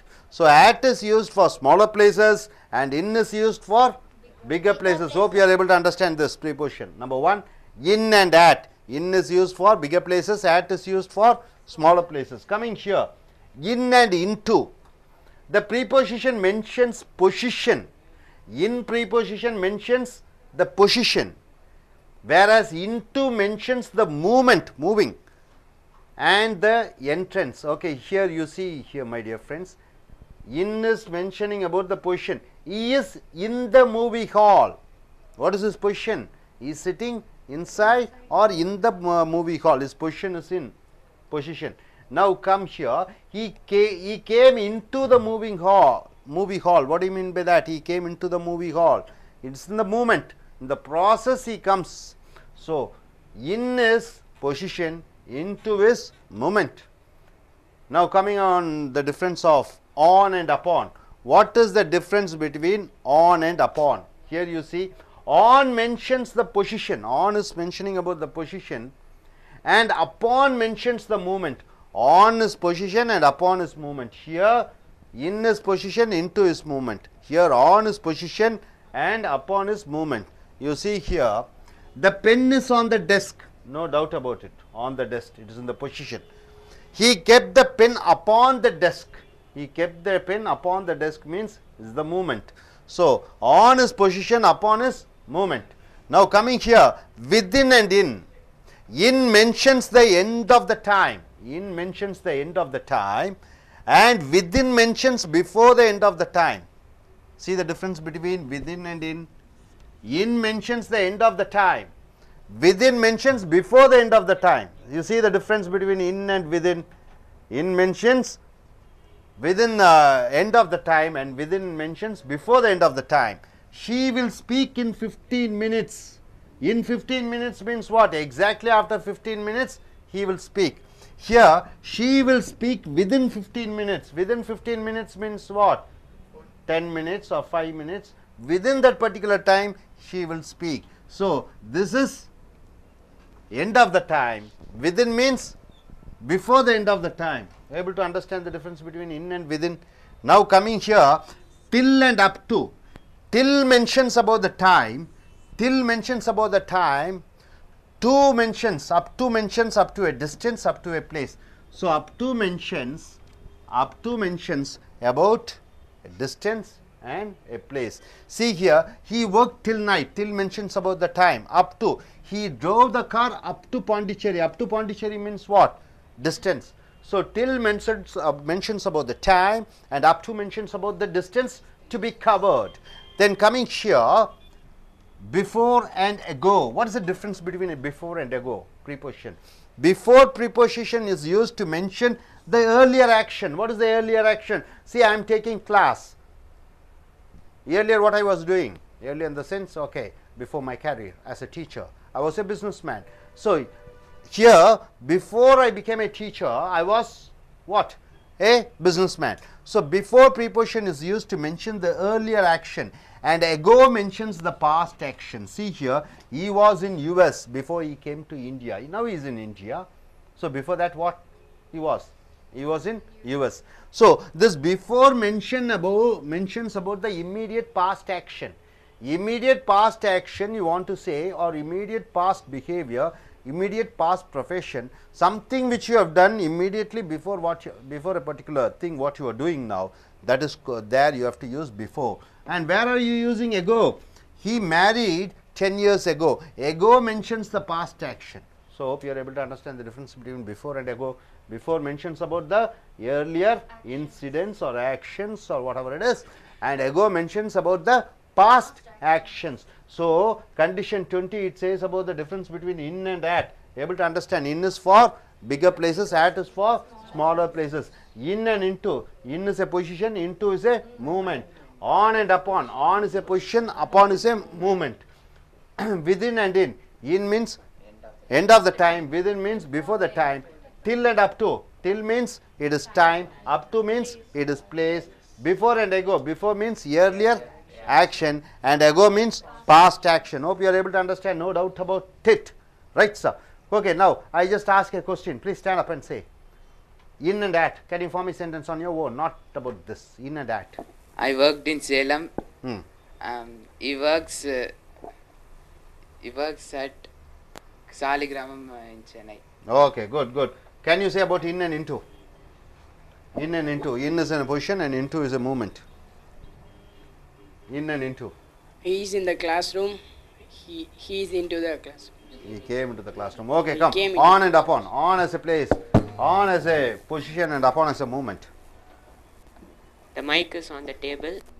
He kept the mic upon the table. Okay, fine. Within and in. Can you say, sir? Within and in. In time and within is before the time. Yeah, she speak in 15 minutes. Okay. And she speak within 15 minutes. Good, sir. Okay, till and up to. Can you say till and up to? I worked till morning, and he drove the car up to Mumbai. Okay, very good. And before and ago. Before and ago. Immediate past action is before, ago is past action. He was in America, came to India. Before came to India, he married 10 years ago. Okay, 10 years ago. Okay, yes, Batmavati, till and up to. Till and up to. I worked till morning. He drove the car up to Pondicherry. Very good, fine, sir. Everybody are thorough with this. நண்பர்களே, உங்கள் நிபந்தனைகள் முன்னடை சொற்கள் 19 பார்த்திருக்கிறீர்கள், 20 பார்க்கிறீங்க. இந்த முன்னடை சொல்லினுடைய வேறுபாடுகளை பார்க்கிறீர்கள். இன்னு at இதனுடைய வேறுபாடுகள் என்ன? இன்னு into இந்த prepositionனுடைய வேறுபாடுகள் என்ன? on upon இதனுடைய இந்த prepositionனுடைய வேறுபாடுகள், within in அதனுடைய வேறுபாடுகள், till up to இதனுடைய வேறுபாடுகள், before ago இதனுடைய வேறுபாடுகள். முதல்ல இதை அறிந்து கொள்ள வேண்டும். இன்னு at இப்போ இடத்துல பார்த்தீங்கன்னா இன்னு வந்து பெரிய இடத்துக்கு சொல்கிறோம், at வந்து சிறிய இடத்துக்கு. இப்போ கோடம்பாக்கம் சென்னைங்கிறோம், கோடம்பாக்கம் சிறிய இடம், சென்னைங்கிறது பெரிய இடம். ஸோ ஐ லிவ் இன் சென்னைனா நான் சென்னையில் வாழ்கிறேன் என்று சொல்கிறோம். நான் சென்னையில் உள்ள கோடம்பாக்கத்தில் வாழ்கிறேன் என்று சொல்லும்போது கோடம்பாக்கம் சின்னதாக போயிடுச்சு, அதனால் at போடுறீங்க. he works at Kodambakkam in Chennai என்று சொல்ல வேண்டும். ஏன்னா சென்னை பெருசு, கோடம்பாக்கம் சிறுசு. இது புரிஞ்சுட்டிங்கன்னு நினைக்கிறேன், எந்த விதமான சந்தேகம் இல்லை. அடுத்தது இன் அண்ட் இன்டு. இன்னு வந்து என்னென்னா பொசிஷன்னா ஒரு இடத்துல வச்சுருக்கோம், அது அப்படியே இருக்குது. இன்டுனா ஒரு அசைவு, ஒரு மூமெண்ட். உதாரணத்துக்கு என்ன சொல்லியிருக்கணும்னா இங்கே பாருங்க, ஈஸ் இந்த மூவி ஹால் என்றால் என்ன? அவன் சினிமா தியேட்டரில் இருக்கிறான். இது ஒரு இடம், இந்த இடத்துல இருந்து அசையில அப்படியே உட்காந்துருக்கான். He came into the movie hall. அப்போ இன்னுனா அங்கே இருக்கிறான் பொசிஷன், இன்டுனா ஒரு அசைவு, அவன் சினிமா தியேட்டருக்குள்ளே நுழைந்தான், அப்போ உள்ளே வந்து கொண்டு இருக்கிறான், வந்தான், அப்போ அசைந்து வந்தான். இது வந்து மூமெண்ட், அசைவு. இன்னுக்கும் இன்ட்டுக்கும் உள்ள வேறுபாடுகள் அறிந்திருப்பீர்கள் என்று நினைக்கிறேன். அதே மாதிரி மூன்றாவது பாருங்க, ஆனுனா அது ஒரு பொசிஷன், பேனா மேலே பெஞ்ச், இது டெஸ்க் மேலே இது இருக்குது, பேனா இருக்கிறது. அப்பான் என்றால் அதுவும் ஒரு அசைவு. உதாரணத்துக்கு இங்கே என்ன பார்த்துருக்கோன்னு பார்த்தீங்கன்னா, மேலே பாருங்கள், the pen is on the desk என்றால் பேனா வந்து அந்த மேஜை மேலே இருக்கிறது. He kept the pen upon the desk, அவன் மேஜை மேலே பேனாவை வைக்கிறான். அப்போ ஒரு அசைவு, கையிலிருந்து அது அப்படியே மூமெண்ட் ஆகி அங்கே போகிறது. அப்போ ஆன் என்றால் ஒரு பொசிஷன், அப்பான் என்றால் ஒரு அசைவு, ஒரு மூமெண்ட். இந்த ப்ரீபொசிஷனுடைய வேறுபாடுகள் அறிந்து கொள்ளுங்கள். அதே போன்று விதின் என்றால் என்ன? அதற்குள், இன்னுனா இல்லு என்ற அர்த்தம். அப்போ இன்னை வைத்து பயன்படுத்தும் போது இதற்குள்ள ரெண்டுக்குள்ள வேறுபாடுகள் என்னென்று பார்த்தீங்கன்னா, இன்னுனா இன் என்றால் என்ன? அந்த நேரம் முடிவடையக்கூடிய நேரத்திலே, ஷீ வில் ஸ்பீக் இன் 15 மினிட்ஸ்னா அவள் 15வது நிமிடத்திலே பேசுவாள் என்ற அர்த்தம். She will speak in 15 minutes. In என்றால் சரியாக அந்த 15வது நிமிடத்திலே அவன் பேசுவாள் என்ற அர்த்தம். She will speak within 15 minutes என்றால் என்ன? அந்த 15 நிமிடத்திற்குள்ள 5 நிமிடத்திலேயோ 10 நிமிடத்திலேயோ 12வது நிமிடத்திலேயோ முடிவடைகிற நேரத்திற்கு முன்னாடி பேசுவாள் என்ற அர்த்தம். ஸோ விதின் என்றால் அதற்குள், இன் என்றால் சரியான அந்த நேரத்திலே. அதே போன்று டில்லு அப் டு என்ன பாருங்க, டில்லுனா நேரத்தை குறிக்கிறது. ஹீ ஒர்க்டு டில் நைட், அவன் இரவு வரைக்கும் உழைத்தான். அதே போன்று அப் டு என்றால் என்ன? தொலைவை குறிக்கிறது. அவன் காரை ஓட்டினான் அப் டு பாண்டிச்சேரி, பாண்டிச்சேரி வரைக்கும் என்று அர்த்தத்திலே வருகிறது. அதே போன்று பிஃபோர், எகோ. பிஃபோர்னா முன்னால், எகோனா கடந்த. இப்போ பிஃபோர் எங்கே யூஸ் பண்ணுறோன்னா, ஒரு காரியத்தை செய்வதற்கு முன்னாடி என்ன காரியத்தை செய்தாயோ அதை பிஃபோர் என்று சொல்கிறாய், இமீடியட்டாக பாஸ்டில். உதாரணத்துக்கு அவன் வந்து அமெரிக்காவிலே இருந்தான் இந்தியா வருவதற்கு முன். அப்போ இப்போ இந்தியாவில் இருக்கான், அதுக்கு முன்னாடி எங்கே இருந்தான்? முன்னாடி, பிஃபோர் என்று போடுகிறாய். ஆனால் எகோ என்றால் கடந்த. ஹீ மேரிட் 10 years ago, 10 ஆண்டு காலத்திற்கு முன்னர். இப்போ இந்த எகோ என்றால் இறந்த காலத்தை குறிக்கிறது, இந்த பிஃபோர் என்றால் இறந்த காலத்தை குறிக்கிறது. ஆனால் உடனடியான பின்னாடி இறந்த காலம் எதுவோ, என்ன நிகழ்ச்சியோ அதை குறிப்பதற்கு இந்த பிஃபோர் அப்புறம் எகோ என்று சொல்கிறோம். Hope you are able to understand. ஆனால் இந்த தமிழில் நீங்கள் தெளிவாக சொல்லிடுங்க பார்க்கலாம் என்னென்ன ஸ்டூடெண்ட்ஸ்க்கு. நிபந்தனை 20 மூலம் என்ன அறிந்து கொண்டேன் என்றால், இன் அண்ட் அட் இது இந்த 2 முன்னிடைச் சொற்களுக்கான டிஃபரன்ஸ் வேறுபாடுகளை அறிந்து கொண்டேன். In and into, on and upon, within and in, till and up to, before and go, ago. இந்த எல்லா முன்னிடைச் சொற்களுக்கான வேறுபாடுகள் தான் நிபந்தனை 20 கொடுத்துருக்காங்க. இப்போ இன் எதுக்கு பயன்படுதுன்னா, பிகர் பிளேசஸ், பெரிய இடங்களை நம்ம குறியிடும்போது நம்ம இன்னை யூஸ் பண்ணணும். அட் எதுக்குன்னா ஸ்மாலர் பிளேசஸ், சின்ன சின்ன இடத்துக்கெல்லாம் வந்து அட் யூஸ் பண்ணணும். இப்போ he works in Chennai, Chennai வந்து ஒரு பெரிய இடம், அதனால நம்ம இன் யூஸ் பண்ணியிருக்கோம். ஹீ ஒர்க்ஸ் அட் கோடம்பாக்கம் இன் சென்னை, அந்த பெரிய இடமான சென்னையில் கோடம்பாக்கம் ஒரு சின்ன இடம், அந்த சின்ன இடத்த நம்ம சொல்லும் போது அட் யூஸ் பண்ணணும். இன் அண்ட் இன் டு, இன் வந்து பொசிஷன், ஒரு இடத்துல இருக்குது அப்படின்றத இன்னு சொல்லணும். இன்டுனா ஜஸ்ட் நவ், அதாவது இப்போ தான் நம்ம உள்ளே நுழைஞ்சிருக்காங்க அந்த மாதிரி சொல்லும் போது இன்ட்டு யூஸ் பண்ணணும். இப்போ he is in the movie hall, அவன் மூவி ஹால்குள்ளே இருக்கிறான், ஆல்ரெடி உள்ளே போயிட்டான்னு அர்த்தம். He came in to the movie hall, அவன் இப்போ தான் நுழைய போகிறான் மூவி ஹால்க்குன்றது அர்த்தம். ஆன் அண்ட் அப்பான், ஆனும் பொசிஷன் நிலைமையை சொல்கிறது தான் ஆன். அப்பான் வந்து மூமெண்ட், அசைவை சொல்லும் போது அப்பான் யூஸ் பண்ணணும். The pen is on the desk, ஒரு பேனா மேஜை மேல் இருக்கிறதுன்னு அர்த்தம். He kept the pen upon the டெஸ்க்னா அவன் அந்த பெண்ணை அந்த மேஜை மேலே வைத்தான் அப்படின்ற அர்த்தம். வித்தின் அண்ட் இன், வித்தின்னா ஒரு காலத்து இந்த டைமுக்குள்ளே முடிக்க முடியும் அப்படின்றது வந்து வித்தின். இன்னுனா அந்த டைமுக்கு, இப்போ வந்து she will speak in 15 minutes, அவள் 15 நிமிடங்களில் பேசுவாள். இப்போ ஷீ வில் ஸ்பீக் வித்தின் 15 minutesனா அந்த 15 நிமிடத்திற்குள் பேசுவாள்னு அர்த்தம். டில் அண்ட் அப் டு, டில்ன்றது வந்து ஒரு டைம் குறிக்கிறது, காலத்தை குறிக்கும் போது நம்ம டில் யூஸ் பண்ணணும். அப் டு எங்கே யூஸ் பண்ணுறோன்னா ஒரு பிளேஸுக்கு. இப்போ ஹீ ஒர்க்டு டில் நைட், அவன் இரவு முழுவதும் வேலை செய்தான், இரவு வரைக்கும் வேலை செய்தான்றது meaning. He drove the car up to Pondicherry, அவன் பாண்டிச்சேரி வரையில் கார் வந்து ஓட்டினான் அப்படின்றது. இப்போ பிஃபோர் அண்ட் அகோ, பிஃபோர் வந்து ஏர்லியர் ஆக்ஷன்ஸ், ஜஸ்ட் நவ் இப்போ தான் நடந்த ஒரு பாஸ்ட் திங்ஸ் நம்ம சொல்லும் போது பிஃபோர் யூஸ் பண்ணணும். அகோன்றது ரொம்ப காலத்துக்கு முன்னாடி நடந்த விஷயங்கள் சொல்லும் போது அகோ யூஸ் பண்ணணும். He was in USA before he came to India, அவன் இந்தியாவுக்கு வர்றதுக்கு முன்னாடி அவன் யூஎஸ்ஏல இருந்தான். ஹீ மேரி 10 years ago, 10 வருடங்களுக்கு முன்பே அவனுக்கு திருமணமாகிவிட்டது. Folks, let us see the preposition conditions. Now we are seeing the condition number 21 with the exercise. With the exercise you are seeing. See here, we shouldn't use the same prepositions for two words or adjectives when they are in need of different prepositions. In a sentence, for two words and two adjectives, we are not supposed to use the same prepositions. For example, you see, she is superior. Superior is an adjective, no doubt about it. Elder is an adjective, no doubt about it. See, superior, elder. Both are in comparative degree, same degree. If you are using two adjectives in a sentence and if you need to use a preposition, it should not be in the same preposition shouldn't be there. See here, she is superior to, superior to, this preposition is there, different preposition, and elder than is a different preposition, her sister. You got it? In a sentence, if two adjectives, two words, two nouns are there and you want to, you are putting a preposition and the preposition should be different, not the same preposition. He is different from and richer than I. Richer than I, than, you see. So here also from and than. Here you are using two different preposition. Different is an adjective or a noun? Anybody?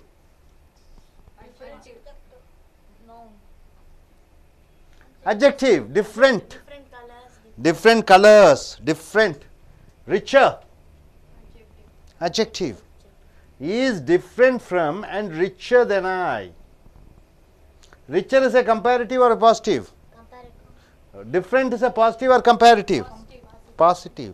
Here in a sentence there is a positive and a comparative. You see the prepositions we are using from and then. Here both the degrees of adjectives are same, but still you are using different prepositions. Now exercise for preposition. Ram has a great liking to movies. Instead of to, you are supposed to use for. Why you are using for is the correct answer. Why you are using for? Ram has a great liking to movies. Instead of two movies, you are using for movies. Why? Anybody? Because after to, present tense verb should come. After to, either present tense verb should come or a noun should come or a pronoun should come. Movies is a noun, but he has a great liking for movies. Why still for movies? The reason for movies. Next, second, they have been studying from afternoon. Why can't, the answer is from is wrong. You are supposed to use since. They have been studying since afternoon. Why you are using since? From the time in the past till the time when you are speaking at the present time, you have to use since. And with all the perfect continuous, you are using since. Number 3, my father differs from my mother with regard to politics. My father differs, you are supposed to use with, not from. Why? With my mother, that is the correct pronunciation. From is used for place. So you are using with. Next, Pondicherry is to the east of Chennai. To is wrong, you are supposed to use in. Why? Because place we have to use in. The direction you are using in the east. Next, 5, they have been ill from stomachache since last week. You have to use with instead of from. Why? From is used for place. Place. Yeah. Now you are using, next you see, the dance program will start from 9 a.m. You are using at. Why? Exact time. So you are using at. They drove the car at about 6 a.m. You are supposed to use only at, not about. Why? Time, particular time. Next, coming here, they returned back to their office. The answer is they returned to their office. Why you are using only to, and back you are not supposed to use. Why? Returned also the same meaning, coming back also coming. So only one is enough. So you are using to their office. They died of hunger. Why do you use from hunger rather than of? Of is a possessive pronoun, and this from, the reason from is the correct answer. Next, I met my father in the way or on the way. On the way is the movement. Fill coffee in the cup or with the cup? With the cup is the correct answer. Next, 12 cricket teams are competing the World Cup cricket. 12 cricket teams are competing for 1 minute. Cut, sir. See number 12. 12 cricket teams are competing the World Cup cricket. You have to use for the World Cup. The reason is for. This is the reason for they are competing. Next, my father spoke something. I cannot understand what he was talking. Why you are using about? What? See, what is a relative pronoun? My father spoke something. This something you are telling as what? And when what comes as a relative pronoun, it should end up with a preposition about. Able to understand? So simple. My father spoke something. Something. That something is something. That is an object. I cannot understand what. What means what? This something. So this becomes a relative pronoun. When relative pronoun comes in between the sentence, it should end up with a preposition. Able to understand? Next, Kamalakasan is famous in acting. No, wrong. You are supposed to use for acting. Why? See, after for only present tense verb plus ing format should come. Two things are there, for and to act or for acting. Able to understand? This for acting, to act. So you cannot use this. So you are using for acting. Next, I worship God daily for my success. So what is the correct answer? I worship to God. To God. So after this word worship, you are supposed to use a preposition. See here, they were climbing on the tree or up the tree? Climbing, up, climbing. So you are going up, up. You are supposed to use up preposition. This room is not safe to travel. What is the correct answer? See, this road is not safe to travel. Why do you use by?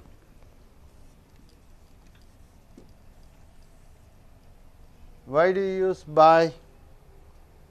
Anybody? By incomplete, sir. Travel by, travel means. Okay, what is safe? Is it an adjective or a verb? Adjective, safe. So what is the verb here? Yes, the road is not safe to travel. It doesn't give a meaning, so you are using by. Okay, next, whom are you talking on cell phone? Whom are you talking? Whom are you talking on cell phone? Is it correct? Whom are you talking to? On cell phone, talking to. Only then it gives a meaning. They are not in fault. They are not. Why you are not supposed to use in? In is used for place and time. Seeing the death, I was moved. I was moved. With tears, wrong. Why do you use 2 tears? Seeing the death, I was moved with tears. With always carries some persons, things. So, with the tears, for the tears you have to use 2. Hope you are able to understand. Okay, now I request Miss Batmavati to stand up and tell me what do you understand by condition 21. From condition 21, we should not use the same preposition for the 2 words or 2 adjectives when they are in need of different prepositions. For example, she is superior to and elder than her sister. He is different from and richer than I. Okay, fine. See, this 20 exercises we have given here. Miss Sunita, what do you understand about this 20 exercises? I understand prepositions. When will you use from, since? Look at the students and say. At and in. For example, Rama has a great liking to movie. To means we cannot use, it is wrong. For movies, for means exact, like for movies means he likes movies, like that. Okay, I come from Andhra, or I come to Andhra, which is correct? I come from Andhra. Why can't you say I come to Andhra? From means I come from, akkad nundi vachanu. According to the context, it changes. Yeah. I come from Andhra, I come to Andhra for earning money. I come from Andhra for to earn money. You can change according to the context. Yes, sir. What do you understand, sir? Look at the camera and see. Yeah. And I understand the preposition condition 21, and the preposition we use 2 words, the different preposition. For example, she is superior to and elder than her sister. He is different from and richer than I. Good, good. So, நண்பர்களே, இப்போ 20 preposition என்று சொல்லக்கூடிய முன்னடை சொற்களை பார்த்திருக்கிறோம். நிபந்தனை. இப்போ condition 21 நிபந்தனை preposition முன்னடை சொல் என்ன சொல்லுகிறது என்றால், ஒரு வாக்கியத்திலே 2 வார்த்தைகள் வரும் பொழுது, அல்லது 2 பெயர் சொற்கள் வரும் பொழுது, அல்லது 2 பெயர் உரிச்சொற்கள் வரும் பொழுது, நீங்கள் விதவிதமான முன்னடை சொற்களை பயன்படுத்த வேண்டும். ஒரே முன்னடை சொல் உபயோகப்படுத்தக்கூடாது. உதாரணத்திற்கு she superior என்றால் என்ன? அவள் என்னை விட பதவியிலே உயர்ந்தவளாக இருக்கிறாள். to and elder than her sister, மேலும் அவள் அவளுடைய தங்கையை விட அல்லது உடன் பிறந்த சகோதரியை விட நல்ல வயதானவளாக இருக்கிறாள் என்று 2 எண்ணம் வருகிறது. இங்கே பாருங்க, superior என்பது ஒரு பெயர் ஒரு சொல், elder என்பது ஒரு பெயர் ஒரு சொல், 2 பெயர் ஒரு சொற்கள் வருகிறது. இந்த 2 பெயர் சொற்களுக்கு பின்னாடி இங்கே 2 போட்டு விடுகிறோம், இங்கே than போட்டு விடுகிறோம். இந்த 2ம் thanம் தான் முன்னடை சொற்கள். ஸோ இந்த ஒரே வாக்கியத்தில் ஒரே மாதிரி இந்த முன்னடை சொற்கள் இருக்கக்கூடாது. விதவிதமான முன்னடை சொற்கள் போட வேண்டும். உதாரணத்துக்கு இங்கே பாருங்கள், இஸ் டிஃப்ரெண்ட், அவன் வித்தியாசமானவனாக இருக்கிறான். ஃப்ராம், யாரிடமிருந்து, அண்ட் ரிச்சர், என்னை விட வசதியானவனாகவும் இருக்கிறான். இங்கே 2 பெயர் ஒரு சொல் இருக்கிறது. டிஃப்ரெண்ட் என்பது பெயர் ஒரு சொல், ரிச்சர் என்பது பெயர் ஒரு சொல். இந்த ரிச்சர்னா பாருங்கள், இது கம்பேரிட்டிவ் டிகிரி, 2 பேர்த்தை ஒப்பிட்டு பார்க்கும் பொழுது ரிச்சர் என்று சொல்கிறீர்கள். டிஃப்ரெண்ட் என்பது ஒரே நிலையில் இருக்கக்கூடிய பாசிட்டிவ் டிகிரி. இங்கேயும் பார்த்தீங்கன்னா 2 ப்ரிப்போசிஷன் யூஸ் பண்ணுறோம், ஃப்ராம் யூஸ் பண்ணுகிறோம், தேன் யூஸ் பண்ணுகிறோம். அப்போ ஒரே வாக்கியத்திலே 2 பெயர் ஒரு சொற்கள் வரும் பொழுது அல்லது 2 பெயர் சொற்கள் வரும் பொழுது ஒரே மாதிரியான முன்னடை சொற்கள் பயன்படுத்தக்கூடாது. டூனா டூன்னு சொல்லி போடக்கூடாது, இன்னுனா 2க்கு இன்னுன்னு போடக்கூடாது, ஆணுனா 2 பக்கம் ஆணுன்னு போடக்கூடாது. மாற்றி மாற்றி முன்னடை சொற்கள் மாற்ற வேண்டும். அடுத்ததாக பாருங்க, ஏனென்றால் இங்கே பார்த்தீங்கன்னா இப்போ 2 பெயர் சொற்கள் வருகிறது, 2 பெயர் சொற்கள், ஆனால் அது ஒரே ஒரு முன்னடை சொல் தான் எடுக்கும். ஏதோ ஒரு உதாரணம் சொல்லுங்க. See, he speaks ன்னு சொல்றோம். he speaks அவன் பேசுகிறான். என்ன? he speaks in Hindi and he speaks in Hindi and Tamil. so இந்த in என்பது இரண்டு பெயர் சொற்களை சேர்த்துக் கொள்கிறது. ஆனால் நீங்க மறுபடியும் இன்னும் போடுவதில்லை, தேவையில்லை. ஆனால் இங்கே ரெண்டு பெயருரி சொற்கள் அல்லது ரெண்டு பெயருரி சொற்கள் அல்லது பெயர் சொற்கள் இருக்கும்போது விதவிதமான என்ன யூஸ் பண்ணுறீங்க, முன்னடை சொற்களை யூஸ் பண்ணுறீங்க. இங்கே ஒரே முன்னடை சொல்லை வச்சுட்டு நிறைய பெயர் சொற்களை சேர்த்து கொண்டே போகலாம். இவ்வளோ தான் இதில் விஷயம். கண்டிஷன் 21. கண்டிஷன் இந்த இதில் பயிற்சிகள் பாருங்க. Ram has a great liking to movies. அந்த டூ போடக்கூடாது, ஃபார் தான் போட வேண்டும். ராமாவிற்கு சினிமா பார்ப்பதற்கு அதிக ஆர்வம் இருக்கிறது. டூ மூவிஸ்னு போடக்கூடாது. என்ன போடுவீங்க? ஃபார் மூவிஸ் தான் போட வேண்டும். தே have been studying from afternoon. From போடக்கூடாது, சின்ஸ் என்று சொல்லக்கூடணும். ஏன்னா மதியம் வரைக்கும் என்று சொல்லும் பொழுது இறந்த காலத்திலிருந்து இது வரைக்கும் வரும்பொழுது நீங்கள் என்ன யூஸ் பண்ணுறீங்க? சின்ஸ் தான் சொல்லணும். இப்போ நான் காலையிலேருந்து சாயந்தரம் வரைக்கும் படித்து கொண்டே இருக்கிறேன் என்று சொல்லும்போது I been studying since morning என்று சொல்ல வேண்டும். இப்போ வரைக்கும். அப்போ இப்போ வரைக்கும் ஒன்று நடந்து கொண்டு இருக்கிறது என்று சொல்லும் பொழுது சின்ஸ்ன்னு சொல்லணும். ஃப்ராம்னு போட்டுட்டா டில் வர வேண்டும். அதனால் நீங்கள் ஃப்ராம் போட்டுட்டா என்ன வரணும்? பின்னாடி டில் வரணும். ஃப்ராம் ஆஃப்டர்நூன் டில் அப்படி வரணும். இங்கே சின்ஸ் தான் போட வேண்டும். அடுத்ததாக 3, my father differs from my mother with regard to politics. எங்கள் அப்பா எங்கள் அம்மாவுடன் வேறுபட்டு இருக்கிறார். எதில்? அரசியலிலே. இங்கே ஃப்ராமுக்கு பதிலாக வித்து போட வேண்டும். வித் மை மதர் என்று போட வேண்டும். அடுத்ததாக Pondicherry is to the east of Chennai. Pondicherry என்பது ஊர் சென்னையிலிருந்து கிழக்கே இருக்கிறது.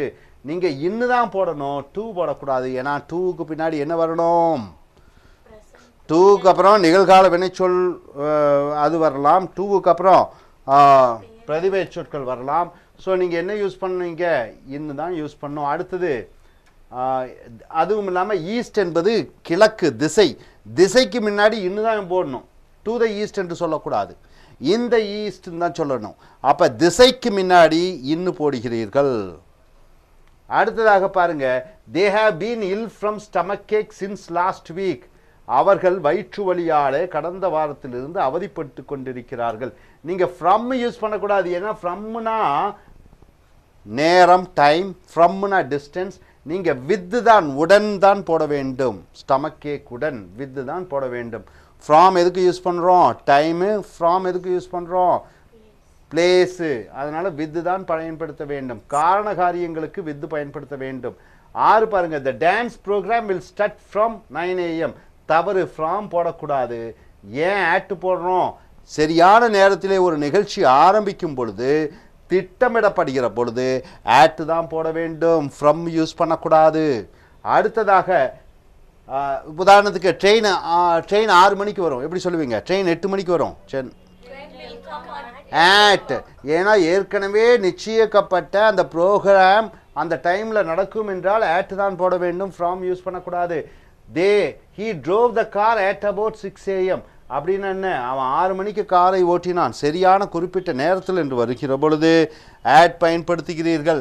அடுத்ததாக 8வது பாருங்க, they returned back to their office. ஏன் பேக்குக்கு பதிலாக டூ போடுகிறீர்கள்? எஸ் மிஸ் அருணா சொல்லுங்க பார்க்கலாம். they returnக்கு பதில் ரிட்டர்ன் பேக்குக்கு பதிலாக ஏன் டூ போடுறீங்க? பேக் போடக்கூடாது. ரிட்டர்ன்டும் பேக்கும் ஒரே மீனிங் சார். ரிட்டர்ன்டும் பேக்கும் ஒரே மீனிங். அதனால ஏன் 2 மீனிங் போடுறீங்க? 1 போட்டால் போதும். ரிட்டர்னாலே திரும்பி வருவது, பேக்னா பின்னாடி. அதனால 1 2 போட்டால் போதும். 9வது, தே டைடு ஆஃப் அங்கருக்கு பதிலாக தே டைடு ஃப்ரம் அங்கர். ஆஃபுக்கு பதிலாக ஏன் ஃப்ரம் யூஸ் பண்ணுறீங்க மிஸ் பத்மாவதி? சொல்லுங்க. ஆஃபுக்கு பதிலாக ஏன் ஃப்ரம் யூஸ் பண்ணணும்? ஆஃப் வந்து காரண காரியங்கள், ஆஃப் வந்து சொந்தம் கொண்டாடக்கூடிய. ஸோ இந்த ஃப்ரம் தான் யூஸ் பண்ணும். ஐ மெட் மை ஃபாதர் இன் த வே. ஏன் இந்த வேன்னு போடக்கூடாது, ஆன் த வேன்னு போடணும்? மூமெண்ட், ஆன் த வே, அந்த பாதையிலே, ஆன் அந்த பாதைக்கு மேலே, ஆன். இன்னுங்கிறது மூமெண்ட் எப்பவும் அப்பான்னு சொல்லலாம், இன்னும் வரக்கூடாது. இன்னுனா பெரிய ஊர்லேருந்து Kodambakkam in Chennai. Chennai Kodambakkam is in Chennai. இன்னும் வந்து பெரிய இடத்துக்கு யூஸ் பண்ணுறோம். ஆன் தான் போட வேண்டும். ஆன் என்றால் அதன் மேலே. fill coffee in the cup with the cup. ஏன் இன்னுக்கு பதிலா with போடுறோம்? In the cup. In the cup க்கு பதிலா ஏன் with the cup? Fill coffee with the cup அப்படின்னு சொல்றோம். ஓகே. அடுத்ததாக 12 cricket teams are competing the World Cup cricket. அப்ப 12 எப்பொழுதுமே 12 டீமுக்கு தான் உலக கிரிக்கெட் போட்டிக்கு சண்டையிடும். அப்ப இந்த கம்பீட்டிங்க்கு அப்புறம் ஃபார் யூஸ் பண்ணோம். இதுதான் கரெக்டான ஆன்சர். ஏன் கம்பீட்டிங்க்கு அப்புறம் ஃபார் யூஸ் பண்றோம்? கம்பீட்டிங் ஃபார் ஃபார் என்றால் காக. எதற்காக? காக என்ற ஒரு முன்னடை சொல் இந்த உலக கோப்பைக்காக. அப்புறம் இந்த ஃபார் தான் கரெக்டான மீனிங் கொடுக்கும். 13 பாருங்க. My father spoke. எங்க அப்பா பேசினார். சம்திங் ஏதோ ஒன்று. I cannot understand what he was talking. எங்க அப்பா ஏதோ பேசிட்டு இருந்தாரு, எனக்கு புரியல. அவர் என்ன பேசினார்? வாட்டுங்கிறது என்ன? வாக்கியத்துக்கு நடுவில் என்ன என்று வந்து விட்டால் அதன் முடிவுரை எப்பொழுதுமே ஒரு ப்ரீபோசிஷன் இருக்க வேண்டும், முன்னடை சொல். இங்க பாருங்கம்மா, எங்க அப்பா பேசினார் ஏதோ ஒன்று. ஏதோ ஒன்று தான் இந்த சம்திங். ஏதோ ஒன்று. ஏதோ ஒன்று. I cannot understand what he was talking. அங்க வாட்டுங்கிறது தான் இந்த ஏதோ ஒன்று. அப்ப இந்த ஏதோ ஒன்றை வாட் என்று வாக்கியத்துக்கு நடுவில் கொண்டு வந்துட்டீங்கன்னா அதனுடைய முடிவுரை எப்பொழுதுமே முடிவான வார்த்தை கண்டிப்பாக ஒரு ப்ரீபோசிஷன் முன்னடை சொல் இருக்க வேண்டும். வாட் ஹி வாஸ் டாக்கிங் அதோடு நிறுத்திடக்கூடாது. அபவுட் பற்றி என்று போட வேண்டும். அடுத்ததாக Kamal Haasan is famous in acting. இன்னுக்கு பதிலாக ஃபார் ஆக்டிங் போடணும். ஏன் ஃபார் ஆக்டிங் போடுறீங்க? ஃபாருக்கு அப்புறம் தான் வெர்ப் ப்ளஸ் ஐஎன்ஜி ஃபார்மேட் வரும். டூக்கு அப்புறம் ப்ரெசன்ட் டென்ஸ் வெர்ப் தான் வரும். இங்கே பாருங்க, ஃபார் ஆக்டிங் தான் வரணும். நீங்கள் இன் ஆக்டிங்னு வரக்கூடாது, டூ ஆக்ட்னு வரணும். ஒன்று ஃபார் ஆக்டிங் வரலாம் அல்லது டூ ஆக்ட் வரலாம். டூ ஆக்டிங்னு வரக்கூடாது. அதனால் நீங்கள் இங்கே ஃபார் ஆக்டிங் தான் போடுகிறீர்கள். I worship god daily for my success. ஆண்டவன் நான் தினமும் பிரார்த்தனை செய்கிறேன். எதற்கு? என்னுடைய வெற்றிக்கு. அப்போ டூ காட் என்று போட்டால் தான் அதுக்கு ஒரு மீனிங் கொடுக்கும். வர்ஷிப்புக்கு அப்புறம் டூ போட வேண்டும். அடுத்தது தே வேர் கிளைம்பிங் ஆன் த ட்ரீ. அவர்கள் மரத்தில் மேலே ஏறிக்கொண்டிருக்கிறார்கள். மரத்தில் ஏறிக்கொண்டிருக்கிறார்கள். ஆன். ஆனுக்கு மேலே ஏன்னா மூமெண்ட்டில் இருக்குது. அப்பு மேலே போட்டுருணும். அப்பு போட்டுருணும். 17 this road is not safe to travel. இதுக்கு வந்து is not a this road is not safe to travel by பின்னாடி போடணும். அடுத்ததாக இங்க பாருங்க, whom are you talking on cell phone? whom are you talking to? whom are you talking to னு வர வேண்டும். அடுத்து they are not in fault. at fault தான் வரணும். இன்னும் வந்து இடத்துக்கு தான் வரணும். Seeing the death I was moved to tears. with tears னு இருக்கக்கூடாது, to tears னு போட வேண்டும். hope you are able to understand. Okay, திரு அருணா அவர்கள் தமிழிலே ஸ்டூடெண்ட்ஸ் சொல்லுங்க பார்க்கலாம், என்ன புரிஞ்சுட்டீங்க ஆடியன்ஸ் சைடில்? நிபந்தனை 21 என்ன சொல்றதுன்னா, இப்போ ஒரு வாக்கியத்தில் 2 உரிச்சொல் வரும்பொழுது ஒரே விதமான முன்னிடை சொற்களை பயன்படுத்தக்கூடாது. 2 பெயர் உரிச்சொற்கள் அல்லது பெயர் சொற்கள். 2 பெயர் உரிச்சொற்கள் அல்லது பெயர் சொற்கள் வரும்பொழுது 2 ஒரே விதமான 2 முன்னிடை சொற்களை பயன்படுத்தக்கூடாது. எடுத்துக்காட்டு வேறு விதமான முன்னிடை சொற்கள் தான் பயன்படுத்த வேண்டும்.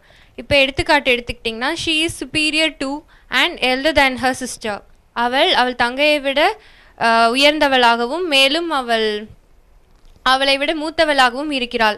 ஸோ இந்த இடத்துல டூ அண்ட் தென் வேறு ப்ரிப்போசிஷன்ஸ் யூஸ் பண்ணியிருக்கோம். அதே மாதிரி தான் ரெண்டாவது எடுத்துக்காட்டும், he is different from and richer than I.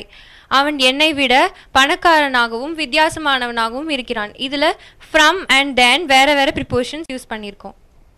Good good. Dear folks, so far we have seen various conditions. What are the conditions we have seen?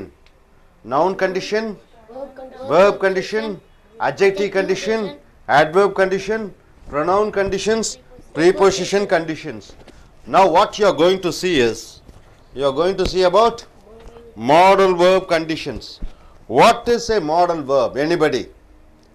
Can, may, shall, will, may. All these verbs are called what?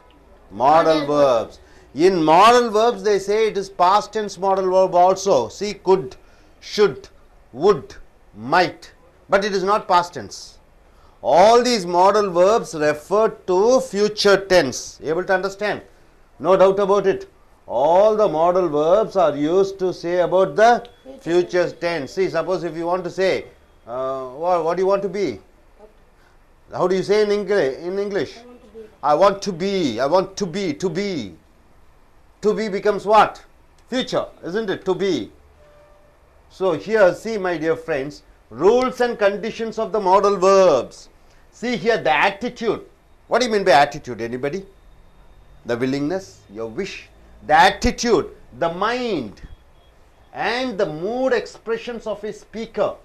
What is the mood expressions of a speaker? Sometimes you are very angry, sometimes you are very ambitious, sometimes you are very sad. So during the time of, the mood expressions of a speaker can be seen through some verbs which are called modal verbs. Able to understand? Which are called modal verbs. The modal verbs are what? Number 1, say everybody together. May. Number 2? Might. Number 3? Can. Number 4? Could. Number 5? Should. Number 6? Would. Number 7? Must. Number 8? Need. Number 9? Have to. Have to. Number 10? Have to. Number 11? Have to. Number 12? Was to. Number 13? How to. Number 14? Dare. Dare. Able to understand? So, may means what? 50% chances. How many percent chances? 50%. He may get sent term. Might. This is also same thing. He might get sent term. Not much difference. What is the meaning of can? Possibility. May is what? Possibility. Might is possibility. Can is possibility. Could is possibility. Should is necessity. Necessity. I should wear my uniform. Would means probability. Must means compulsory. Need means necessity. Have to means compulsion. Had to compulsion. I am to. It is also a compulsion. Was to necessary. Ought to obligation. What do you mean by obligation? Taking care of parents, helping poor people. Dare. That is also shows your ability. So these modal verbs expresses what is that? Number 1? Ability. Number 2? Wish. Possibility. Number 3? Promise. I will come there. Then permission. Can you give me? May I come inside the room, sir? Then what? Intention. Then requesting. You are asking something from somebody. Then necessity. Then compulsion. You are forcing somebody to do something. Then stopping them to do something. Then wish. You wish to be a collector. You wish to be a doctor. Then advice. You may. You should. Then obligation. What is that example? Ought to. You ought to help the old age people. Then duty. You must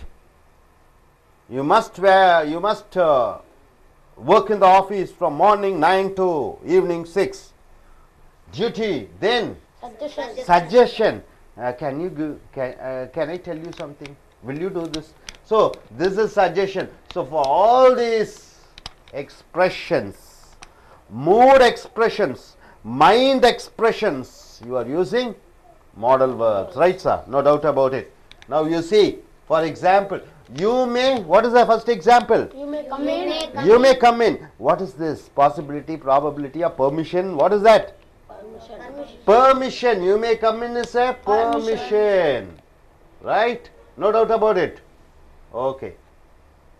He might go tomorrow. What is that? He might go tomorrow. He might go tomorrow. Possibility, isn't it? Possibility. Okay, possibility. Then next one. She can buy an house. She can buy an house. Ability. Ability. Ability. Okay. She could buy an house. That also ability. Okay, ability. They should wear their uniform. Fifth one. What is this? Compulsion. They should wear their uniform. Compulsion. Compulsion. Compulsion. Okay. Number 6. Would you listen me? Request. Would you listen me? Request. Request. Number 7. We must be careful. What is this? We must be careful. What you can say? Suggestion. We. So it is comes as suggestion. Suggestion. Suggestion means giving you idea. Then number 8. I need not pay the fees, or need we go there? What is this? I need not pay the fees. I need not pay the fees. Permission or request or necessity? Wish. Wish. Wish, I wish. Number 9. We have to pay the taxes. We have to pay the taxes. Compulsion. We have to pay the taxes. Compulsion. Compulsion. Compulsion. Next, 10th. We had to go to Delhi last week, or I had to do exercise daily. So what is this? Necessity. Necessity or compulsion. You can say anything. So necessity or compulsion. Necessity. Next, what is that? I am to go. I am to go. I am to go. Huh? Intention. Intention means what? Your wish. In I am to go. Intention. Intention. Then he was to drive. He was to drive. What is this? Intention. Necessity. Necessity. Necessity. Next, 13. I ought to take care of my parents. Obligation. Obligation. Social duty is called obligation. Obligation. Obligation is social duty. Now you are able to understand 1 to 13. No doubt about it. Any doubt? No doubt. Coming here, the modal verbs are used in various ways. The condition 1. What is the first word we are taking? We are taking the first modal verb, must. The modal verb must means what? Number 1, Order. an order by the Speaker. Speaker is ordering. So you are using the word must. Number 2, a strong willpower. I must win the elections. I must get a center. I must buy a house. So it is willpower. Third, High possibility. high possibility of an action. Chennai Super Kings is playing well. They will win the trophy. Right? Possibility. Then necessity. What is the name for necessity? How do you form a sentence for necessity, sir? He was to drive. To join in a software company, we must have a BE degree in software, right? We must know Java. அடுத்தது, the reduction from the another cause. What is that? This boy writes English well. He must be a what? Intelligent student, right? Okay. Next, the modal perfect must have. The word must have means This is used for the past action and the non-performance of the past action. What do you mean by that, sir? See, I am a teacher. I am telling I must have been a software engineer. What do you mean by that? Which is not true in the past. When I am telling, then you are using this must have. You got it, sir? No doubt about it. See, must as an order by the speaker. What is it given here? Say everybody together. You must go. You must go. It is an order, right, sir? Number 2, they must study. Okay, number 2, must as a strong willpower. What is it given? We must pass the examination. Okay, strong willpower. I must buy a car. I must buy a car. Okay, must as a high possibility. Third, He plays cricket well.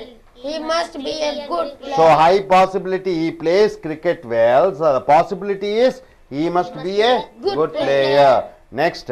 He dances nicely. He must be a classical dancer. So that fellow dances well. So the possibility is he must be a classical dancer. Okay, must as the necessity. What is it given here? They must speak in English. So necessity, it is must for everybody to speak in English in a what? In a MNC company. So necessity. Next, what it is given? I must pay the taxes. It is necessity. I must pay the taxes. Next, what is it given? Must as the reduction from another cause. What is it given here? Number 1.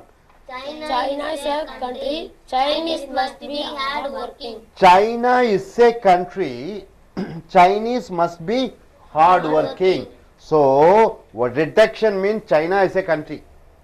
From the rich country, you can say China is a rich country. From this reduction, why? Because Chinese are hard working, right? It is reduced and it is reducing itself to find out what is the reason. Next, what is it given here? She speaks well. She must be graduate. She speaks well. Reduction is she must be graduate. Able to understand? Next, must as modal perfect. Past action which is not performed. See, 5 years back something has not happened. Then you are thinking it must have happened. Then you are saying, what is it given here? I must have gone to USA. Did I go? No. When I have not gone and I am telling I must have gone. So this action is not performed. So this action is not non-performance, right? Non-performance. This action has not happened. When the action is not happened, you are using I must have, I should have, I could have, I might have, right? Okay, next, what is the second is given? So what is the reality? He did not study. We must have studied means we have studied something else. MA Literature, MBA. So we are regretting and saying we must have studied BE Computer Science. So this is also non-performance. It does not happen, right? It does not happen, right, sir? No doubt about it. So my dear friends, to summarize, all these modal verbs, can, may, shall, will, would, should, could, might, must, all these expresses what? Future action. Number 1, main thing, future, right? No doubt about it. Second thing, what it expresses? It expresses about your mental moods, like what? Your ability, possibility, promise, permission, intention, request, necessity, compulsion, prohibition, wish, advice, obligation, duty and suggestion. So it reflects all these mood swings, right? According to what you have to do. Then we have seen must. It is used in 6 places. Must is used number 1 in order. Number 2, Strong willpower. strong willpower. Number 3, number 4, Necessity. number 5, From another number 6. model perfect past. That's all. Able to understand? No doubt. So I request Miss Bakmavati, please stand up and could you summarize what do you understand? The modal verbs which tells our attitude, mind and mood expressions of a speaker. For example, you may come in, he might go tomorrow. This and all represents one's ability, possibility, promise, permission, intentions, request, necessity, compulsion, prohibition, wish, advice, obligation, duty, suggestions. Then the modal verb must. Must means an order by the speaker, a strong willpower, high possibility, necessity, reduction from the another cause. The modal perfect must have means that is used for the past actions and the non-performance of the past actions. Okay, good. So you are able to understand. நண்பர்களே, இப்பொழுது பார்த்தீங்கன்னா model verb என்று சொல்லக்கூடிய model வினைச்சொற்கள் என்றால் என்ன என்று பார்க்கும் பொழுது இந்த can, May, good, should, would எல்லாம் சொல்கிறோம். இதெல்லாம் மாடல் வினைச்சொற்கள். இதையெல்லாம் எதிர்கால சம்பந்தப்பட்டது. ரைட்டுங்களா? ஓகே, இங்கே பார்த்தீங்கன்னா ஆட்டிடியூட் என்றால் என்ன? ஒருவருடைய எண்ணம். மைண்ட் என்றால் என்ன? அவர்களுடைய மனது. மூட் எக்ஸ்பிரஷன்ஸ் என்றால் என்ன? அவர்களுடைய மனநிலை எப்படி மாறிக்கொண்டிருக்கிறது. ஆஃப் ஏ ஸ்பீக்கர் என்றால் என்ன? பேசக்கூடியவர். அது இந்த வினைச்சொற்கள் மூலம் கண்டுபிடிக்கப்படும். எந்த வினைச்சொற்கள்? மாடல் வினைச்சொற்கள் மூலமாக நாம் கண்டுபிடித்து கொள்ளலாம். ஓகே, இந்த மாடல் வினைச்சொற்களினுடைய முக்கியத்துவத்தை பார்க்கிறீர்கள். அடுத்து மாடல் வினைச்சொற்கள் எவை எவை சொல்லுங்க பார்க்கலாம். நம்பர் 1 மேனா என்ன சொல்லுங்க பார்க்கலாம். லாம், வரலாம், போலாம். மைட்டு, அதுவும் லாம், அது அதனுடைய இறந்த காலம் என்று சொல்கிறோம். ஆனாலும் அதுவும் எதிர்காலம் தான். கேன் என்றால் என்ன? முடியும். குட் என்றால் என்ன? முடிந்த, முடியக்கூடிய, முடிந்தது என்று சொல்லலாம். ஷுட் என்றால் என்ன? வேண்டும். வுட் என்றால் என்ன? முடியும். மஸ்ட் என்றால் என்ன? கண்டிப்பாக. நீட் என்றால் என்ன? தேவை. ஹேவ் டு என்றால் என்ன? ஒரு சட்டத்தை பின்பற்ற வேண்டியது, வேண்டும், ஒன்றை செய்ய வேண்டும். ஹேட் டுனா என்ன? செய்ய வேண்டியதாக இருந்தது, இறந்த காலத்திலே ஒன்று செய்ய வேண்டியதாக இருந்தது. ஆம் டு என்றால் என்ன? இருக்க வேண்டும். வாஸ் டுனா என்ன? இருக்க வேண்டியதாக இருந்தது. ought to என்றால் என்ன? சமுதாய பொறுப்பை பார்க்க வேண்டும், பெற்றோர்களை பார்க்க வேண்டும் என்று சொல்லும் பொழுது, ஒரு சமுதாய கடமையை செய்யும் பொழுது ought to பயன்படுத்த வேண்டும். dare என்றால் என்ன? என்ன தைரியம். இந்த மாடல் verb எதையெல்லாம் வெளிப்படுத்துகிறது? நம்பர் 1 எபிலிட்டி என்றால் என்ன? உன்னுடைய திறமை, ஐ கேன். அடுத்தது என்ன? பாசிபிலிட்டி என்றால் என்ன? அதிக நடக்கக்கூடிய அதிக வாய்ப்புகள் இருக்கிறது. பாசிபிலிட்டி எது சொல்லுங்க? பாசிபிலிட்டி சொல்லுங்க பார்க்கலாம். ஏதாவது ஒண்ணு. he can, possibility. ப்ராபபிலிட்டினா மே, ப்ராபபிலிட்டினா 50-50. பாசிபிள்னா 75% நடக்கக்கூடிய வாய்ப்பு. அடுத்தது ப்ராமிஸ், சத்தியம். ஏதாவது சத்தியத்தை வச்சு சத்தியத்துக்கு எது யூஸ் பண்ணுவீங்க? will, I will. என்ன? I will tomorrow. பெர்மிஷனுக்கு என்ன யூஸ் பண்ணுவீங்க? Model verb. Permission. you may, you can. Intention, எண்ணம். இன்டென்ஷனுக்கு என்ன சொல்லுவீங்க? எண்ணம். உனக்கு ஒரு எண்ணம் இருக்கிறது. என்ன இருக்கிறது? I am to, I was to, I should. ரிக்வெஸ்ட்டுக்கு என்ன சொல்லுவீங்க? ஒரு மேனேஜர் போய் பார்க்கணும்னா என்ன சொல்லுவீங்க? Can I meet the manager? இல்ல, could I meet the manager. அடுத்தது நெசசிட்டிக்கு மஸ்ட். நெசசிட்டி கண்டிப்பா தேவை, மஸ்ட். Compulsion must. ப்ரோஹிபிஷன் என்னது? ப்ரோஹிபிஷனுக்கு நாட், எல்லாம் நாட் போட்டுக்குங்க. விஷ், விரும்புவதற்கு என்ன சொல்லுவீங்க? Want to. Advice must, you must, you should. obligation, கடமை, சமுதாய கடமை, ought to. duty, டியூட்டிக்கு என்ன சொல்லுவீங்க? should பயன்படுத்த வேண்டும். சஜஷனுக்கு உங்களுடைய அறிவுரைகளை கூறும் பொழுது என்ன சொல்லுவீங்க? you may, you shall. முதல் வாக்கியம் என்ன கொடுத்திருக்கோம்? you may come in, நீ வரலாம். இது என்ன சொல்லுவீங்க? பர்மிஷன், அனுமதி.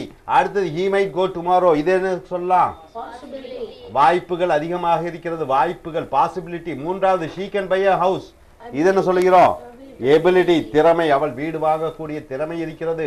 she could buy an house, அதுவும் ability. 5 they should wear their uniform. இது என்ன sir? கட்டாயப்படுத்துதல், compulsion. 6 would you listen me, இது என்ன சொல்லுது?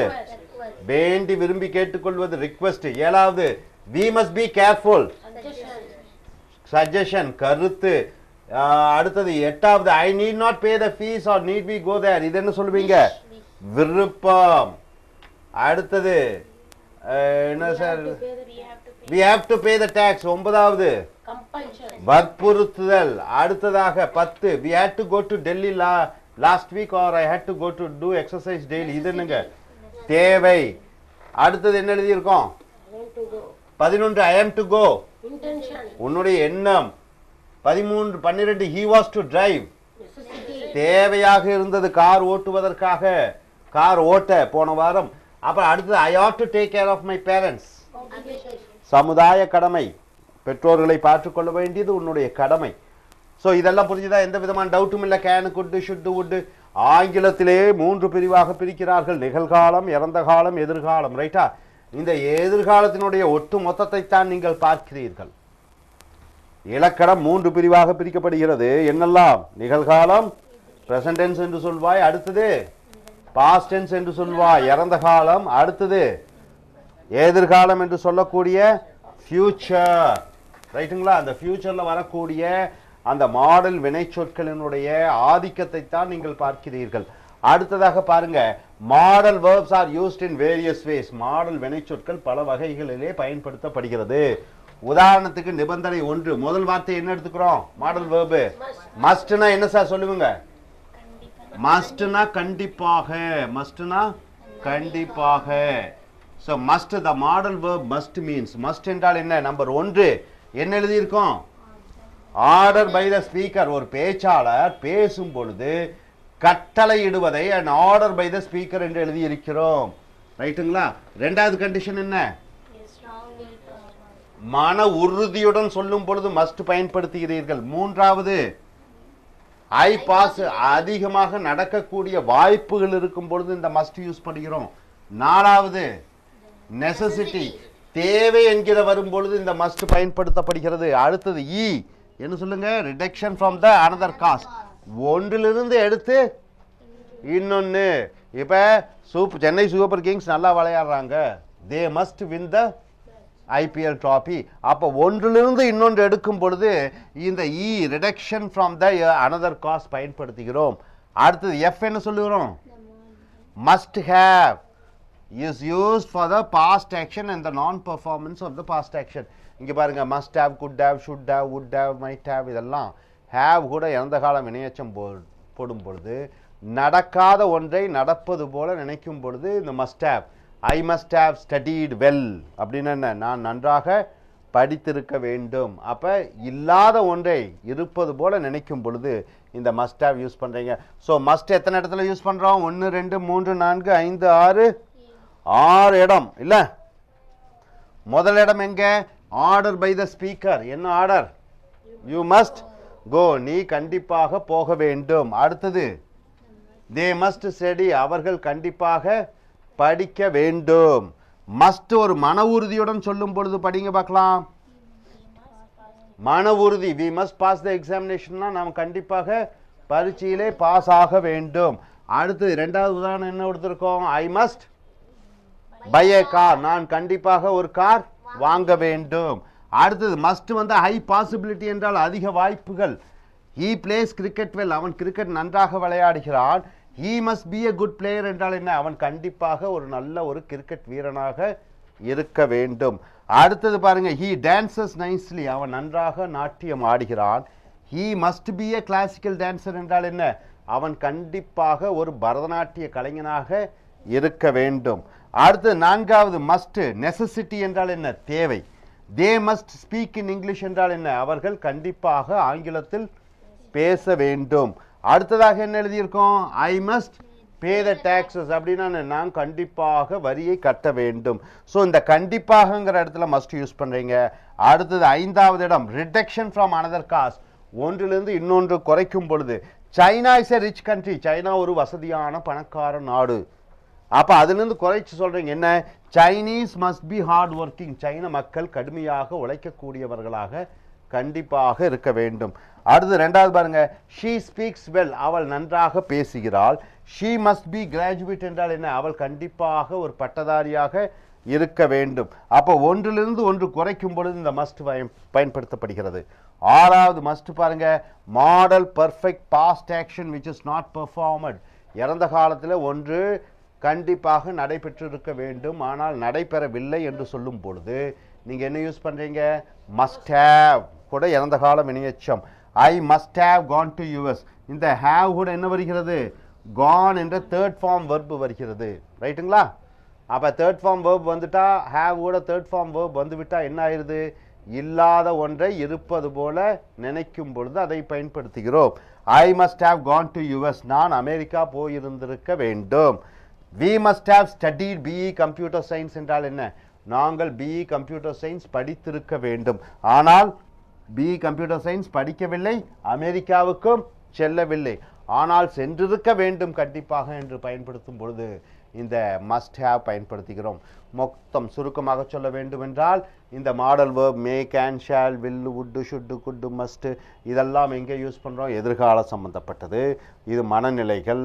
அப்போ இந்த பல சூழ்நிலைகள் என்னெல்லாம் எபிலிட்டி, திறமை, பாசிபிலிட்டி, ப்ராமிஸ், பெர்மிஷன், இந்த மாதிரி சத்தியம் செய்து கொள்ளும் போது, இன்டென்ஷன், எண்ணம், ரிக்வஸ்ட்டுக்கு வேண்டி விரும்பி கேட்கும் பொழுது, சமுதாய கடமையை ஆற்றும் பொழுது இந்த மாதிரி இந்த மாடல் வெர்புகளை பயன்படுத்துகிறோம். அதே போல் மஸ்ட்டுன்னு பார்த்தீங்கன்னா மஸ்ட் வந்து 6 இடத்துல பயன்படுத்துகிறோம். ஒன்று வந்து ஒரு ஆர்டர், பேச்சாளர் ஆர்டர் பண்ணும்போது, ரெண்டாவது மன உறுதியுடன் சொல்லும் பொழுது, மூன்றாவது அதிக வாய்ப்புகள் இருக்கும்போது, நான்காவது தேவை என்று வரும்பொழுது, ஐந்தாவது ஒன்றிலிருந்து ஒன்று குறைக்கும் பொழுது, ஆறாவது இறந்த காலத்தில் இல்லாத ஒன்று நடக்கும் பொழுது நம்ம பயன்படுத்துகிறோம். Able to understand everybody? No doubt? Okay. Now இந்த மேலே இருக்கிறது என்ன புரிஞ்சுக்கிட்டீங்க? தமிழில் சொல்லுங்கள். மேடம் காயத்ரி, நீங்கள் எஞ்சி சொல்லுங்கள் தமிழில்.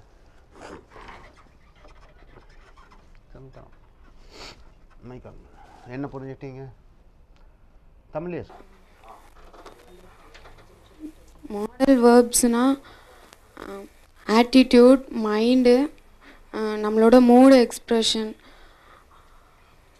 அதுக்கு யூஸ் பண்ணுற மாடல் வேர்ப்ஸ் வந்து may, might, can, could, should, would, must, need, have to, had to, am to, was to, ought to, dare. அதெல்லாம் எதுக்காக யூஸ் பண்ணுறோன்னா expression, ability, possibility, promise, permission, இதுக்காகலாம் யூஸ் பண்ணிகிட்ருக்கோம்.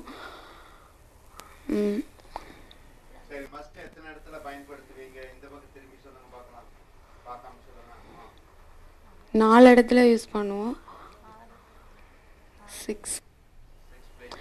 6 ஆர்டர் பண்ணும்போது strong will power, high possibility of an action, necessity, reduction from the other cause, model perfect, must have, mean.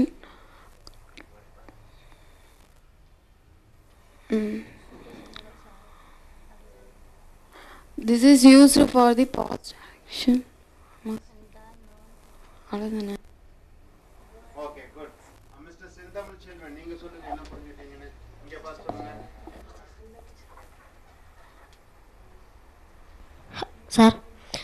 இப்போ இந்த rules of conditions of the modal verbs, இந்த modal வினைச்சொற்கள் வந்து த altitude மூளை, த mind மனது, அந்த மூடு எக்ஸ்பிரஷன் ஆஃப் த ஸ்பீக்கர்னா மனநிலையை பொறுத்து பேசுகிறது. அதில் வந்து can be seen for the some words are called model verbs. அதெல்லாம் பார்க்கறது தான் நம்ம இப்போ வந்து மாடல் வினைச்சொற்கள். இது வந்து இந்த மாடல் வெர்ப்ஸ் ஆர் இந்த மாடல் வெர்ப்ஸில் என்னென்னா may, might, can, could, should, would, may, need, have, to, had, have to, had to, am to, was to, ought to, dare, etc. இதெல்லாம் சார் இந்த மாடல் வினைச்சொற்கள்.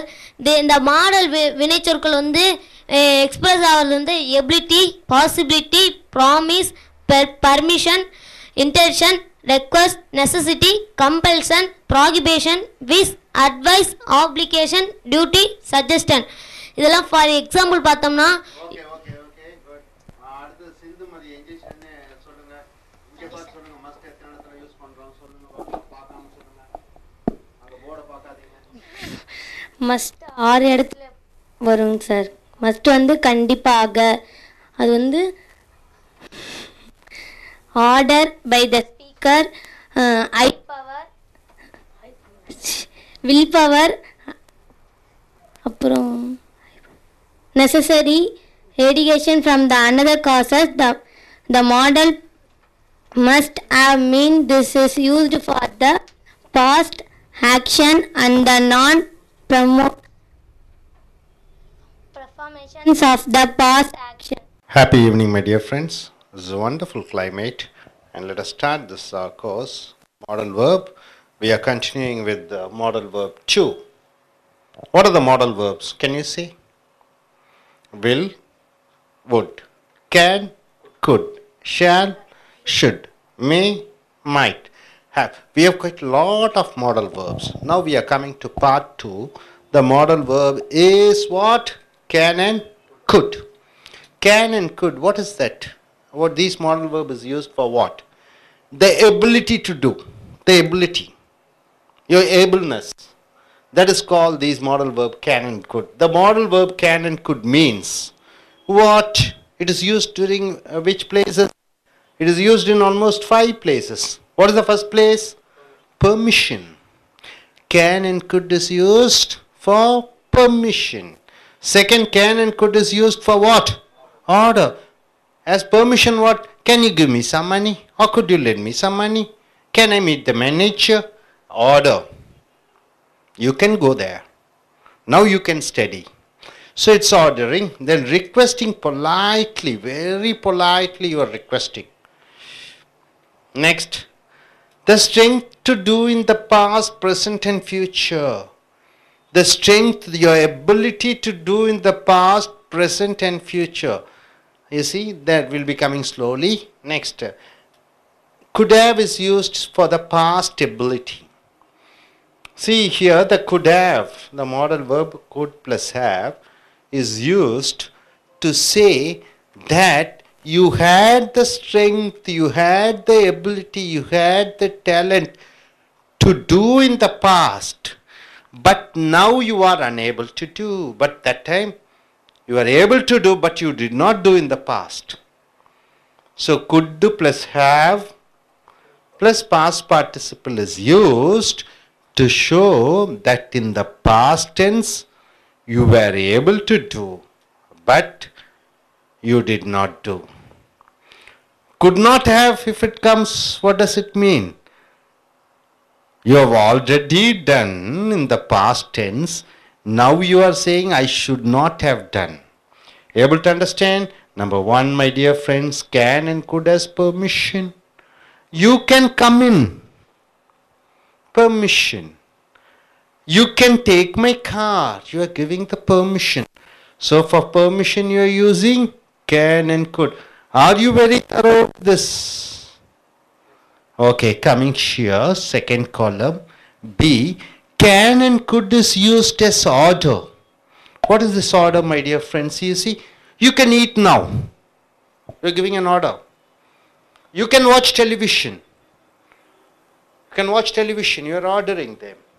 Then can and could is used for requesting politely, with humbleness. See, could you pay my exam fees? Politely you are asking. No other go. You are asking politely. Could you please come to my house? Asking politely. Could I meet the manager? Politely. Number D, that is 4, can and could is used to show that the strength you had to do in the past. You had in the past the strength. Present and future. In the past, present and future.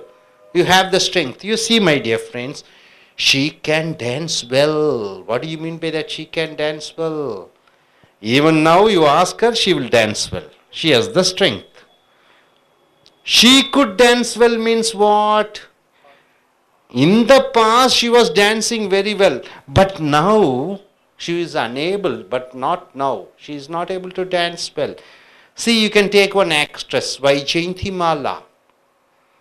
You can take one actress. What actress? You can say Shobana, a Bharatanatyam actress. She can dance well means what? Even now she can dance well because she is youthful. She dances. She is not old. You take Vaijayanthimala. Vaijayanthimala must be around 65 or 70 years. She became old. Now if we say she could dance well means what? In her earlier days, 60s, 70s, 80s, she is able to do, but not now. Here, past dancing well, but not now. So she can dance well means even now she is able to dance well. She could dance well means in the past she is able to dance well, but not now. Able to understand? No doubt about it. Now, my dear friends, very important part you are coming, fifth one. Could plus have. In fact, you can add one other past participle. You can add past participle. What is past participle? Eaten, eat, ate, eaten, eaten. Speak, spoke, spoken. Write, wrote, written.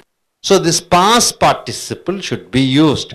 Whenever you find have with could, it is a must that you should have past participle.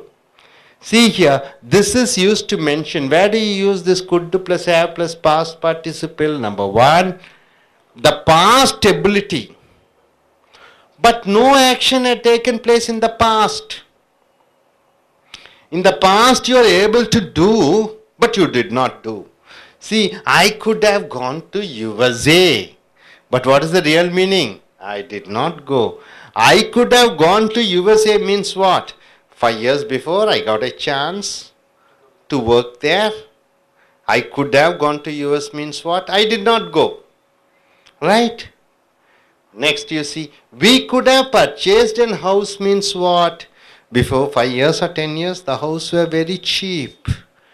I could have purchased a house 2000, during 2005. It means what? You did not purchase a house. I could have purchased a house. They could have released him. What is the real meaning? They did not release him. Able to understand could have plus past participle where it is used. Right? So so far what we have seen, shall we summarize? So can and could is used for number one, permission. Number two, order. Number three, requesting politely. Number four, the strength to do in the past, in the present, and in the future. Can and could. Next, E. Could have is used for the past ability. In the past you are able to do, but the action did not happen in the past. Past you are able to do, but you did not do. I could have studied well. What does it mean? I had time, but I did not study. I spoiled myself.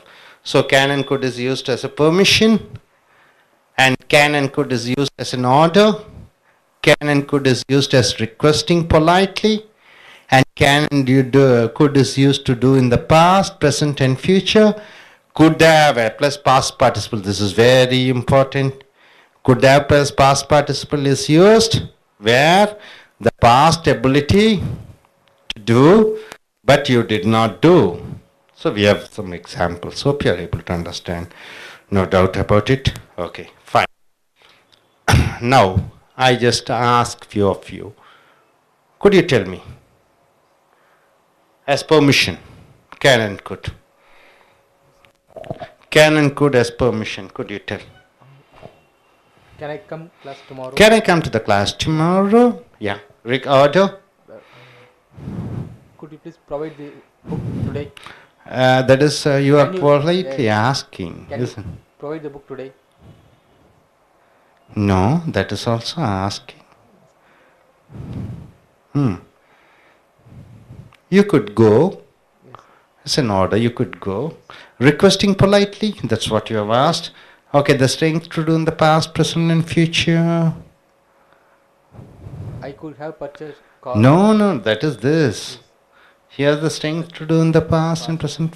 Yeah. I could lift 100 kilograms 5 years back. Not now. I could lift 100 kgs means now you are not able to do. I can lift 100 kgs means now also you can do. Okay, with could have. I could have purchased a car. I could have purchased a car. What does it mean? You did not purchase the car long back. Okay. Excuse me. Yes, can you use with permission? Can I go? Yes, permission. No, permission. You just, no, permission. Can I go? Call it. Can I go? It is politely asking. Permission. You can go. Okay. Okay. Order. Order. Can I take the book? Or requesting politely.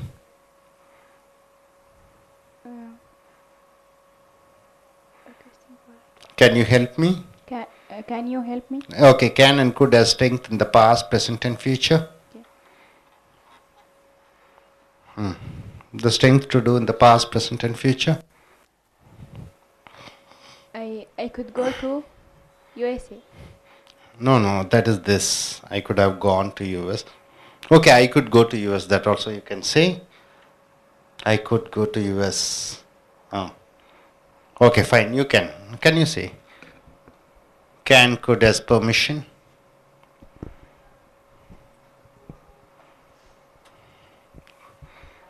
Can and could has permission.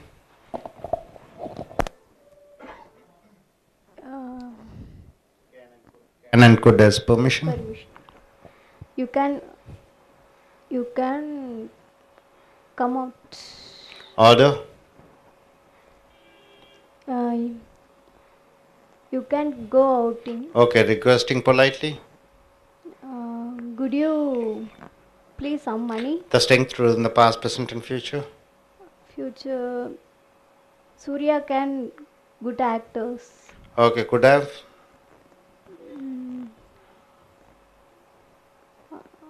My brother could have gone woman. Fine. Okay.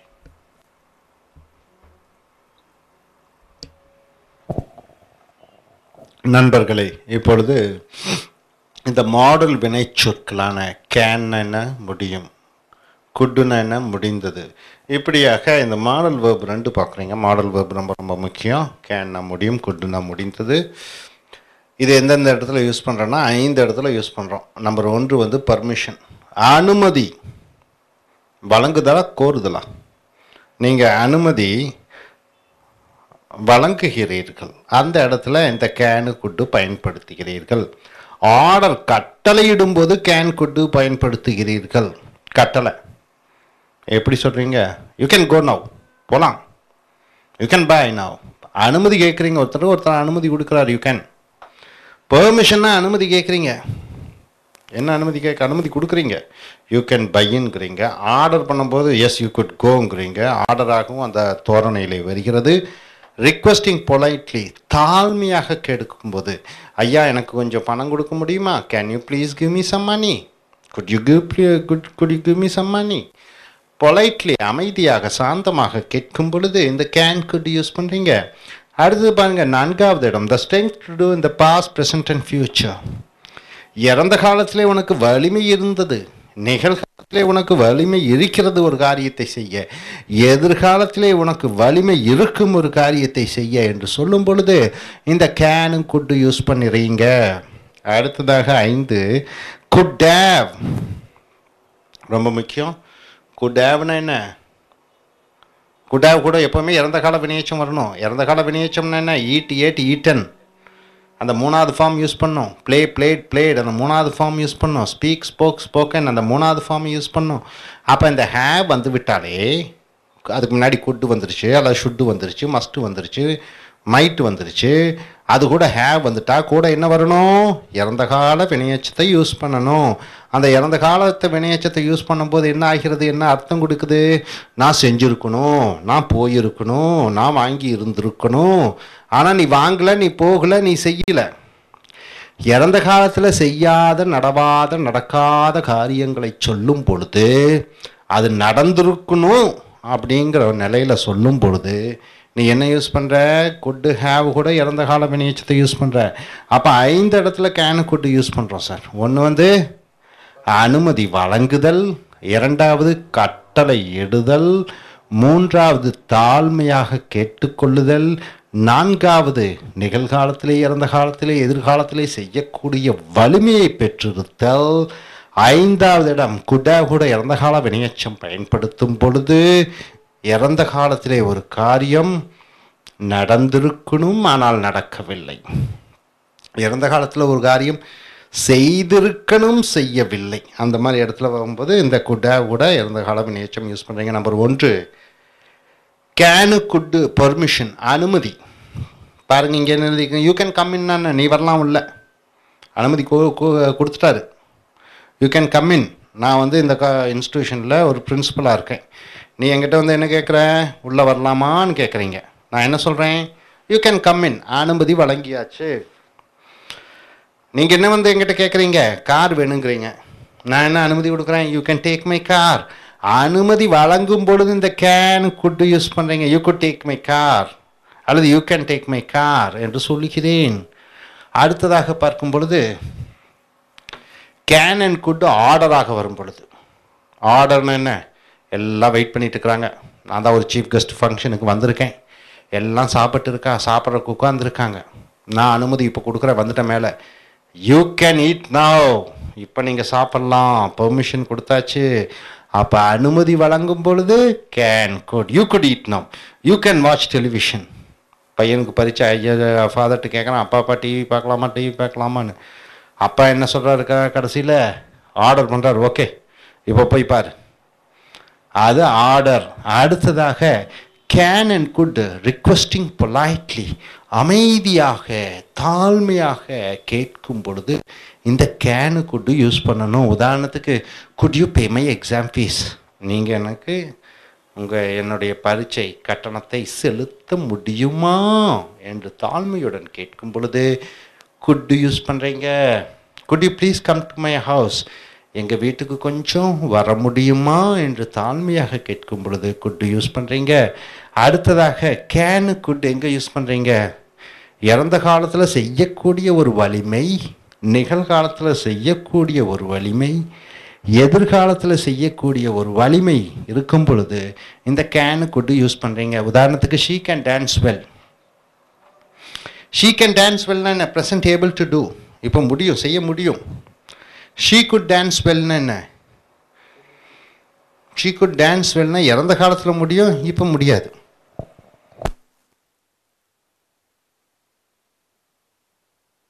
Hello, இப்போ இவங்க தான் வைஜெயந்தி மாலா ஆக்ட்ரஸ்ன்னு வச்சுக்கோங்க. நான் என்ன சொல்கிறேன், இப்போ இவங்க வேணாம், வைஜெயந்தி மேலா வேண்டாம், இவங்க வந்து யங் ஆக்ட்ரஸ் தமன்னான்னு வச்சுக்கோங்க.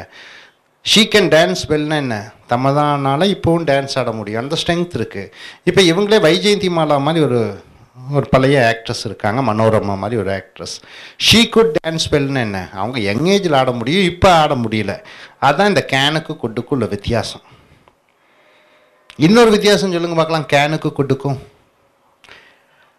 ஐ கேன் பை ஏ ஹவுஸுக்கும் ஐ குட் பை ஏ ஹவுஸுக்கும் என்ன வித்தியாசம் madam? What is the difference between I can buy a house and I could buy a house? I can buy a ஹவுஸ்னா நான் கடனை வாங்கி பேங்க் சேவிங்ஸ் எல்லாம் யூஸ் பண்ணி I can buy a house. I could buy a ஹவுஸ்னா என்ன, already I have 2 crore in bank deposit, ஆனால் நான் வாங்க மாட்டேங்கிறேன். Able to understand? I could buy a house, என்னால் வாங்க முடியும், வாங்கிறது இல்லை. ஐ கேன் பை ஏ ஹவுஸ்னா somehow I borrow, apply loan and I can buy a house. I could buy a house na, already I have 5 crores in my pocket but not buying. That is called I could buy a house. Right? ரெண்டுக்கும் புரிஞ்சுதா வித்தியாசம்? I can buy a house na, என்னால் வீடு வாங்க முடியும், கடனை வாங்கி நகையெல்லாம் விற்று எப்படி ஒரு வீடு ஒரு 10-20 லட்சம் ரூபாய்க்கு வாங்கிடலாம்.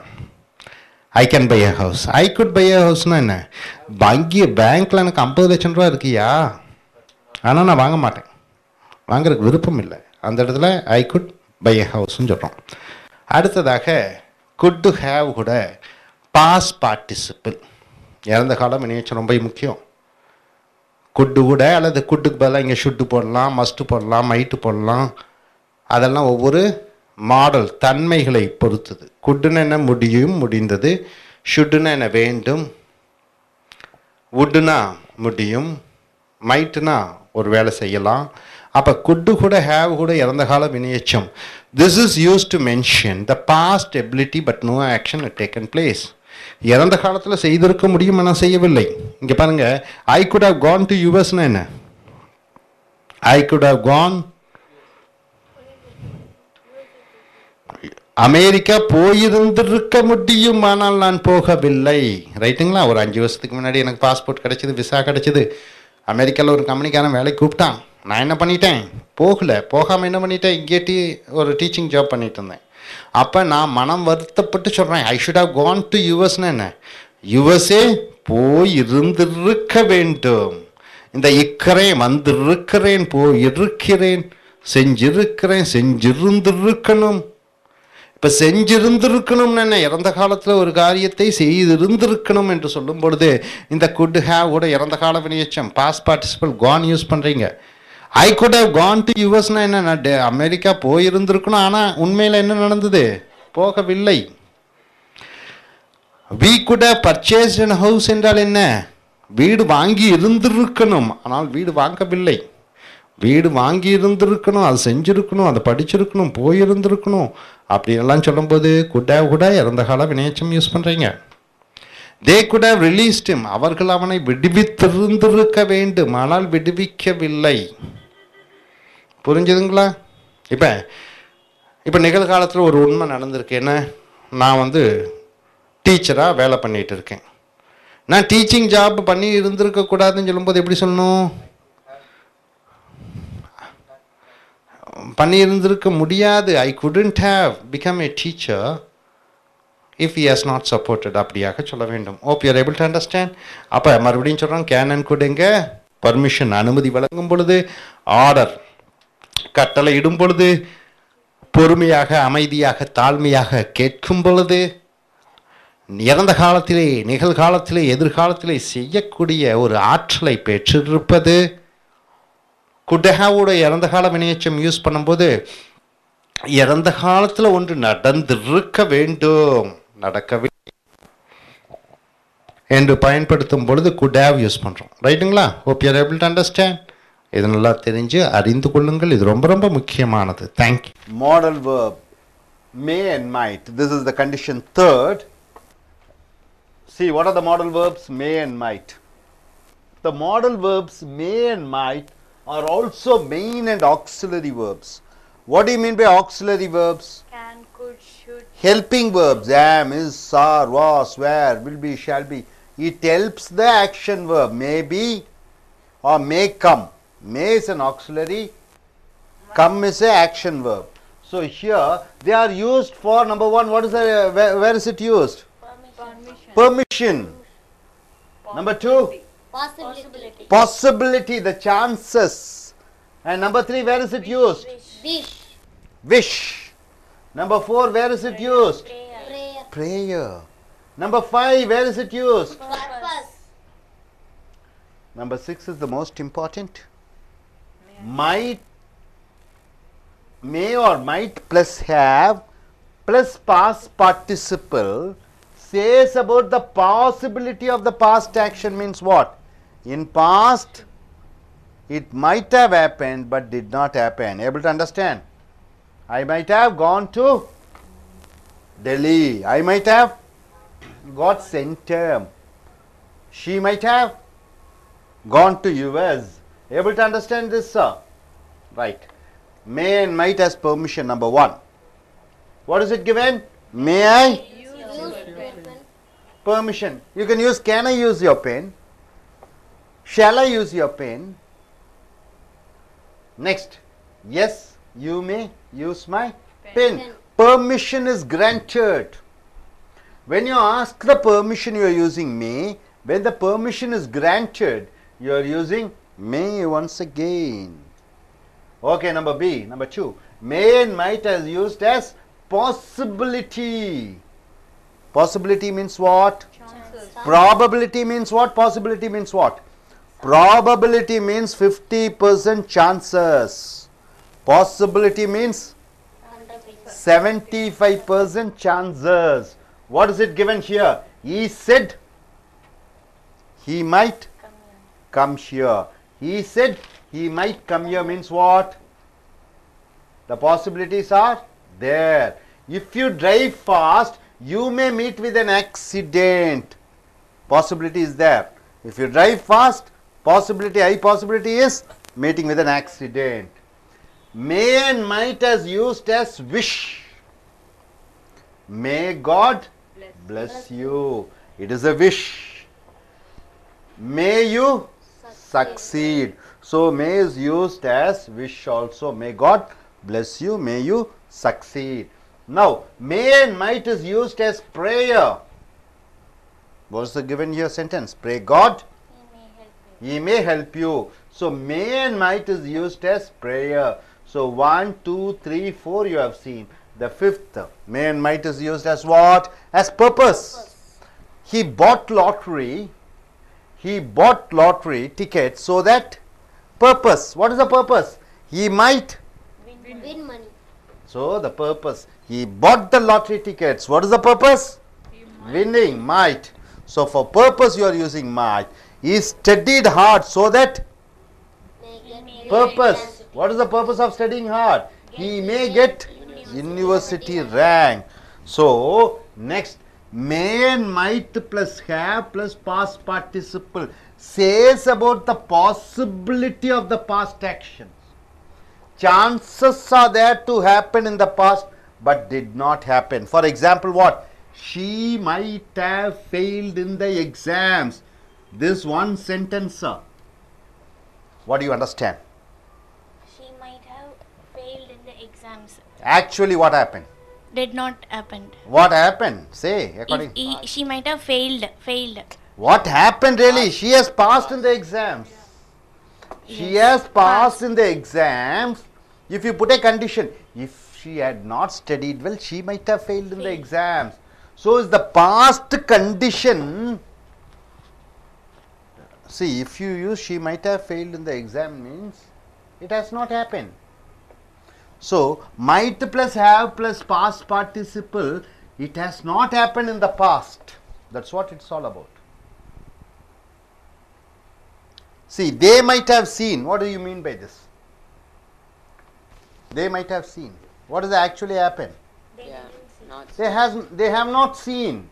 They might have seen means there are chances they might have seen. So, hope you are able to understand the condition. Third, sir. May and might, very important words. Important modal verbs. May is used for number 1, permission. Number 2, possibility. Number 3, wish. Number 4, prayer. Number 5, purpose. Number 6, may and might plus have plus past participle is used to say something in the past should have happened but has not happened. Now it has not happened.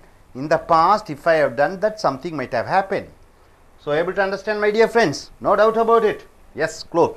Now condition 4, what does it say? The modal verb should is used to demonstrate purpose. Number 2, duty. Number 3, obligation means what? It is your duty to do. D, to say something about future in the past. To say something about future in the past. That with the example you can understand. Next, E, should plus have plus past participle. Same thing. First in condition 1 we have seen must plus have plus past participle. Then second we have seen condition could plus have plus past participle. Number 3rd condition we have seen might plus have plus past participle. Now you are seeing once again should plus have plus past participle. It means now it has not happened. In the past it should have happened. Now you see should used as purpose. I should study well to get good marks. Purpose. Should is used with purpose. I should study well to get good marks. Purpose.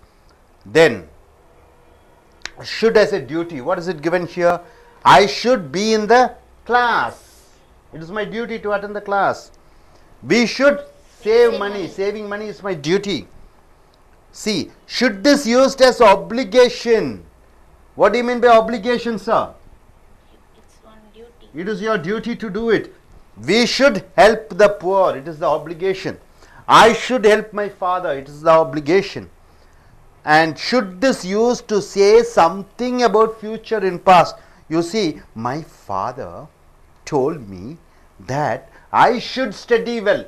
My father told me that I should study well. What do you mean by that? Should used to say something about future in past. In future you should study. In past he is mentioning and saying. Next, he should have plus past participle. See, you should have gone to US. What do you mean by you should have gone to US, sir? He has not gone to US. They shouldn't have arrested him. What do you mean by that? They have arrested him, right? If this is given here in positive, it means negative thing has happened. If negative thing is given, positive thing has happened, right? Positive things should have happened. So, able to understand may and might condition, how many places it is used? 6 places. And can, could, should is used in how many places? 5 places. Are you thorough with this? Are you sure? Okay, what do you understand, madam? Please stand up and say, look at the audience and say. The modal verbs like may and might are called auxiliary verbs. It is used for permission, possibility, wish, prayer, purpose, etc. Then may and might plus have plus past participle is used for the actions which did not done in the past, but it should be have done. For example, I might have gone to USA means I should have gone to USA, but I didn't go, like that. Then in condition 4, should is used for purpose, duty, obligation to say something about future in the past. For example, I should study well to get good marks. It's a purpose to study to get good marks. And in obligations, we should help the poor. In duty, he should be in the class. So like that, should is used. Should plus have plus past participle is also used. That should be happened in the past, but it did not happen. Good, good. Please sit down. So, நண்பர்களே இதை பார்த்திருப்பீர்கள். இப்போ model வெர்பினுடைய நிபந்தனைகள் 3 பார்க்குறீங்க. மேனா என்ன? லாம். மைட்னா லாம். இப்போ மாடல் வெர்புக்கு மே மைட்டும் அது துணை வினைச்சொற்களாக உதவி செய்யக்கூடிய வினைச்சொற்களாக வருகிறது. இவை எதற்கெல்லாம் பயன்படுத்தப்படுகிறது? பெர்மிஷன் என்பது அனுமதி கோரும் பொழுது, பாசிபிலிட்டி என்றால் என்ன? நடக்க வாய்ப்பு இருக்கும் பொழுது, விஷ் ஒரு வாக்கியத்திலே ஒரு மனிதன் தன் விருப்பத்தை சொல்லும் பொழுது மே யூஸ் பண்ணுகிறான். பிரேயர் ஆண்டவனை வழிபடும் பொழுது மே பயன்படுத்துகிறான். பர்பஸ் காரண காரியத்துடன் ஒரு காரியத்தை செய்யும் பொழுது மே மைட் பயன்படுத்துகிறார். May and might plus have plus past participle. இது பாசிபிலிட்டி ஆஃப் பாஸ்ட் ஆக்ஷன் என்றால் என்ன? இறந்த காலத்தில் ஒரு காரியம் நடந்திருக்க வேண்டும், அது நடக்காத பொழுது இந்த எஃப் கண்டிஷனை யூஸ் பண்ணுறீங்க. கண்டிஷன் 1லேருந்து பார்த்தீங்கன்னா உங்களுக்கு புரிஞ்சிடும். May and might as a permission. அனுமதிக்கு போகும் பொழுது may I use your pen என்றால் உன்னுடைய பேனாவை நான் உபயோகிக்கலாமா, லாமா என்பதுதான் இந்த மே வைத்து யூஸ் பண்ணுறீங்க அனுமதிக்கு. Yes you may use my pen, அனுமதி கொடுக்குறீங்க. சரி, நீ என் பேனாவை உபயோகிக்கலாம், லாம் என்று வருகிறது. அடுத்தது பி பாருங்க. May and might as possibility என்றால் என்ன? நடக்கக்கூடிய வாய்ப்பாக இருக்கிறது. He said he might come, அவன் சொன்னான் அவன் வருவான் என்று, வரலாம் என்று. வரலாம் என்றால் என்ன? பாசிபிலிட்டி, அதிக வாய்ப்புகள் இருக்கிறது, வரலாம். If you drive fast you may meet with an accident. நீ வேகமாக காரை ஓட்டினால் அது விபத்து நடக்க ஒரு காரணமாக இருக்கலாம். மே இங்கே யூஸ் பண்ணுறீங்க. அப்போ இது ஒரு பாசிபிலிட்டி, நடக்கக்கூடிய வாய்ப்பு. எப்பொழுது? காரை வேகமாக ஓட்டினீங்கன்னா ஆக்சிடென்ட் ஆகும். அடுத்ததாக மே அண்ட் மைட் அஸ் விஷனா என்ன? உன்னுடைய விருப்பம். மே காட் பிளஸ் யூ, ஆண்டவன் உன்னை ஆசீர்வதிக்கட்டும். ஸோ விஷ், ஒருத்தரை மனமாற பாராட்டும் பொழுது மே யூஸ் பண்ணுறீங்க. அடுத்தது மே யூ சக்சீட், நீ வெற்றி அடைய வாழ்த்துக்கள் என்று சொல்லும் பொழுது இந்த மே யூஸ் பண்ணுறீங்க. அப்போ மே அண்ட் மைட்டு எங்கே யூஸ் பண்ணுறீங்க? ஆசீர்வதிக்கும் பொழுது, பாராட்டும் பொழுது விஷ் பண்ணும் பொழுது. அடுத்ததாக may and might as prayer, ஆண்டவனை ஆராதிக்கும் பொழுது, கும்பிடும் பொழுது, சாமி கும்பிடும் பொழுது மே அண்ட் மைட் யூஸ் பண்றீங்க. ப்ரே காட், ஆண்டவனை கும்பிடு, ஹீ மே ஹெல்ப் யூ, அவன் உனக்கு உதவி செய்யலாம், செய்வார் என்று சொல்லும் பொழுது பிரேயராக ஆண்டவனை வழிபடும் பொழுது மே யூஸ் பண்றீங்க. அடுத்தது பாருங்க, may and might as purpose என்றால் என்ன? காரண காரியம். he bought lottery tickets, அவன் லாட்டரி டிக்கெட்ஸ் வாங்கினான். எதற்காக? so that he might win money, அதன் மூலமாக அவன் பணம் சம்பாதிக்கலாம் என்று வரும் பொழுது மைட் யூஸ் பண்றீங்க. அடுத்து he studied hard, அவன் கடினமாக படித்தான். so that ஆகியால் he may get university rank, அவனுக்கு பல்கலைக்கழகத்திலே ஒரு மார்க் வாங்க முடியும். அப்ப மைட்டும் மேவும் பர்பஸுக்காக, காரண காரியத்திற்காக பயன்படுத்தப்படுகிறது. எஃப் பாருங்க, மே அண்ட் மைட் கூட ஹேவ் கூட இறந்த கால வினையெச்சம் சொல்லும் பொழுது இறந்த காலத்திலே நடக்காத ஒன்று நடக்கிற மாதிரி இருக்க வேண்டும் என்றால் இதை யூஸ் பண்ணீங்க. she might have failed in the exams என்றால் என்ன? அவை பரீட்சையில் ஃபெயில் ஆகி இருந்திருக்கலாம். ஆக்சுவலா என்ன நடந்தது? அவள் ஃபெயில் ஆகவில்லை, அவள் பாஸ் ஆகிவிட்டாள். அவள் பாஸ் ஆயிட்டா, ஆனா நீங்க சொல்றீங்க படிக்கலைன்னா ஃபெயில் ஆகி இருந்திருக்கலாம். if she has not studied she might have failed. அப்ப கண்டிஷன் படிக்கவில்லை என்றால் ஃபெயில் ஆகி இருந்திருக்கலாம். ஆக்சுவலா என்ன நடந்துருச்சு? அவ பாஸ் ஆகி இருக்கிறாள். அடுத்ததாக they might have seen என்றால் என்ன? அவர்கள் பார்த்திருக்கலாம் என்று. ஆக்சுவலா அவங்க பார்த்திருக்கவில்லை, பார்த்திருக்கலாம் என்று கண்டிஷன் பாருங்க. மொத்தம் எஃப் 6 கண்டிஷன்ஸ் இருக்கிறது. முதல் number 1 permission, number 2 possibility, number 3 wish, number 4 prayer, number 5 purpose, number 6 இறந்த காலத்தில் நடக்காத ஒன்று நடந்திருக்கலாம் என்று சொல்லும் பொழுது இந்த மே மைட் யூஸ் பண்றீங்க. அனைவரும் அறிந்திருக்கிறீர்களா? No doubt about it. அடுத்தது பாருங்க, ஷுட் கண்டிஷன் நிபந்தனை 4. மாடல் வெர்ப் ஷுட் என்றால் என்ன? தமிழ்ல என்ன சொல்லுவீங்க? வேண்டும், செய்ய வேண்டும். இது எதற்காக பயன்படுத்தப்படுகிறது? பர்பஸ் என்றால் என்ன? ஒரு காரண காரியத்திற்காக, ஒன்றிற்காக. அடுத்தது இரண்டாவது என்ன? கடமைக்காக, டியூட்டி. நம்பர் 3 என்ன? ஆப்ளிகேஷன் என்றால் என்ன? உன்னுடைய சமுதாய கடமை செய்யும் பொழுது இந்த should பயன்படுத்துகிறாய். அடுத்ததாக இங்க to say something about future in the past, எதிர்காலத்திலே ஒன்றை பற்றி இறந்த காலத்திலிருந்து நீ பின்பற்றி இருக்க வேண்டும். you should study என்று சொல்லும் பொழுது என்ன? படித்திருக்க வேண்டும், படிக்க வேண்டும் என்று சொல்லும் பொழுது இந்த should பயன்படுத்துகிறாய். should கூட have கூட இறந்த கால வினையெச்சம் எங்க யூஸ் பண்றீங்க? இல்லாத ஒன்று நடந்திருக்க வேண்டும் இறந்த காலத்திலே என்று சொல்லும் பொழுது should have plus past participle. இது ரொம்ப முக்கியமானது. ஏற்கனவே நீங்க கண்டிஷன் 1 2 3 4 1ல என்ன பாத்தீங்க? must have plus past participle. Condition 2ல could have plus past participle. நம்ம கண்டிஷன் நம்பர் 3ல might have plus past participle. Condition number 4ல should have plus past participle. இறந்த காலத்திலே நடக்காத ஒன்று நடந்திருக்க வேண்டும், நிகழ்காலத்திலே இல்லாத ஒன்று இருந்திருக்க வேண்டும் என்று நினைக்கும் பொழுது, பேசும் பொழுது இந்த should have கூட இறந்த கால வினையெச்சம் யூஸ் பண்றீங்க. Number 1 should used as purpose. should நம்ம தேவை, பர்பஸ் என்றால் என்ன? தேவைக்காக பயன்படுத்தும் பொழுது I should study well to get good marks. நான் படிக்க வேண்டும். எதற்காக? நல்ல மார்க் பெற. சோ படிக்க வேண்டும், வேண்டும் ஷுட்னா வேண்டும். எதற்கு? நல்ல மார்க் வாங்க. அப்ப பர்பஸ் காரணகர்த்தாவாக வரும்போது should யூஸ் பண்றீங்க. ரெண்டாவது should கடமையாக யூஸ் பண்ணும்போது I should be in the class என்றால் என்ன? என் கடமை வகுப்பிலே இருக்க வேண்டும். கடமையாக பயன்படுத்தும் பொழுது should யூஸ் பண்றீங்க. we should save money என்றால் என்ன? பணத்தை சேமிக்க வேண்டும். வேண்டும், சேமிக்க வேண்டும், அது என் கடமையாக வரும் பொழுது should பயன்படுத்துகிறீர்கள். அடுத்ததாக 3 பாருங்க, should used as obligation. obligation என்றால் என்ன? சமுதாய கடமையாக யூஸ் பண்ணும்போது. we should help the poor என்றால் என்ன? நாம் ஏழைகளுக்கு உதவி செய்ய வேண்டும், அது நம்மளுடைய சமுதாய கடமையாக இருக்கும் பொழுது should பயன்படுத்துகிறீர்கள். I should help my father என்றால் என்ன? நான் என்னுடைய தந்தையாருக்கு உதவி செய்ய வேண்டும். so I should help my father கடமையாக இருக்கும் பொழுது, obligation சமுதாய கடமையாக இருக்கும் பொழுது should யூஸ் பண்றீங்க. 4 my father told me that I should study well. எங்க அப்பா சொன்னார் நான் நன்றாக படிக்க வேண்டும். இறந்த காலம், நிகழ்காலம், எதிர்காலம் மூன்றுக்கும் வரும்பொழுது இந்த should பயன்படுத்த வேண்டும். அடுத்ததாக பாருங்க, should have கூட இறந்த கால வினையெச்சம் யூஸ் பண்ணும்போது you should have gone to US என்றால் என்ன? நீ அமெரிக்கா சென்று இருக்க வேண்டும், நீங்க இந்தியாவிலே இருந்திருக்க கூடாது என்று சொல்லும் பொழுது இல்லாத ஒன்றை இருப்பது போல நடக்க வேண்டும் என்பதை போல சொல்லும் பொழுது இதை பயன்படுத்துகிறீர்கள். they should not have arrested him. அவர்கள் அவனை கைது செய்திருக்க கூடாது. ஸோ இது ரொம்ப ரொம்ப முக்கியமான ஒரு கான்செப்ட். உதாரணத்துக்கு பாருங்க, இந்த should have, I should have சொல்லுங்க பார்க்கலாம் ஒரு எக்ஸாம்பிள். I should have இப்போ ஃபெயில் ஆயிட்டீங்க, பாஸ் ஆகிருக்கணும்னா I should have pass. Okay, இப்போ நீங்கள் சாஃப்ட்வேர் இன்ஜினியராக இருக்கீங்க, நான் ஐஏஎஸ் ஆகியிருக்கணும்னா எப்படி சொல்லுவீங்க? ஐ should have been an IAS officer, been an IAS officer என்று சொல்ல வேண்டும்.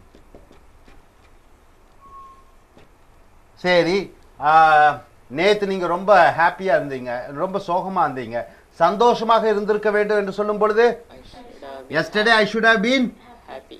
I should have been happy என்று சொல்ல வேண்டும். I should have been happy.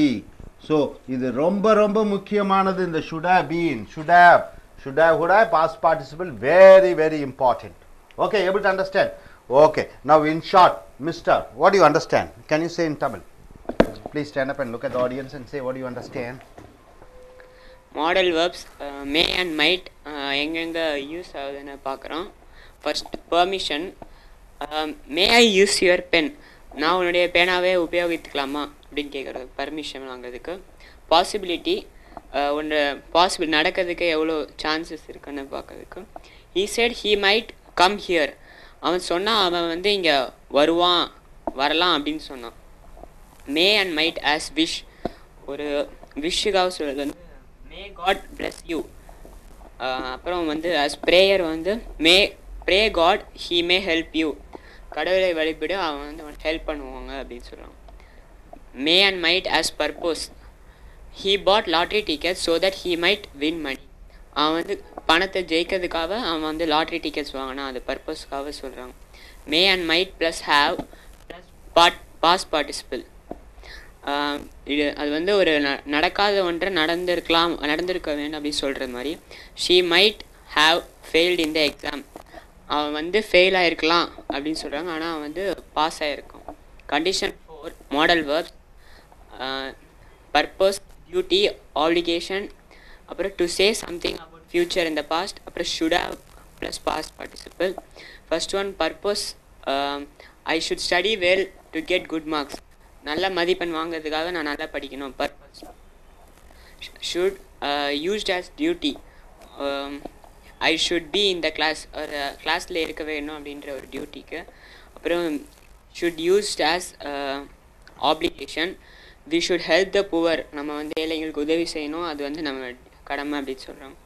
We should help the poor. அப்புறம் my father told me that I should study well, saying something about the future in the past.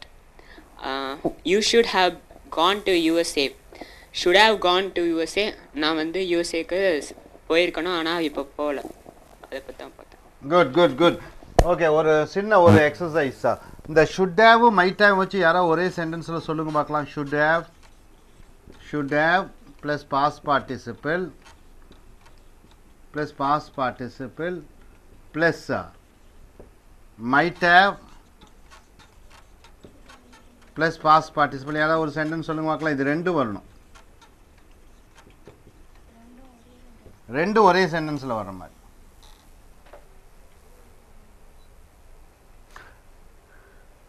நான் நன்றாக படித்திருந்தால் ஒரு one minute, என்ன இதை எழுதி காமிங்க. if she should have studied, she might have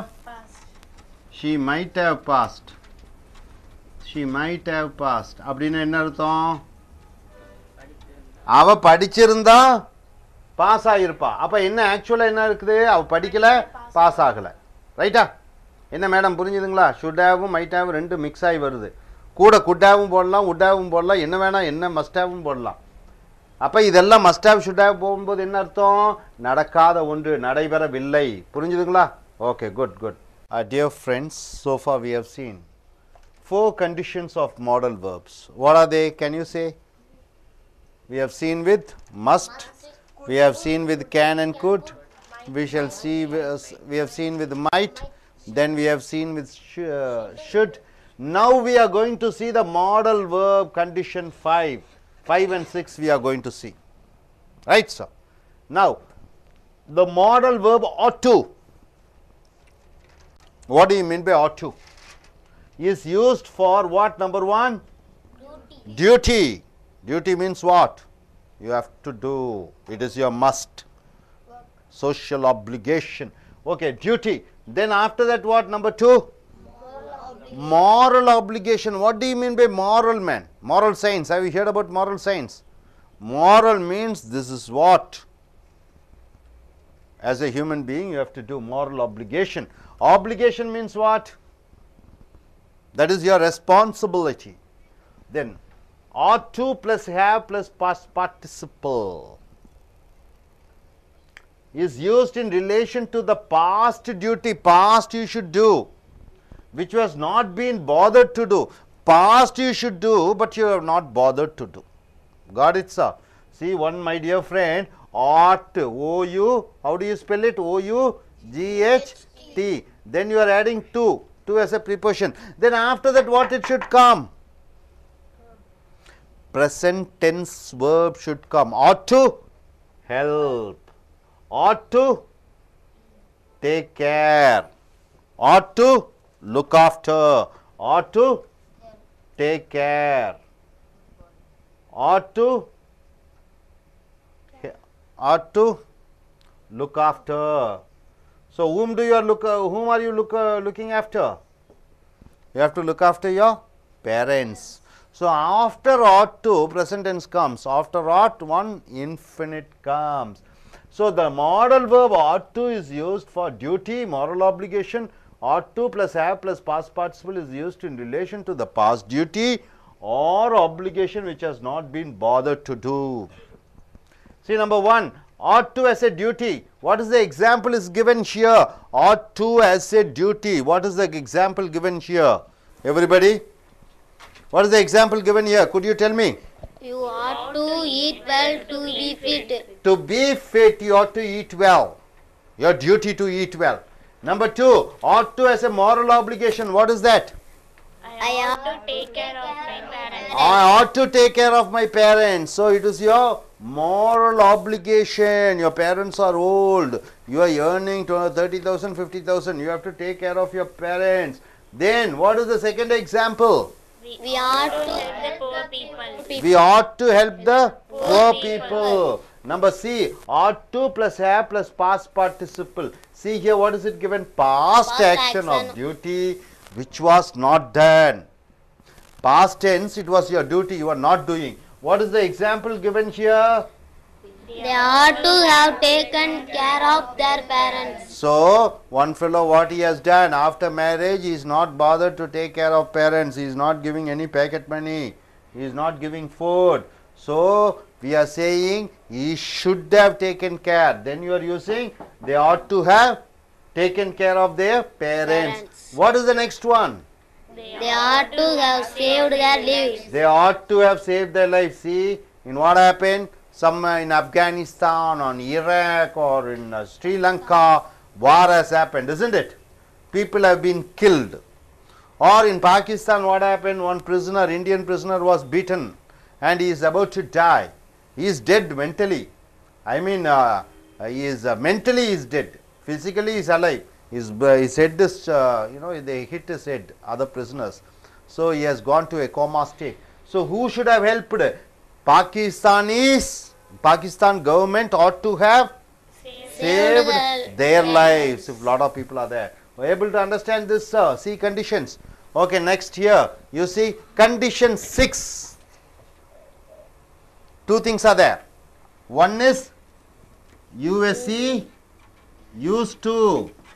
Second one USE D used to. What is the difference between these two, used to and used to? Anybody? Condition 6 says the modal verb used to is used to is used to say an action which is discontinued or stopped. Used to says that an action is stopped or discontinued. Earlier you had it as an habit. I used to drink coffee. Now, no. I used to. I used to means what? Now you are not drinking. Suppose if you say I used to, even now you are drinking, right? I used to means you stopped. Now you are not in the habit. So, next one, used to is used as an adjective to qualify a noun, meaning someone is addicted to something. So, first one is you stopped. Second is it comes as an adjective to say that one person is addicted. Third, used to is used to mean the past habit of a person or a thing. First used to is habit stopped. Second used to is qualify a noun to show that that person is addicted. Number third is used to means past habit of a person. Able to understand now? You see example, used to is used to say an action which is stopped or discontinued or stopped. What is the first example, sir? I used to play video games when I was young. I used to play video games when I was young. Are you playing video games now? No. Then you are using used to. This is action which is discontinued or stopped. Earlier you were doing that, now it is stopped. So you are using used to. Okay, we used to. Second example, what is it given here? We used to play football during our school days. We used to play football during our school days. Now, no. Next, be used to is used as an adjective. Adjective means what? Qualifying a noun. Fat, tall. To qualify a noun meaning someone is addicted. Addicted means what? Without that you cannot come out to something. We are used to watching movies. Which is the noun here? Watching is a gerund noun. Why watching is a noun? See, Amitabh Bachchan is acting. Is acting is a verb format. Acting is Amitabh Bachchan's duty. So acting becomes what? Noun format, gerund. So it qualifies the noun watching. I used to watching movies. They are used to eating non-vegetarian. Eating becomes a noun. So this used to becomes as an adjective qualifying the noun watching and eating. Got it, sir? Now see. Used to is used to mean the past habit of a person or a thing. Past habit, not now. What is it given? I used to work at late nights. Now what? You are working in the daytime, isn't it? Second one, we used to Go abroad. Now, no. We are settled in India. We are not going anywhere. So, my dear friends, here ought to. Ought to means what? Social obligation. Ought to plus present tense verb. See here, ought to is used for number one place what? Duty. Number two, moral obligation. Number three, in the past you should have done it. So you have understood this, no doubt about it. Now coming to used to. What is the used to is used? What do you mean by used to?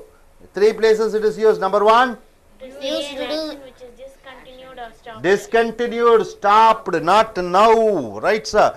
Second place, used to an adjective to qualify a noun meaning someone qualifying a noun. Number three, used to Past habit of a person or a thing. past habit of a person. Right, sir? Able to understand? No doubt about it. Yes, I request Miss Sunita to give a brief explanation of what she has learned today.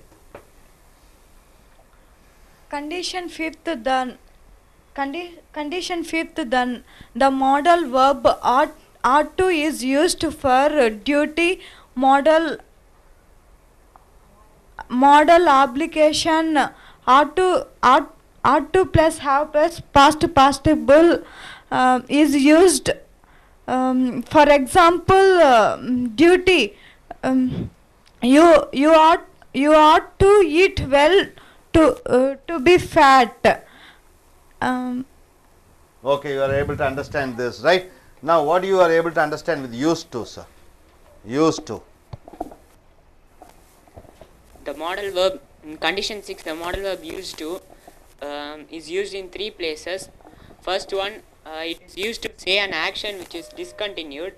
For example, I used to play video games when I was young. When I was young, I used to play. Now I am not playing. Second one, it is used as an adjective, giving the meaning of something which is addicted. We are used to watching movies. We are addicted to watching movies. Third, used to is used to mean the past habit of a person. I used to work at late nights. past habit. In the past, I used to work at late nights. Now I am not working. Very good, sir. Please sit down. Fine, you are able to understand this concept, isn't it? Now I just go in for a Tamil explanation. நண்பர்களே, model வினைச்சொற்களினுடைய நிபந்தனைகளை பார்க்கிறீர்கள். அதில் ஏற்கனவே நீங்கள் என்னென்ன பார்த்துருக்கீங்க? Model வினைச்சொற் must பார்த்துட்டீங்க கண்டிப்பாக.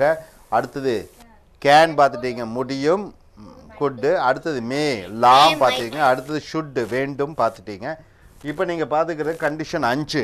இந்த கண்டிஷன் என்ன 5 என்ன சொல்லுதுன்னா, ஆட் டு என்றால் என்ன? ஆட் டு என்றால் என்ன? சமுதாய கடமையை நீ செய்ய வேண்டும் என்பது தான் ஆட் டு. அந்த டூ கூட நீங்கள் என்ன நிகழ்கால வினைச்சொல்லி யூஸ் பண்ணுறீங்க? The modal verb. Modal verb என்றால் என்ன? Can, could, shall, should, would, might எல்லாமே மாடல் வேர்ப். அதில் ஆட் டுங்கிறது ஒரு மாடல் வேர்ப். இது எங்கெங்கே யூஸ் பண்ணுறதுன்னா, நம்பர் 1 டியூட்டி என்றால் கடமை. ரெண்டாவது மாரல் ஆப்ளிகேஷன் என்றால் என்ன?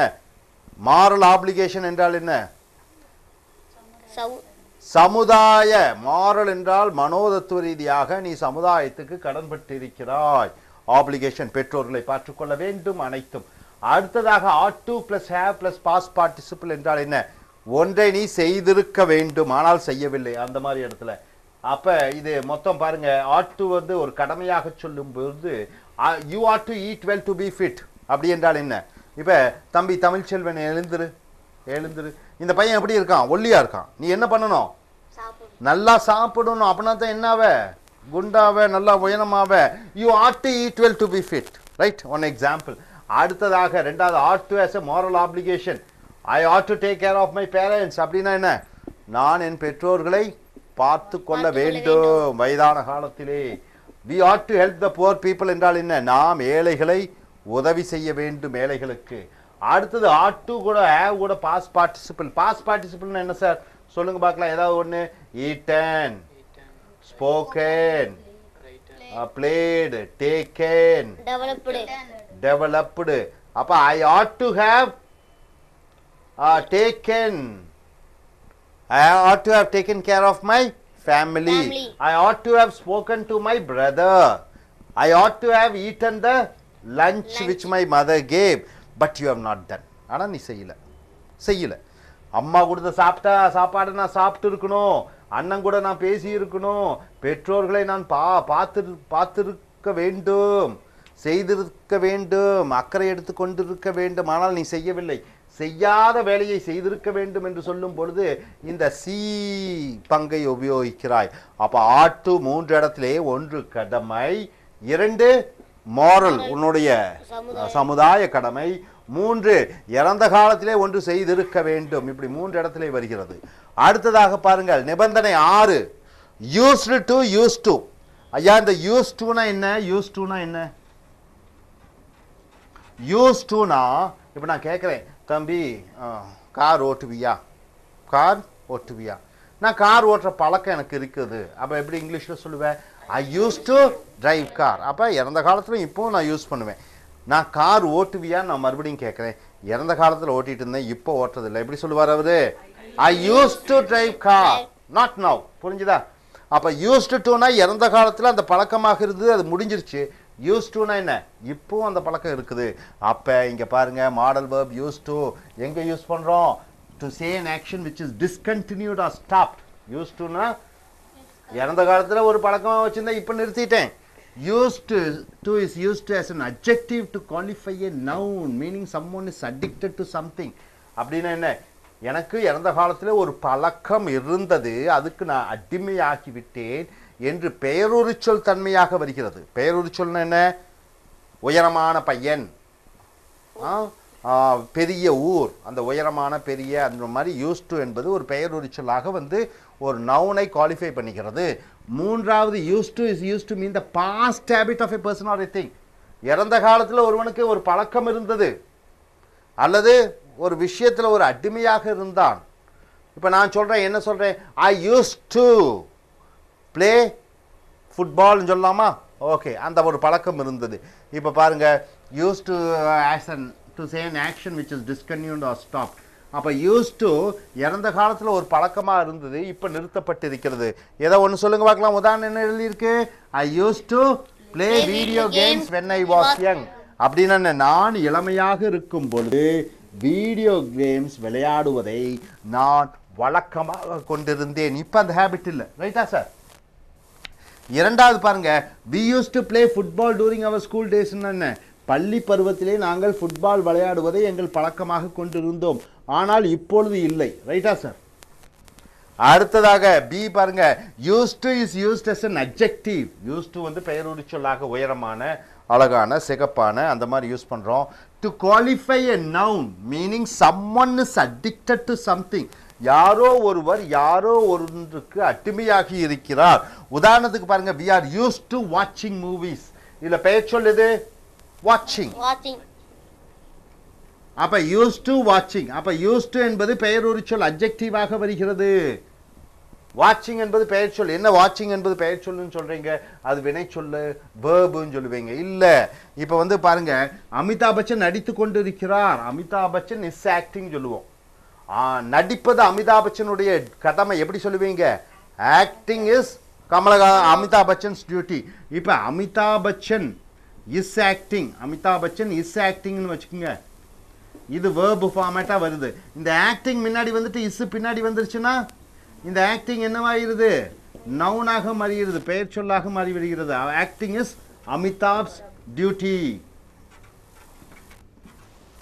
ஆக்டிங் பின்னாடி வரும்போது வேர்ப் ஃபார்மேட், இஸ்ஸுக்கு அப்புறம். இஸ்ஸுக்கு முன்னாடி ஆக்டிங் வந்துட்டா நவுன் ஃபார்மேட். அடுத்ததாக used to is used to mean the past habit of a person or a thing. used to வந்து ஒரு மனிதனுடைய இறந்த கால பழக்க வழக்கம். I used to work at late nights. அப்படி என்றால் என்ன? நான் ஒரு 5 வருஷத்துக்கு முன்னாடி எப்பவுமே நைட்ல தான் ஒர்க் பண்ணுவேன், பகல்ல நான் தூங்குவேன் அப்படின்னு சொல்லும்போது I used to work at late nights. இப்போ இல்லை, இப்போ நான் என்ன பண்றேன்? பகல்ல ஒர்க் பண்றேன், நைட்ல தூங்குறேன். அதே போன்று I used to go abroad என்றால் என்ன? ஒரு 2 வருஷத்துக்கு முன்னாடி டெய்லி நான் வந்து வருஷம் முழுக்க அமெரிக்காவும் ஜப்பானும் சுத்தி கொண்டே இருந்தேன். இப்போ இந்தியாவிலேயே இருக்கிறேன். அப்ப எப்படி சொல்லுவீங்க? I used to go abroad. தெளிவாக தெரிந்திருப்பீர்கள் என்று நினைக்கிறேன். எந்த விதமான சந்தேகம் இல்லை. எஸ் மிஸ் பத்மாவதி, நீங்கள் என்ன கருத்தை அறிந்து கொண்டீர்கள் இதிலிருந்து?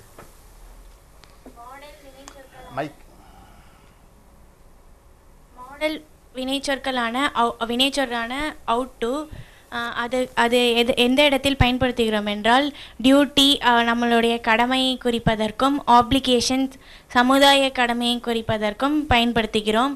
Out to plus have plus past participle நம்மளுடைய பாஸ்ட், நம்மளுடைய இறந்த கால கடமை ஆனால் நாங்கள் செய்யவில்லை, அதை குறிப்பிடுவதற்கு ought to plus have plus past participle பயன்படுத்துகிறோம். எடுத்துக்காட்டு, they ought to have taken care of their parents. அவர்களுடைய பெற்றோர்களை அவர்கள் கவனித்து இருந்திருக்க வேண்டும், ஆனால் அவர்கள் கவனிக்கவில்லை, அது அவர்களுடைய கடமை ஆனால் செய்யவில்லை என்பதை குறிப்பிடுவதற்கு நாம் பயன்படுத்துகிறோம். நிபந்தனை 6 used to is used as to say an action which is discontinued or stopped. ஒரு செயலை முன்னாடி செய்து கொண்டிருந்தேன் ஆனால் இப்பொழுது இல்லை, அதை நிறுத்திவிட்டேன் என்பதை குறிப்பிடுவதற்கு யூஸ் டு யூஸ் பண்ணுறோம். யூஸ் டு அந்த பழக்கம் இன்னும் பழக்கத்திலே இருக்கிறது அப்படிங்கிறதுக்கு யூஸ் டு யூஸ் பண்ணுறோம். Used to is used as an adjective to qualify a noun meaning someone is addicted to something. ஒரு நவுனை ஒரு பெயர் உரி சொல்லாகவும் பயன்படுத்துகிறோம் used to வை. எடுத்துக்காட்டு, we are used to watching movies. Good. Dear folks, what we have seen is so far 6 conditions we have seen. Now we are seeing the 7th condition of the modal verb. What are the modal verbs we are seeing? Need and need not, isn't it, sir? So need as an action verb means what? What is the meaning of the word need? Anybody? Want. I need some money. Anybody having any doubt about this? No. Second, what is it given? You don't have any doubt regarding this word need? Nothing, right? Need and need not as an auxiliary verb is used in the negative and question. You see, what do you mean by negative sentence? What do you mean by question? It is used as auxiliary verb. Auxiliary verb means what? See here, do not eat. What is the auxiliary verb here? Anybody? Do is the auxiliary verb, right, sir? So this need comes as an auxiliary verb. That's the problem here. You see, what is it given? You. What is the main verb? Pay is the main verb. What is the auxiliary verb which comes and does the duty like do? It is need, right? So need comes as an auxiliary verb in a negative sentence. Are you clear about it? What is the sentence? The second sentence it gives. Need I? Need I go there? See, what is the difference between do I go there? Did you go there? Need you go there? What is the difference between did you go there and need you? Do you need? Okay, here, need I go there? Need we go there? So this need comes as an auxiliary verb also. It does the role of an auxiliary verb, right sir? Need not plus have plus past participle is used when an action was done in the past which was not necessary. Very important. What is the sentence given here, sir? Tell me. He need not have driven, not driven, driven the car fast. He need not have driven the car fast. But actually what has happened? He drove the car fast. He drove the car fast. So you are telling in the past he should not have driven the car fast. Right sir? Able to understand? Actually what has happened? This is a negative sentence, but actually what has happened? Yes, driven the car fast. It is a positive sentence, right? Second, what is it given? They need not have purchased the house. What has actually happened? They purchased the house.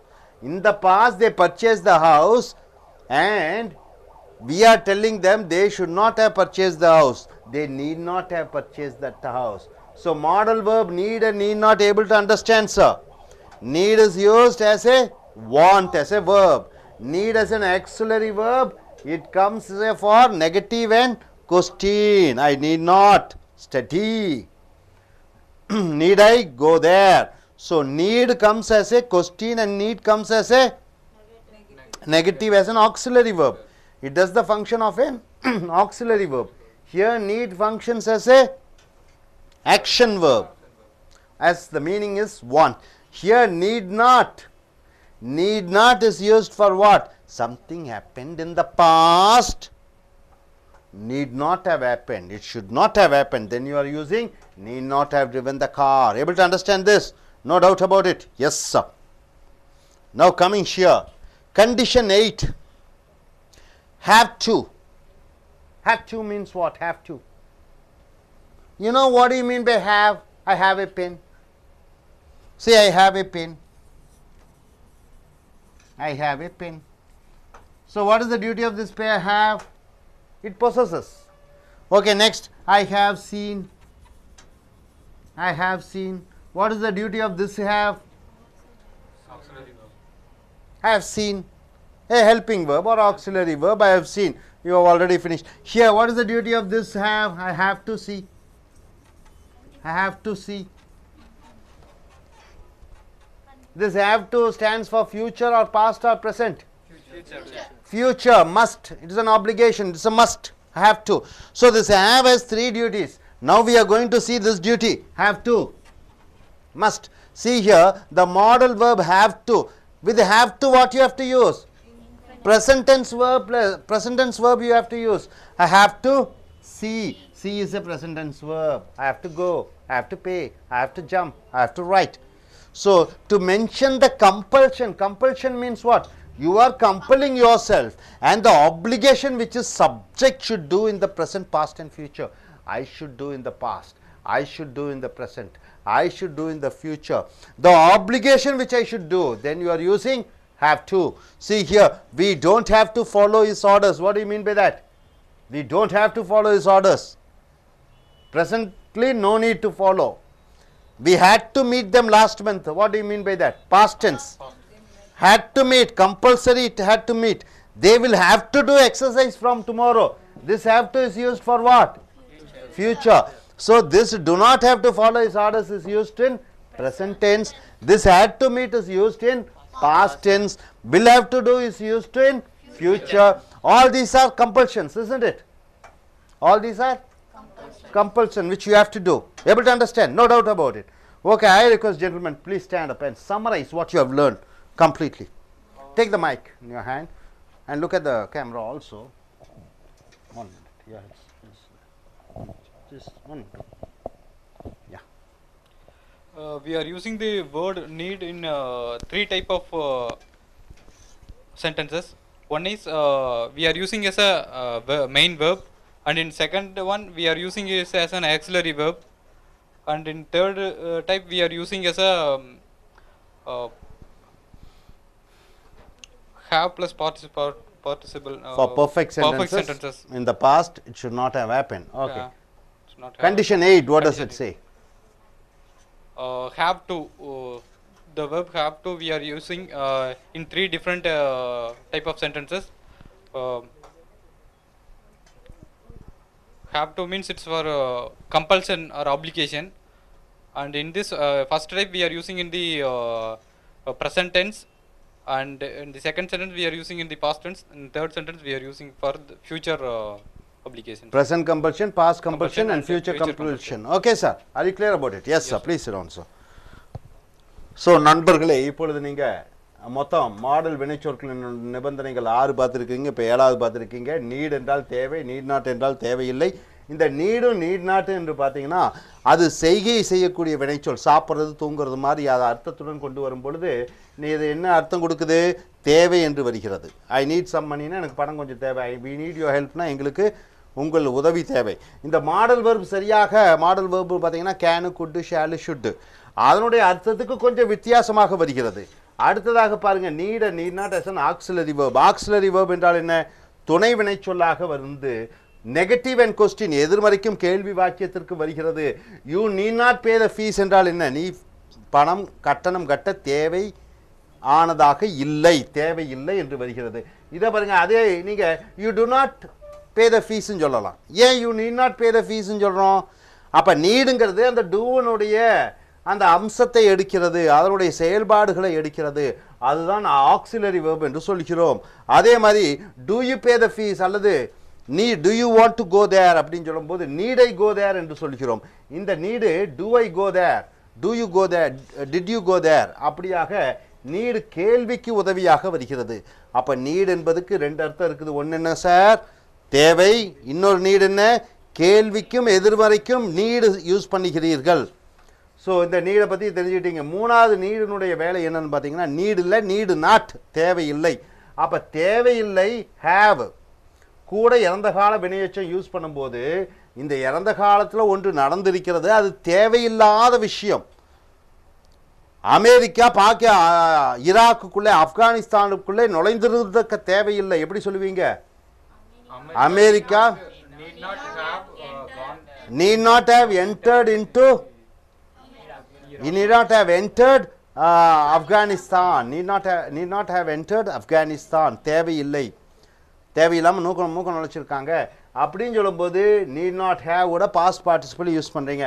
அப்போ இந்த model verb need need not எங்கேருந்து இந்த இடத்துல use பண்ணுற? Number 1 action வேர்பாக வரும்போது தேவை, தேவையில்லை. அடுத்தது நீடு நீட் நாட்டுங்கிறது டு நாட் டிட் நாட்டினுடைய துணை வினைச்சொல்லினுடைய வேலையை செய்கிறது. 3வது நீட் நாட் ஹேவ் எங்கே யூஸ் பண்ணுறோம்? இறந்த காலத்தில் ஒரு காரியம் செய்திருக்க தேவையில்லாத பொழுது இதை பயன்படுத்துகிறோம். நன்றாக தெரிந்திருக்கிறீங்களா? அடுத்தது பாருங்க, ஹேவ் டு என்றால் என்ன? வேண்டும். இந்த ஹேவ் டு எங்கே யூஸ் பண்ணுறோன்னா பாருங்க, ஐ ஹேவ் எ பென், என்ன எங்கிட்ட பேனா இருக்கு. ஐ ஹேவ் சீன், என்ன பார்த்திருக்கிறேன். ஐ ஹேவ் டு சீன், என்ன பார்க்க வேண்டும். அப்போ இந்த ஹேவ் கூட என்ன வர வேண்டும்? டு சி என்று சொல்லக்கூடிய இன்ஃபினிட்டை போட வேண்டும். எதற்கு போடுகிறீங்க? கம்பல்ஷன். உங்களுக்கு நீங்களே கம்பல் பண்ணணும், மற்றவர்களை வற்புறுத்தணும். எப்பெல்லாம் வற்புறுத்தணும்? நிகழ்காலத்தில் ப்ரெசன்ட் டென்ஸில் I have to study, past டென்ஸில் I had to go for the marriage yesterday, எதிர்காலத்தில் I will have to pay taxes tomorrow. அப்போ எனக்கு நானே வற்புறுத்தி கொள்ளும் பொழுது நிகழ்காலம், இறந்த காலம், எதிர்காலம் என்று சொல்லும் பொழுது have to, had to, will have to என்று பயன்படுத்த வேண்டும்.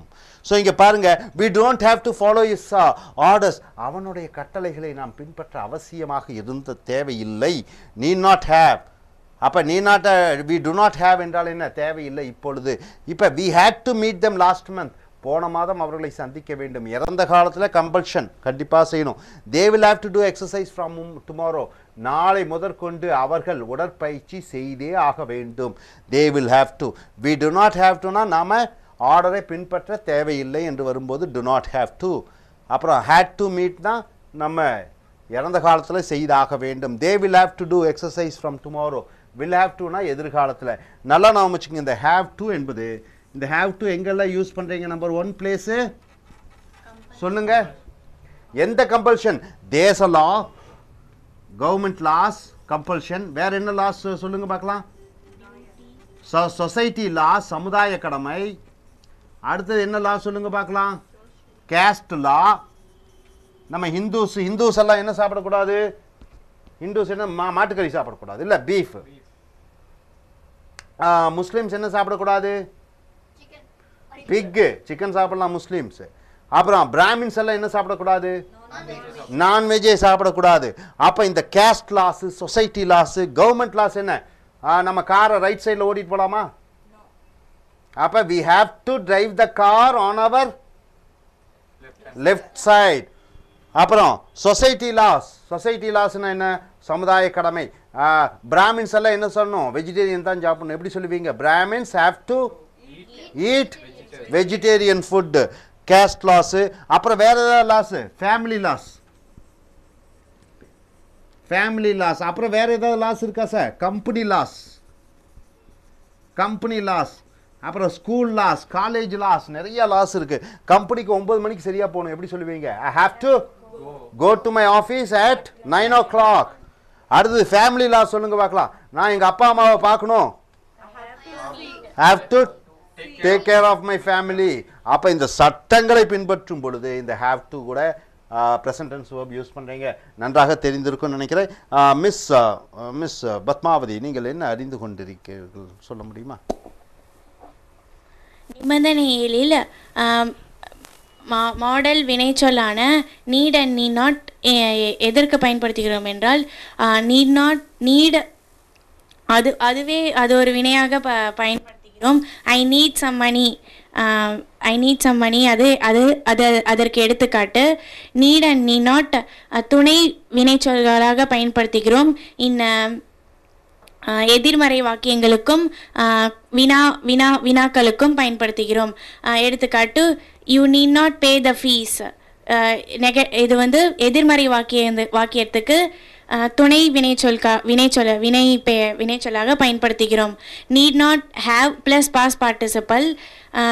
ஒரு செயல் நடந்திருக்க தேவையில்லை ஆனால் நடந்துவிட்டது என்பதற்காக நாம் need not plus have plus past participle பயன்படுத்துகிறோம். நிபந்தனை 8 have to plus infinite have to go. Okay, நிபந்தனை 7 தரவாயிட்டீங்க, எந்த டவுட்டும் இல்லை. நிபந்தனை 8 என்ன புரிஞ்சுட்டீங்க சார்? தப்பில்லை, இங்கிலீஷ் தமிழ் ரெண்டும் சேர்ந்து மிக்ஸ் பண்ணியே சொல்லலாம் நீங்கள். The modal verb have to எப்படி யூஸ் பண்ணணும்னு பார்க்குறோம். which is subject. It is used to mention compulsion and obligation use பண்ணுறோம். சப்ஜெக்ட் என்ன? Subject should do in the present, past and future. Subject நிகழ்காலத்தில் என்ன பண்ணணும்னு சொல்கிறது. ஃபர்ஸ்ட் ஒன் present tenseல என்ன பண்ணும்? we do not have to follow his orders. In the past tense we had to meet them last month. இப்போ okay. In the future tense they will have to do exercises from tomorrow. அப்ப இது என்ன அர்த்தம்? நிகழ்காலத்துல அவங்க order follow பண்ணணும்னு அவசியம் இல்லை. இறந்த காலத்துல போக வேண்டியதாக இருந்தது கம்பல்ஷன், எதிர்காலத்துல எக்ஸசைஸ் செய்ய வேண்டியதாக compulsion. Able to understand? Yes sir. Dear folks, so far we have seen 8 conditions of modal verbs, haven't we? What is the first modal verb we have seen? Must. Second, can and could. Then should.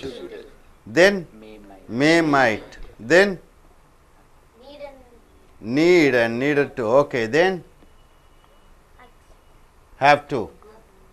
Then ought to.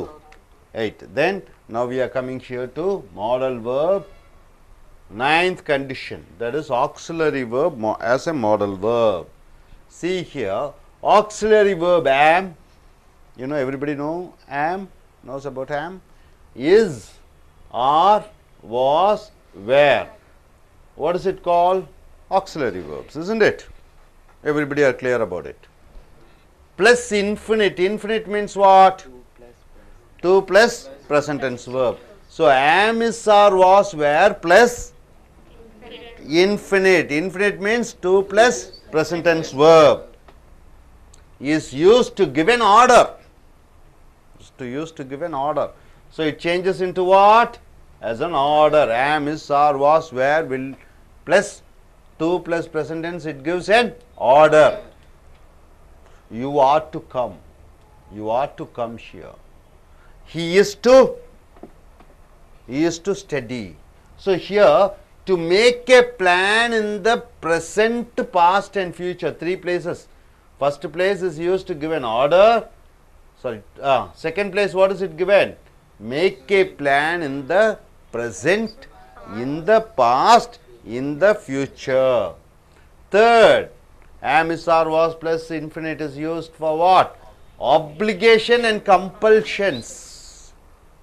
See here, auxiliary verb am, is, are, was, were plus to have. You are using to have. You are not using to plus eat or to plus go. You are using to have plus past participle is used to say an action that was not able to be done accordingly. What do you mean by that? See, yesterday I drove the car very fast.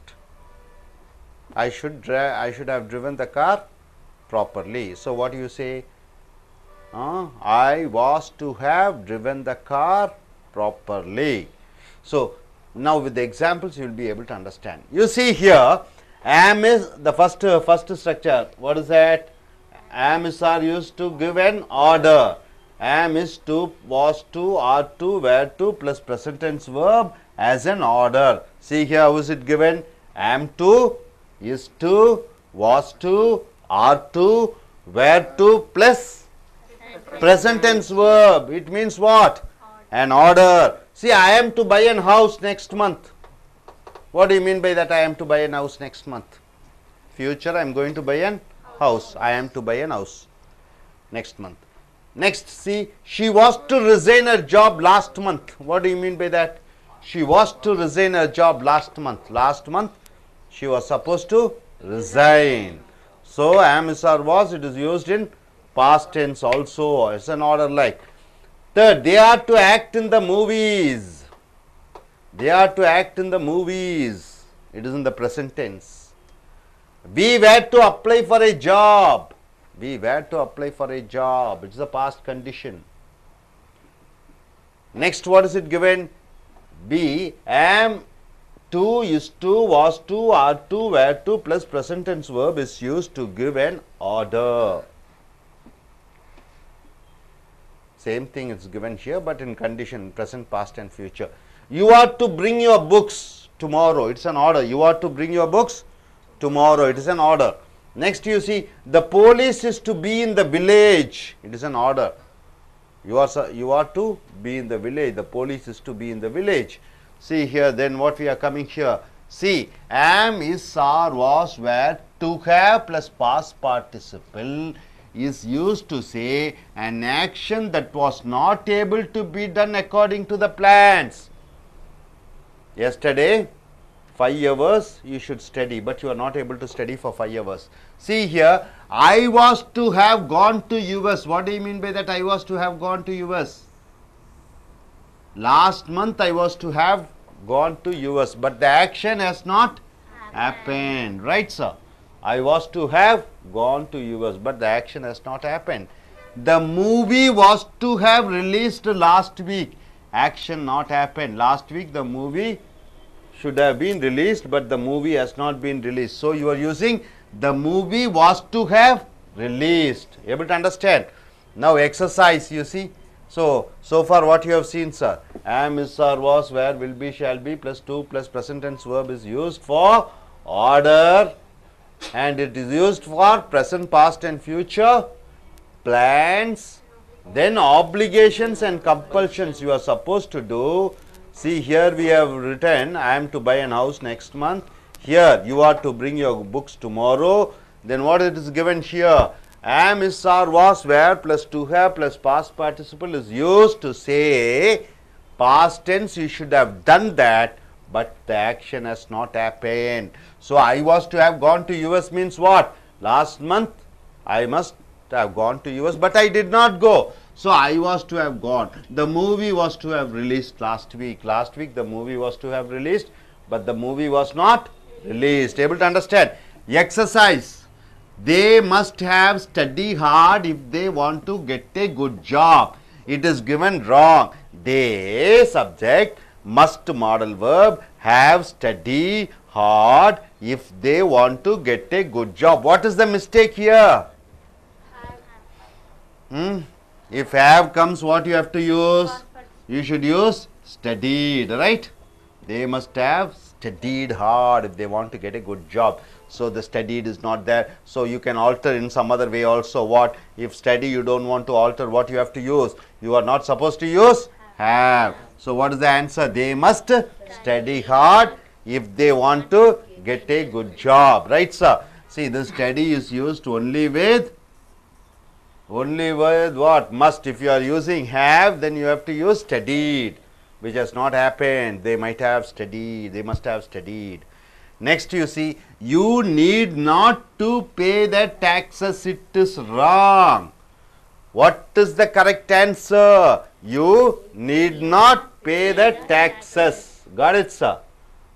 So what is the mistake here? You are not supposed to use to. You need not pay the taxes. Next, third, you see, should you lend me money? Should you lend me money? It is wrong. This modal verb should not be used. Should means what? Compulsion. When you are requesting, you have to use what?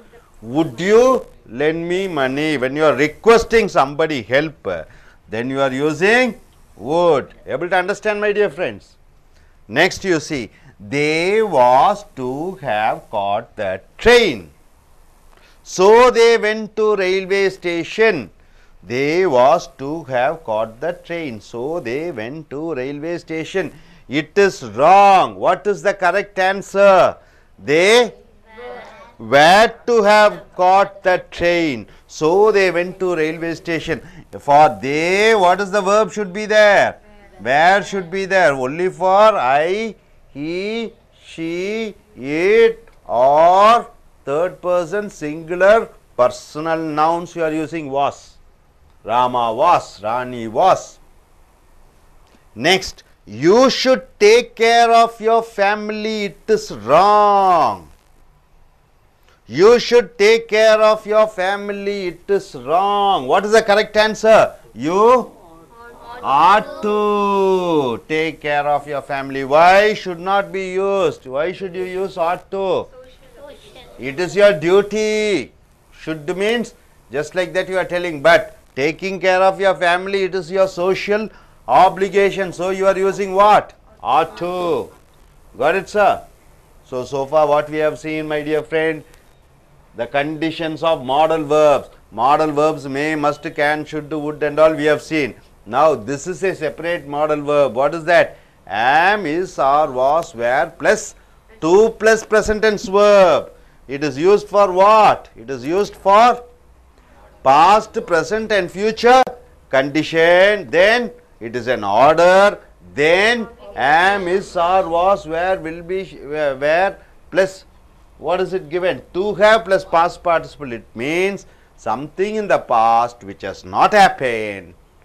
Then you are using then this particular structure. So we have given an example. I am to buy an house next month. She was to resign her job last month. So in an order you see, you are to bring your books. Then here you see, I was to have gone to US. Then you are seeing exercises. Now are you clear about it? Nobody has any doubt about this. If you have any doubts, you can ask me. No doubts. Are you clear? Okay. Now, Miss Aruna, could you just give an explanation of what you have understood? From condition 9, I understood auxiliary verbs such as am, is, or, was, were, and to plus present tense verb is used to give an order, and it is used in present and past and future tense. and it's used for obligations and compulsions,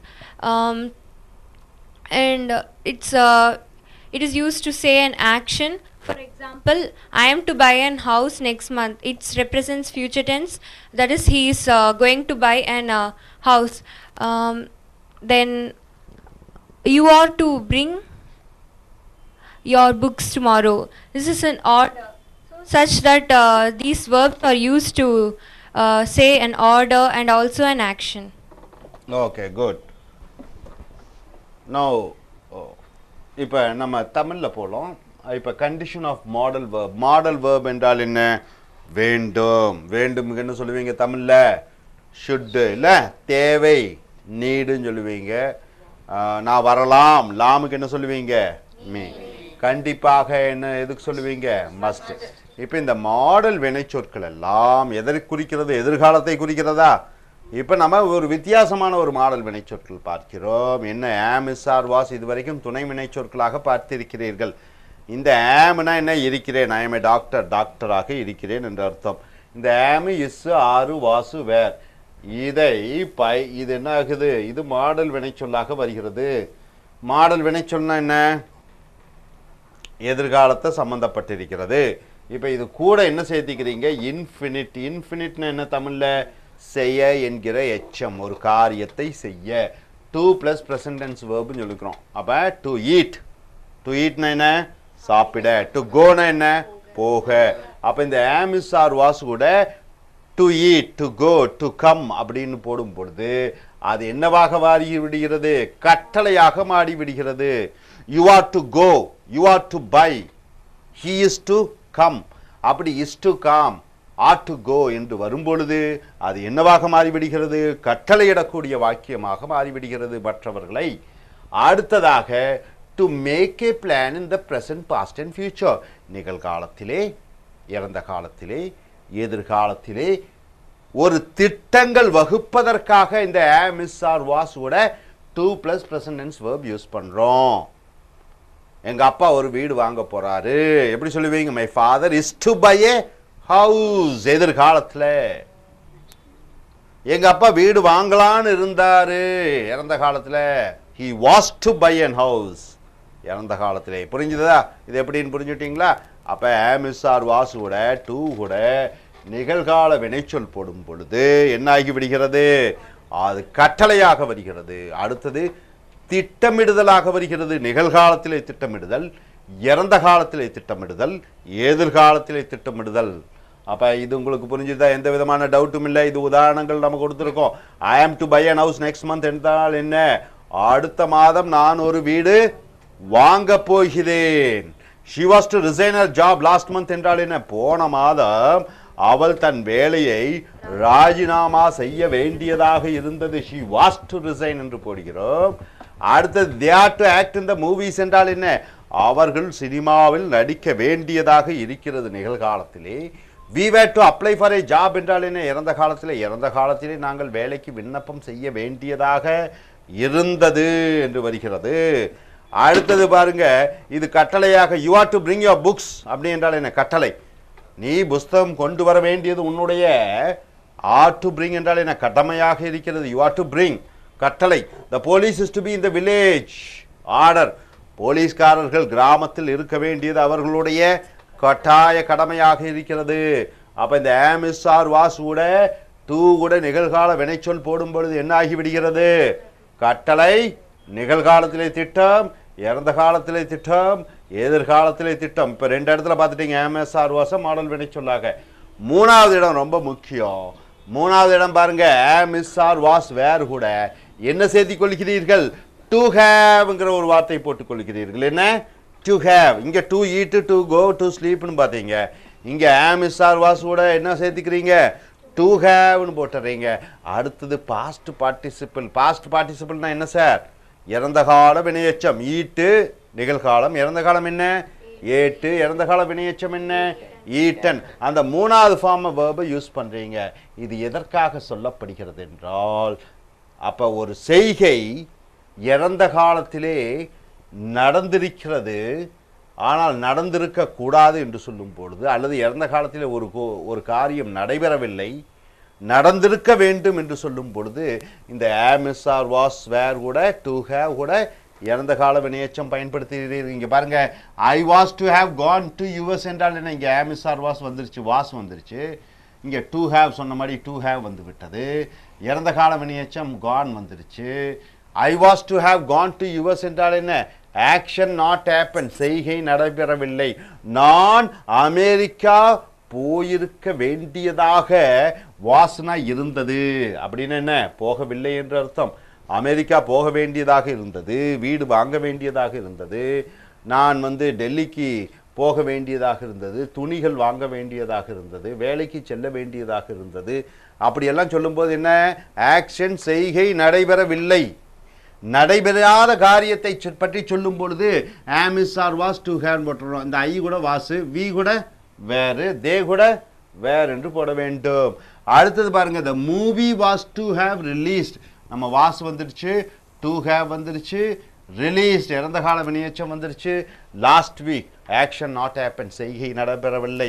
cinema போன வாரம் திரையிடப்பட வேண்டியதாக இருந்தது, திரையிடப்பட வேண்டியதாக இருந்தது, ஆனால் திரையிடப்படவில்லை. ரைட்டா, அதான உண்மையான அர்த்தம்.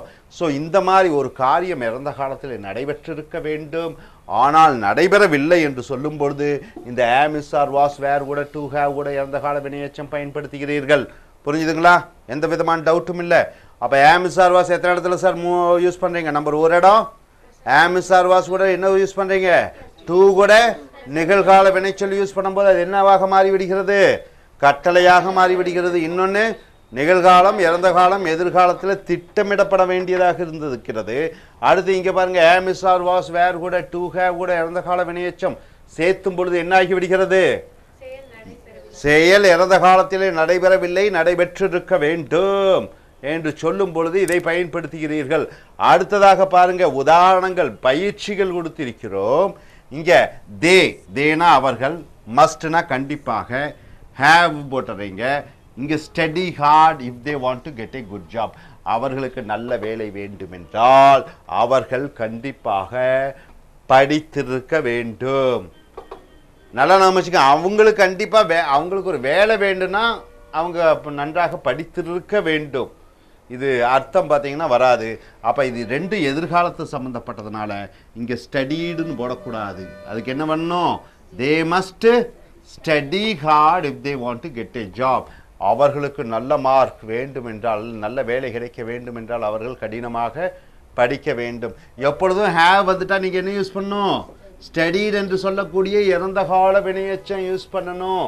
அப்படின்னு என்ன, எப்போ ஹேவோட இறந்த கால வினையெச்சம் போட்டிங்கன்னா என்ன ஆயிடுது, காரியம் நடைபெறவில்லை. ரைட்டா?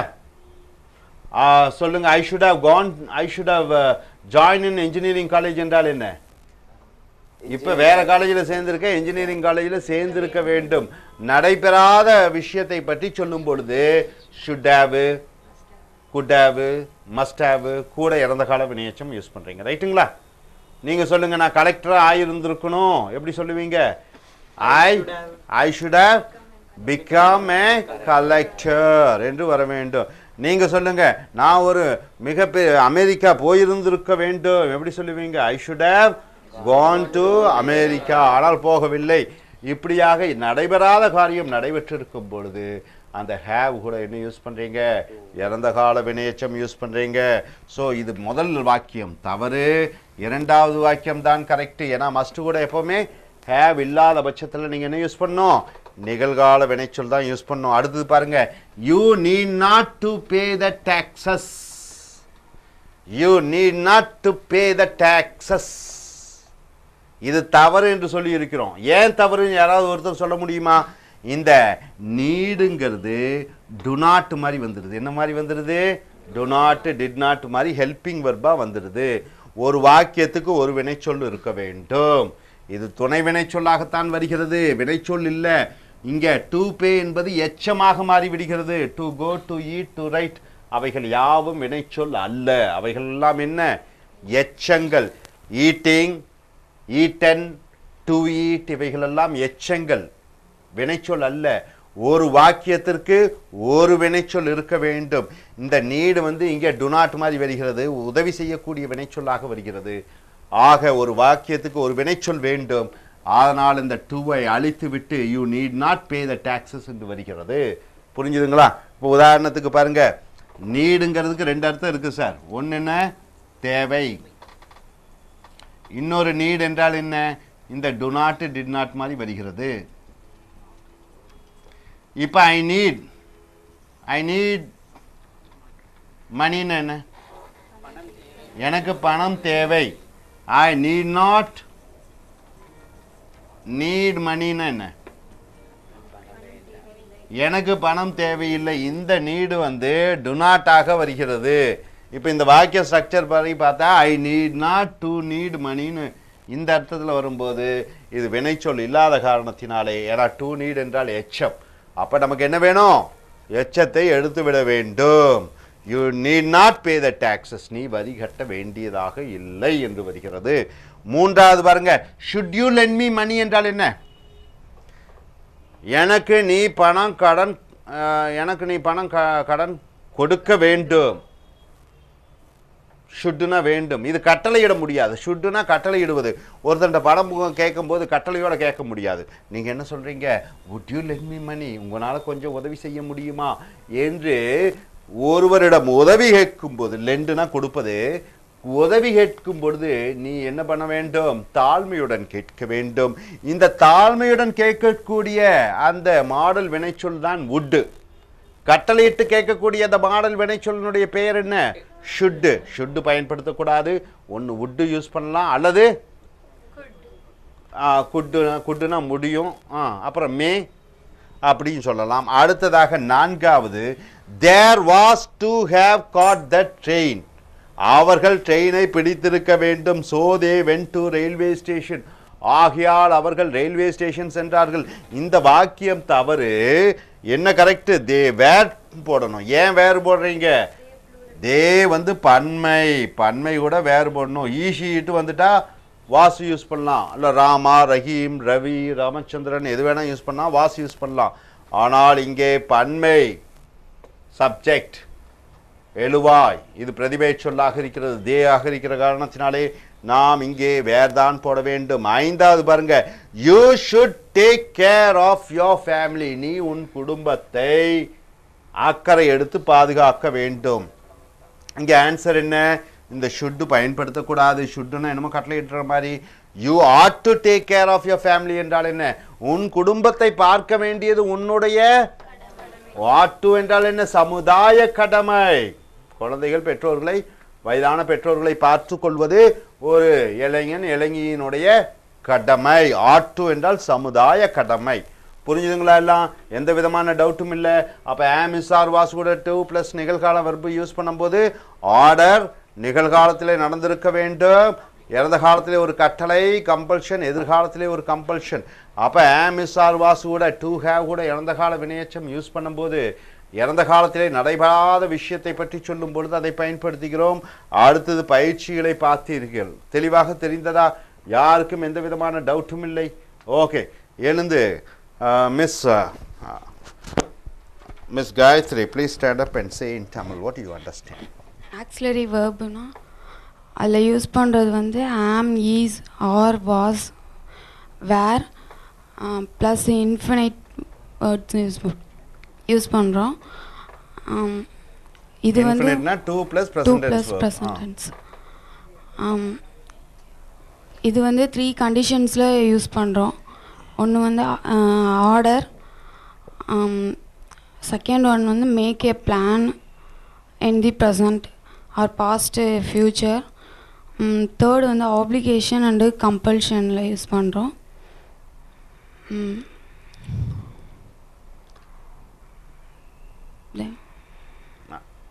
அப்புறம் ஆம் இஸ் ஆர் வாஸ் கூட ஹேவ் கூட இறந்த கால வினையச்சத்தை யூஸ் பண்ணும்போது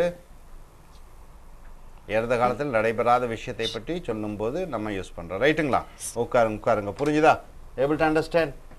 நோ டவுட் அபவுட் இட்.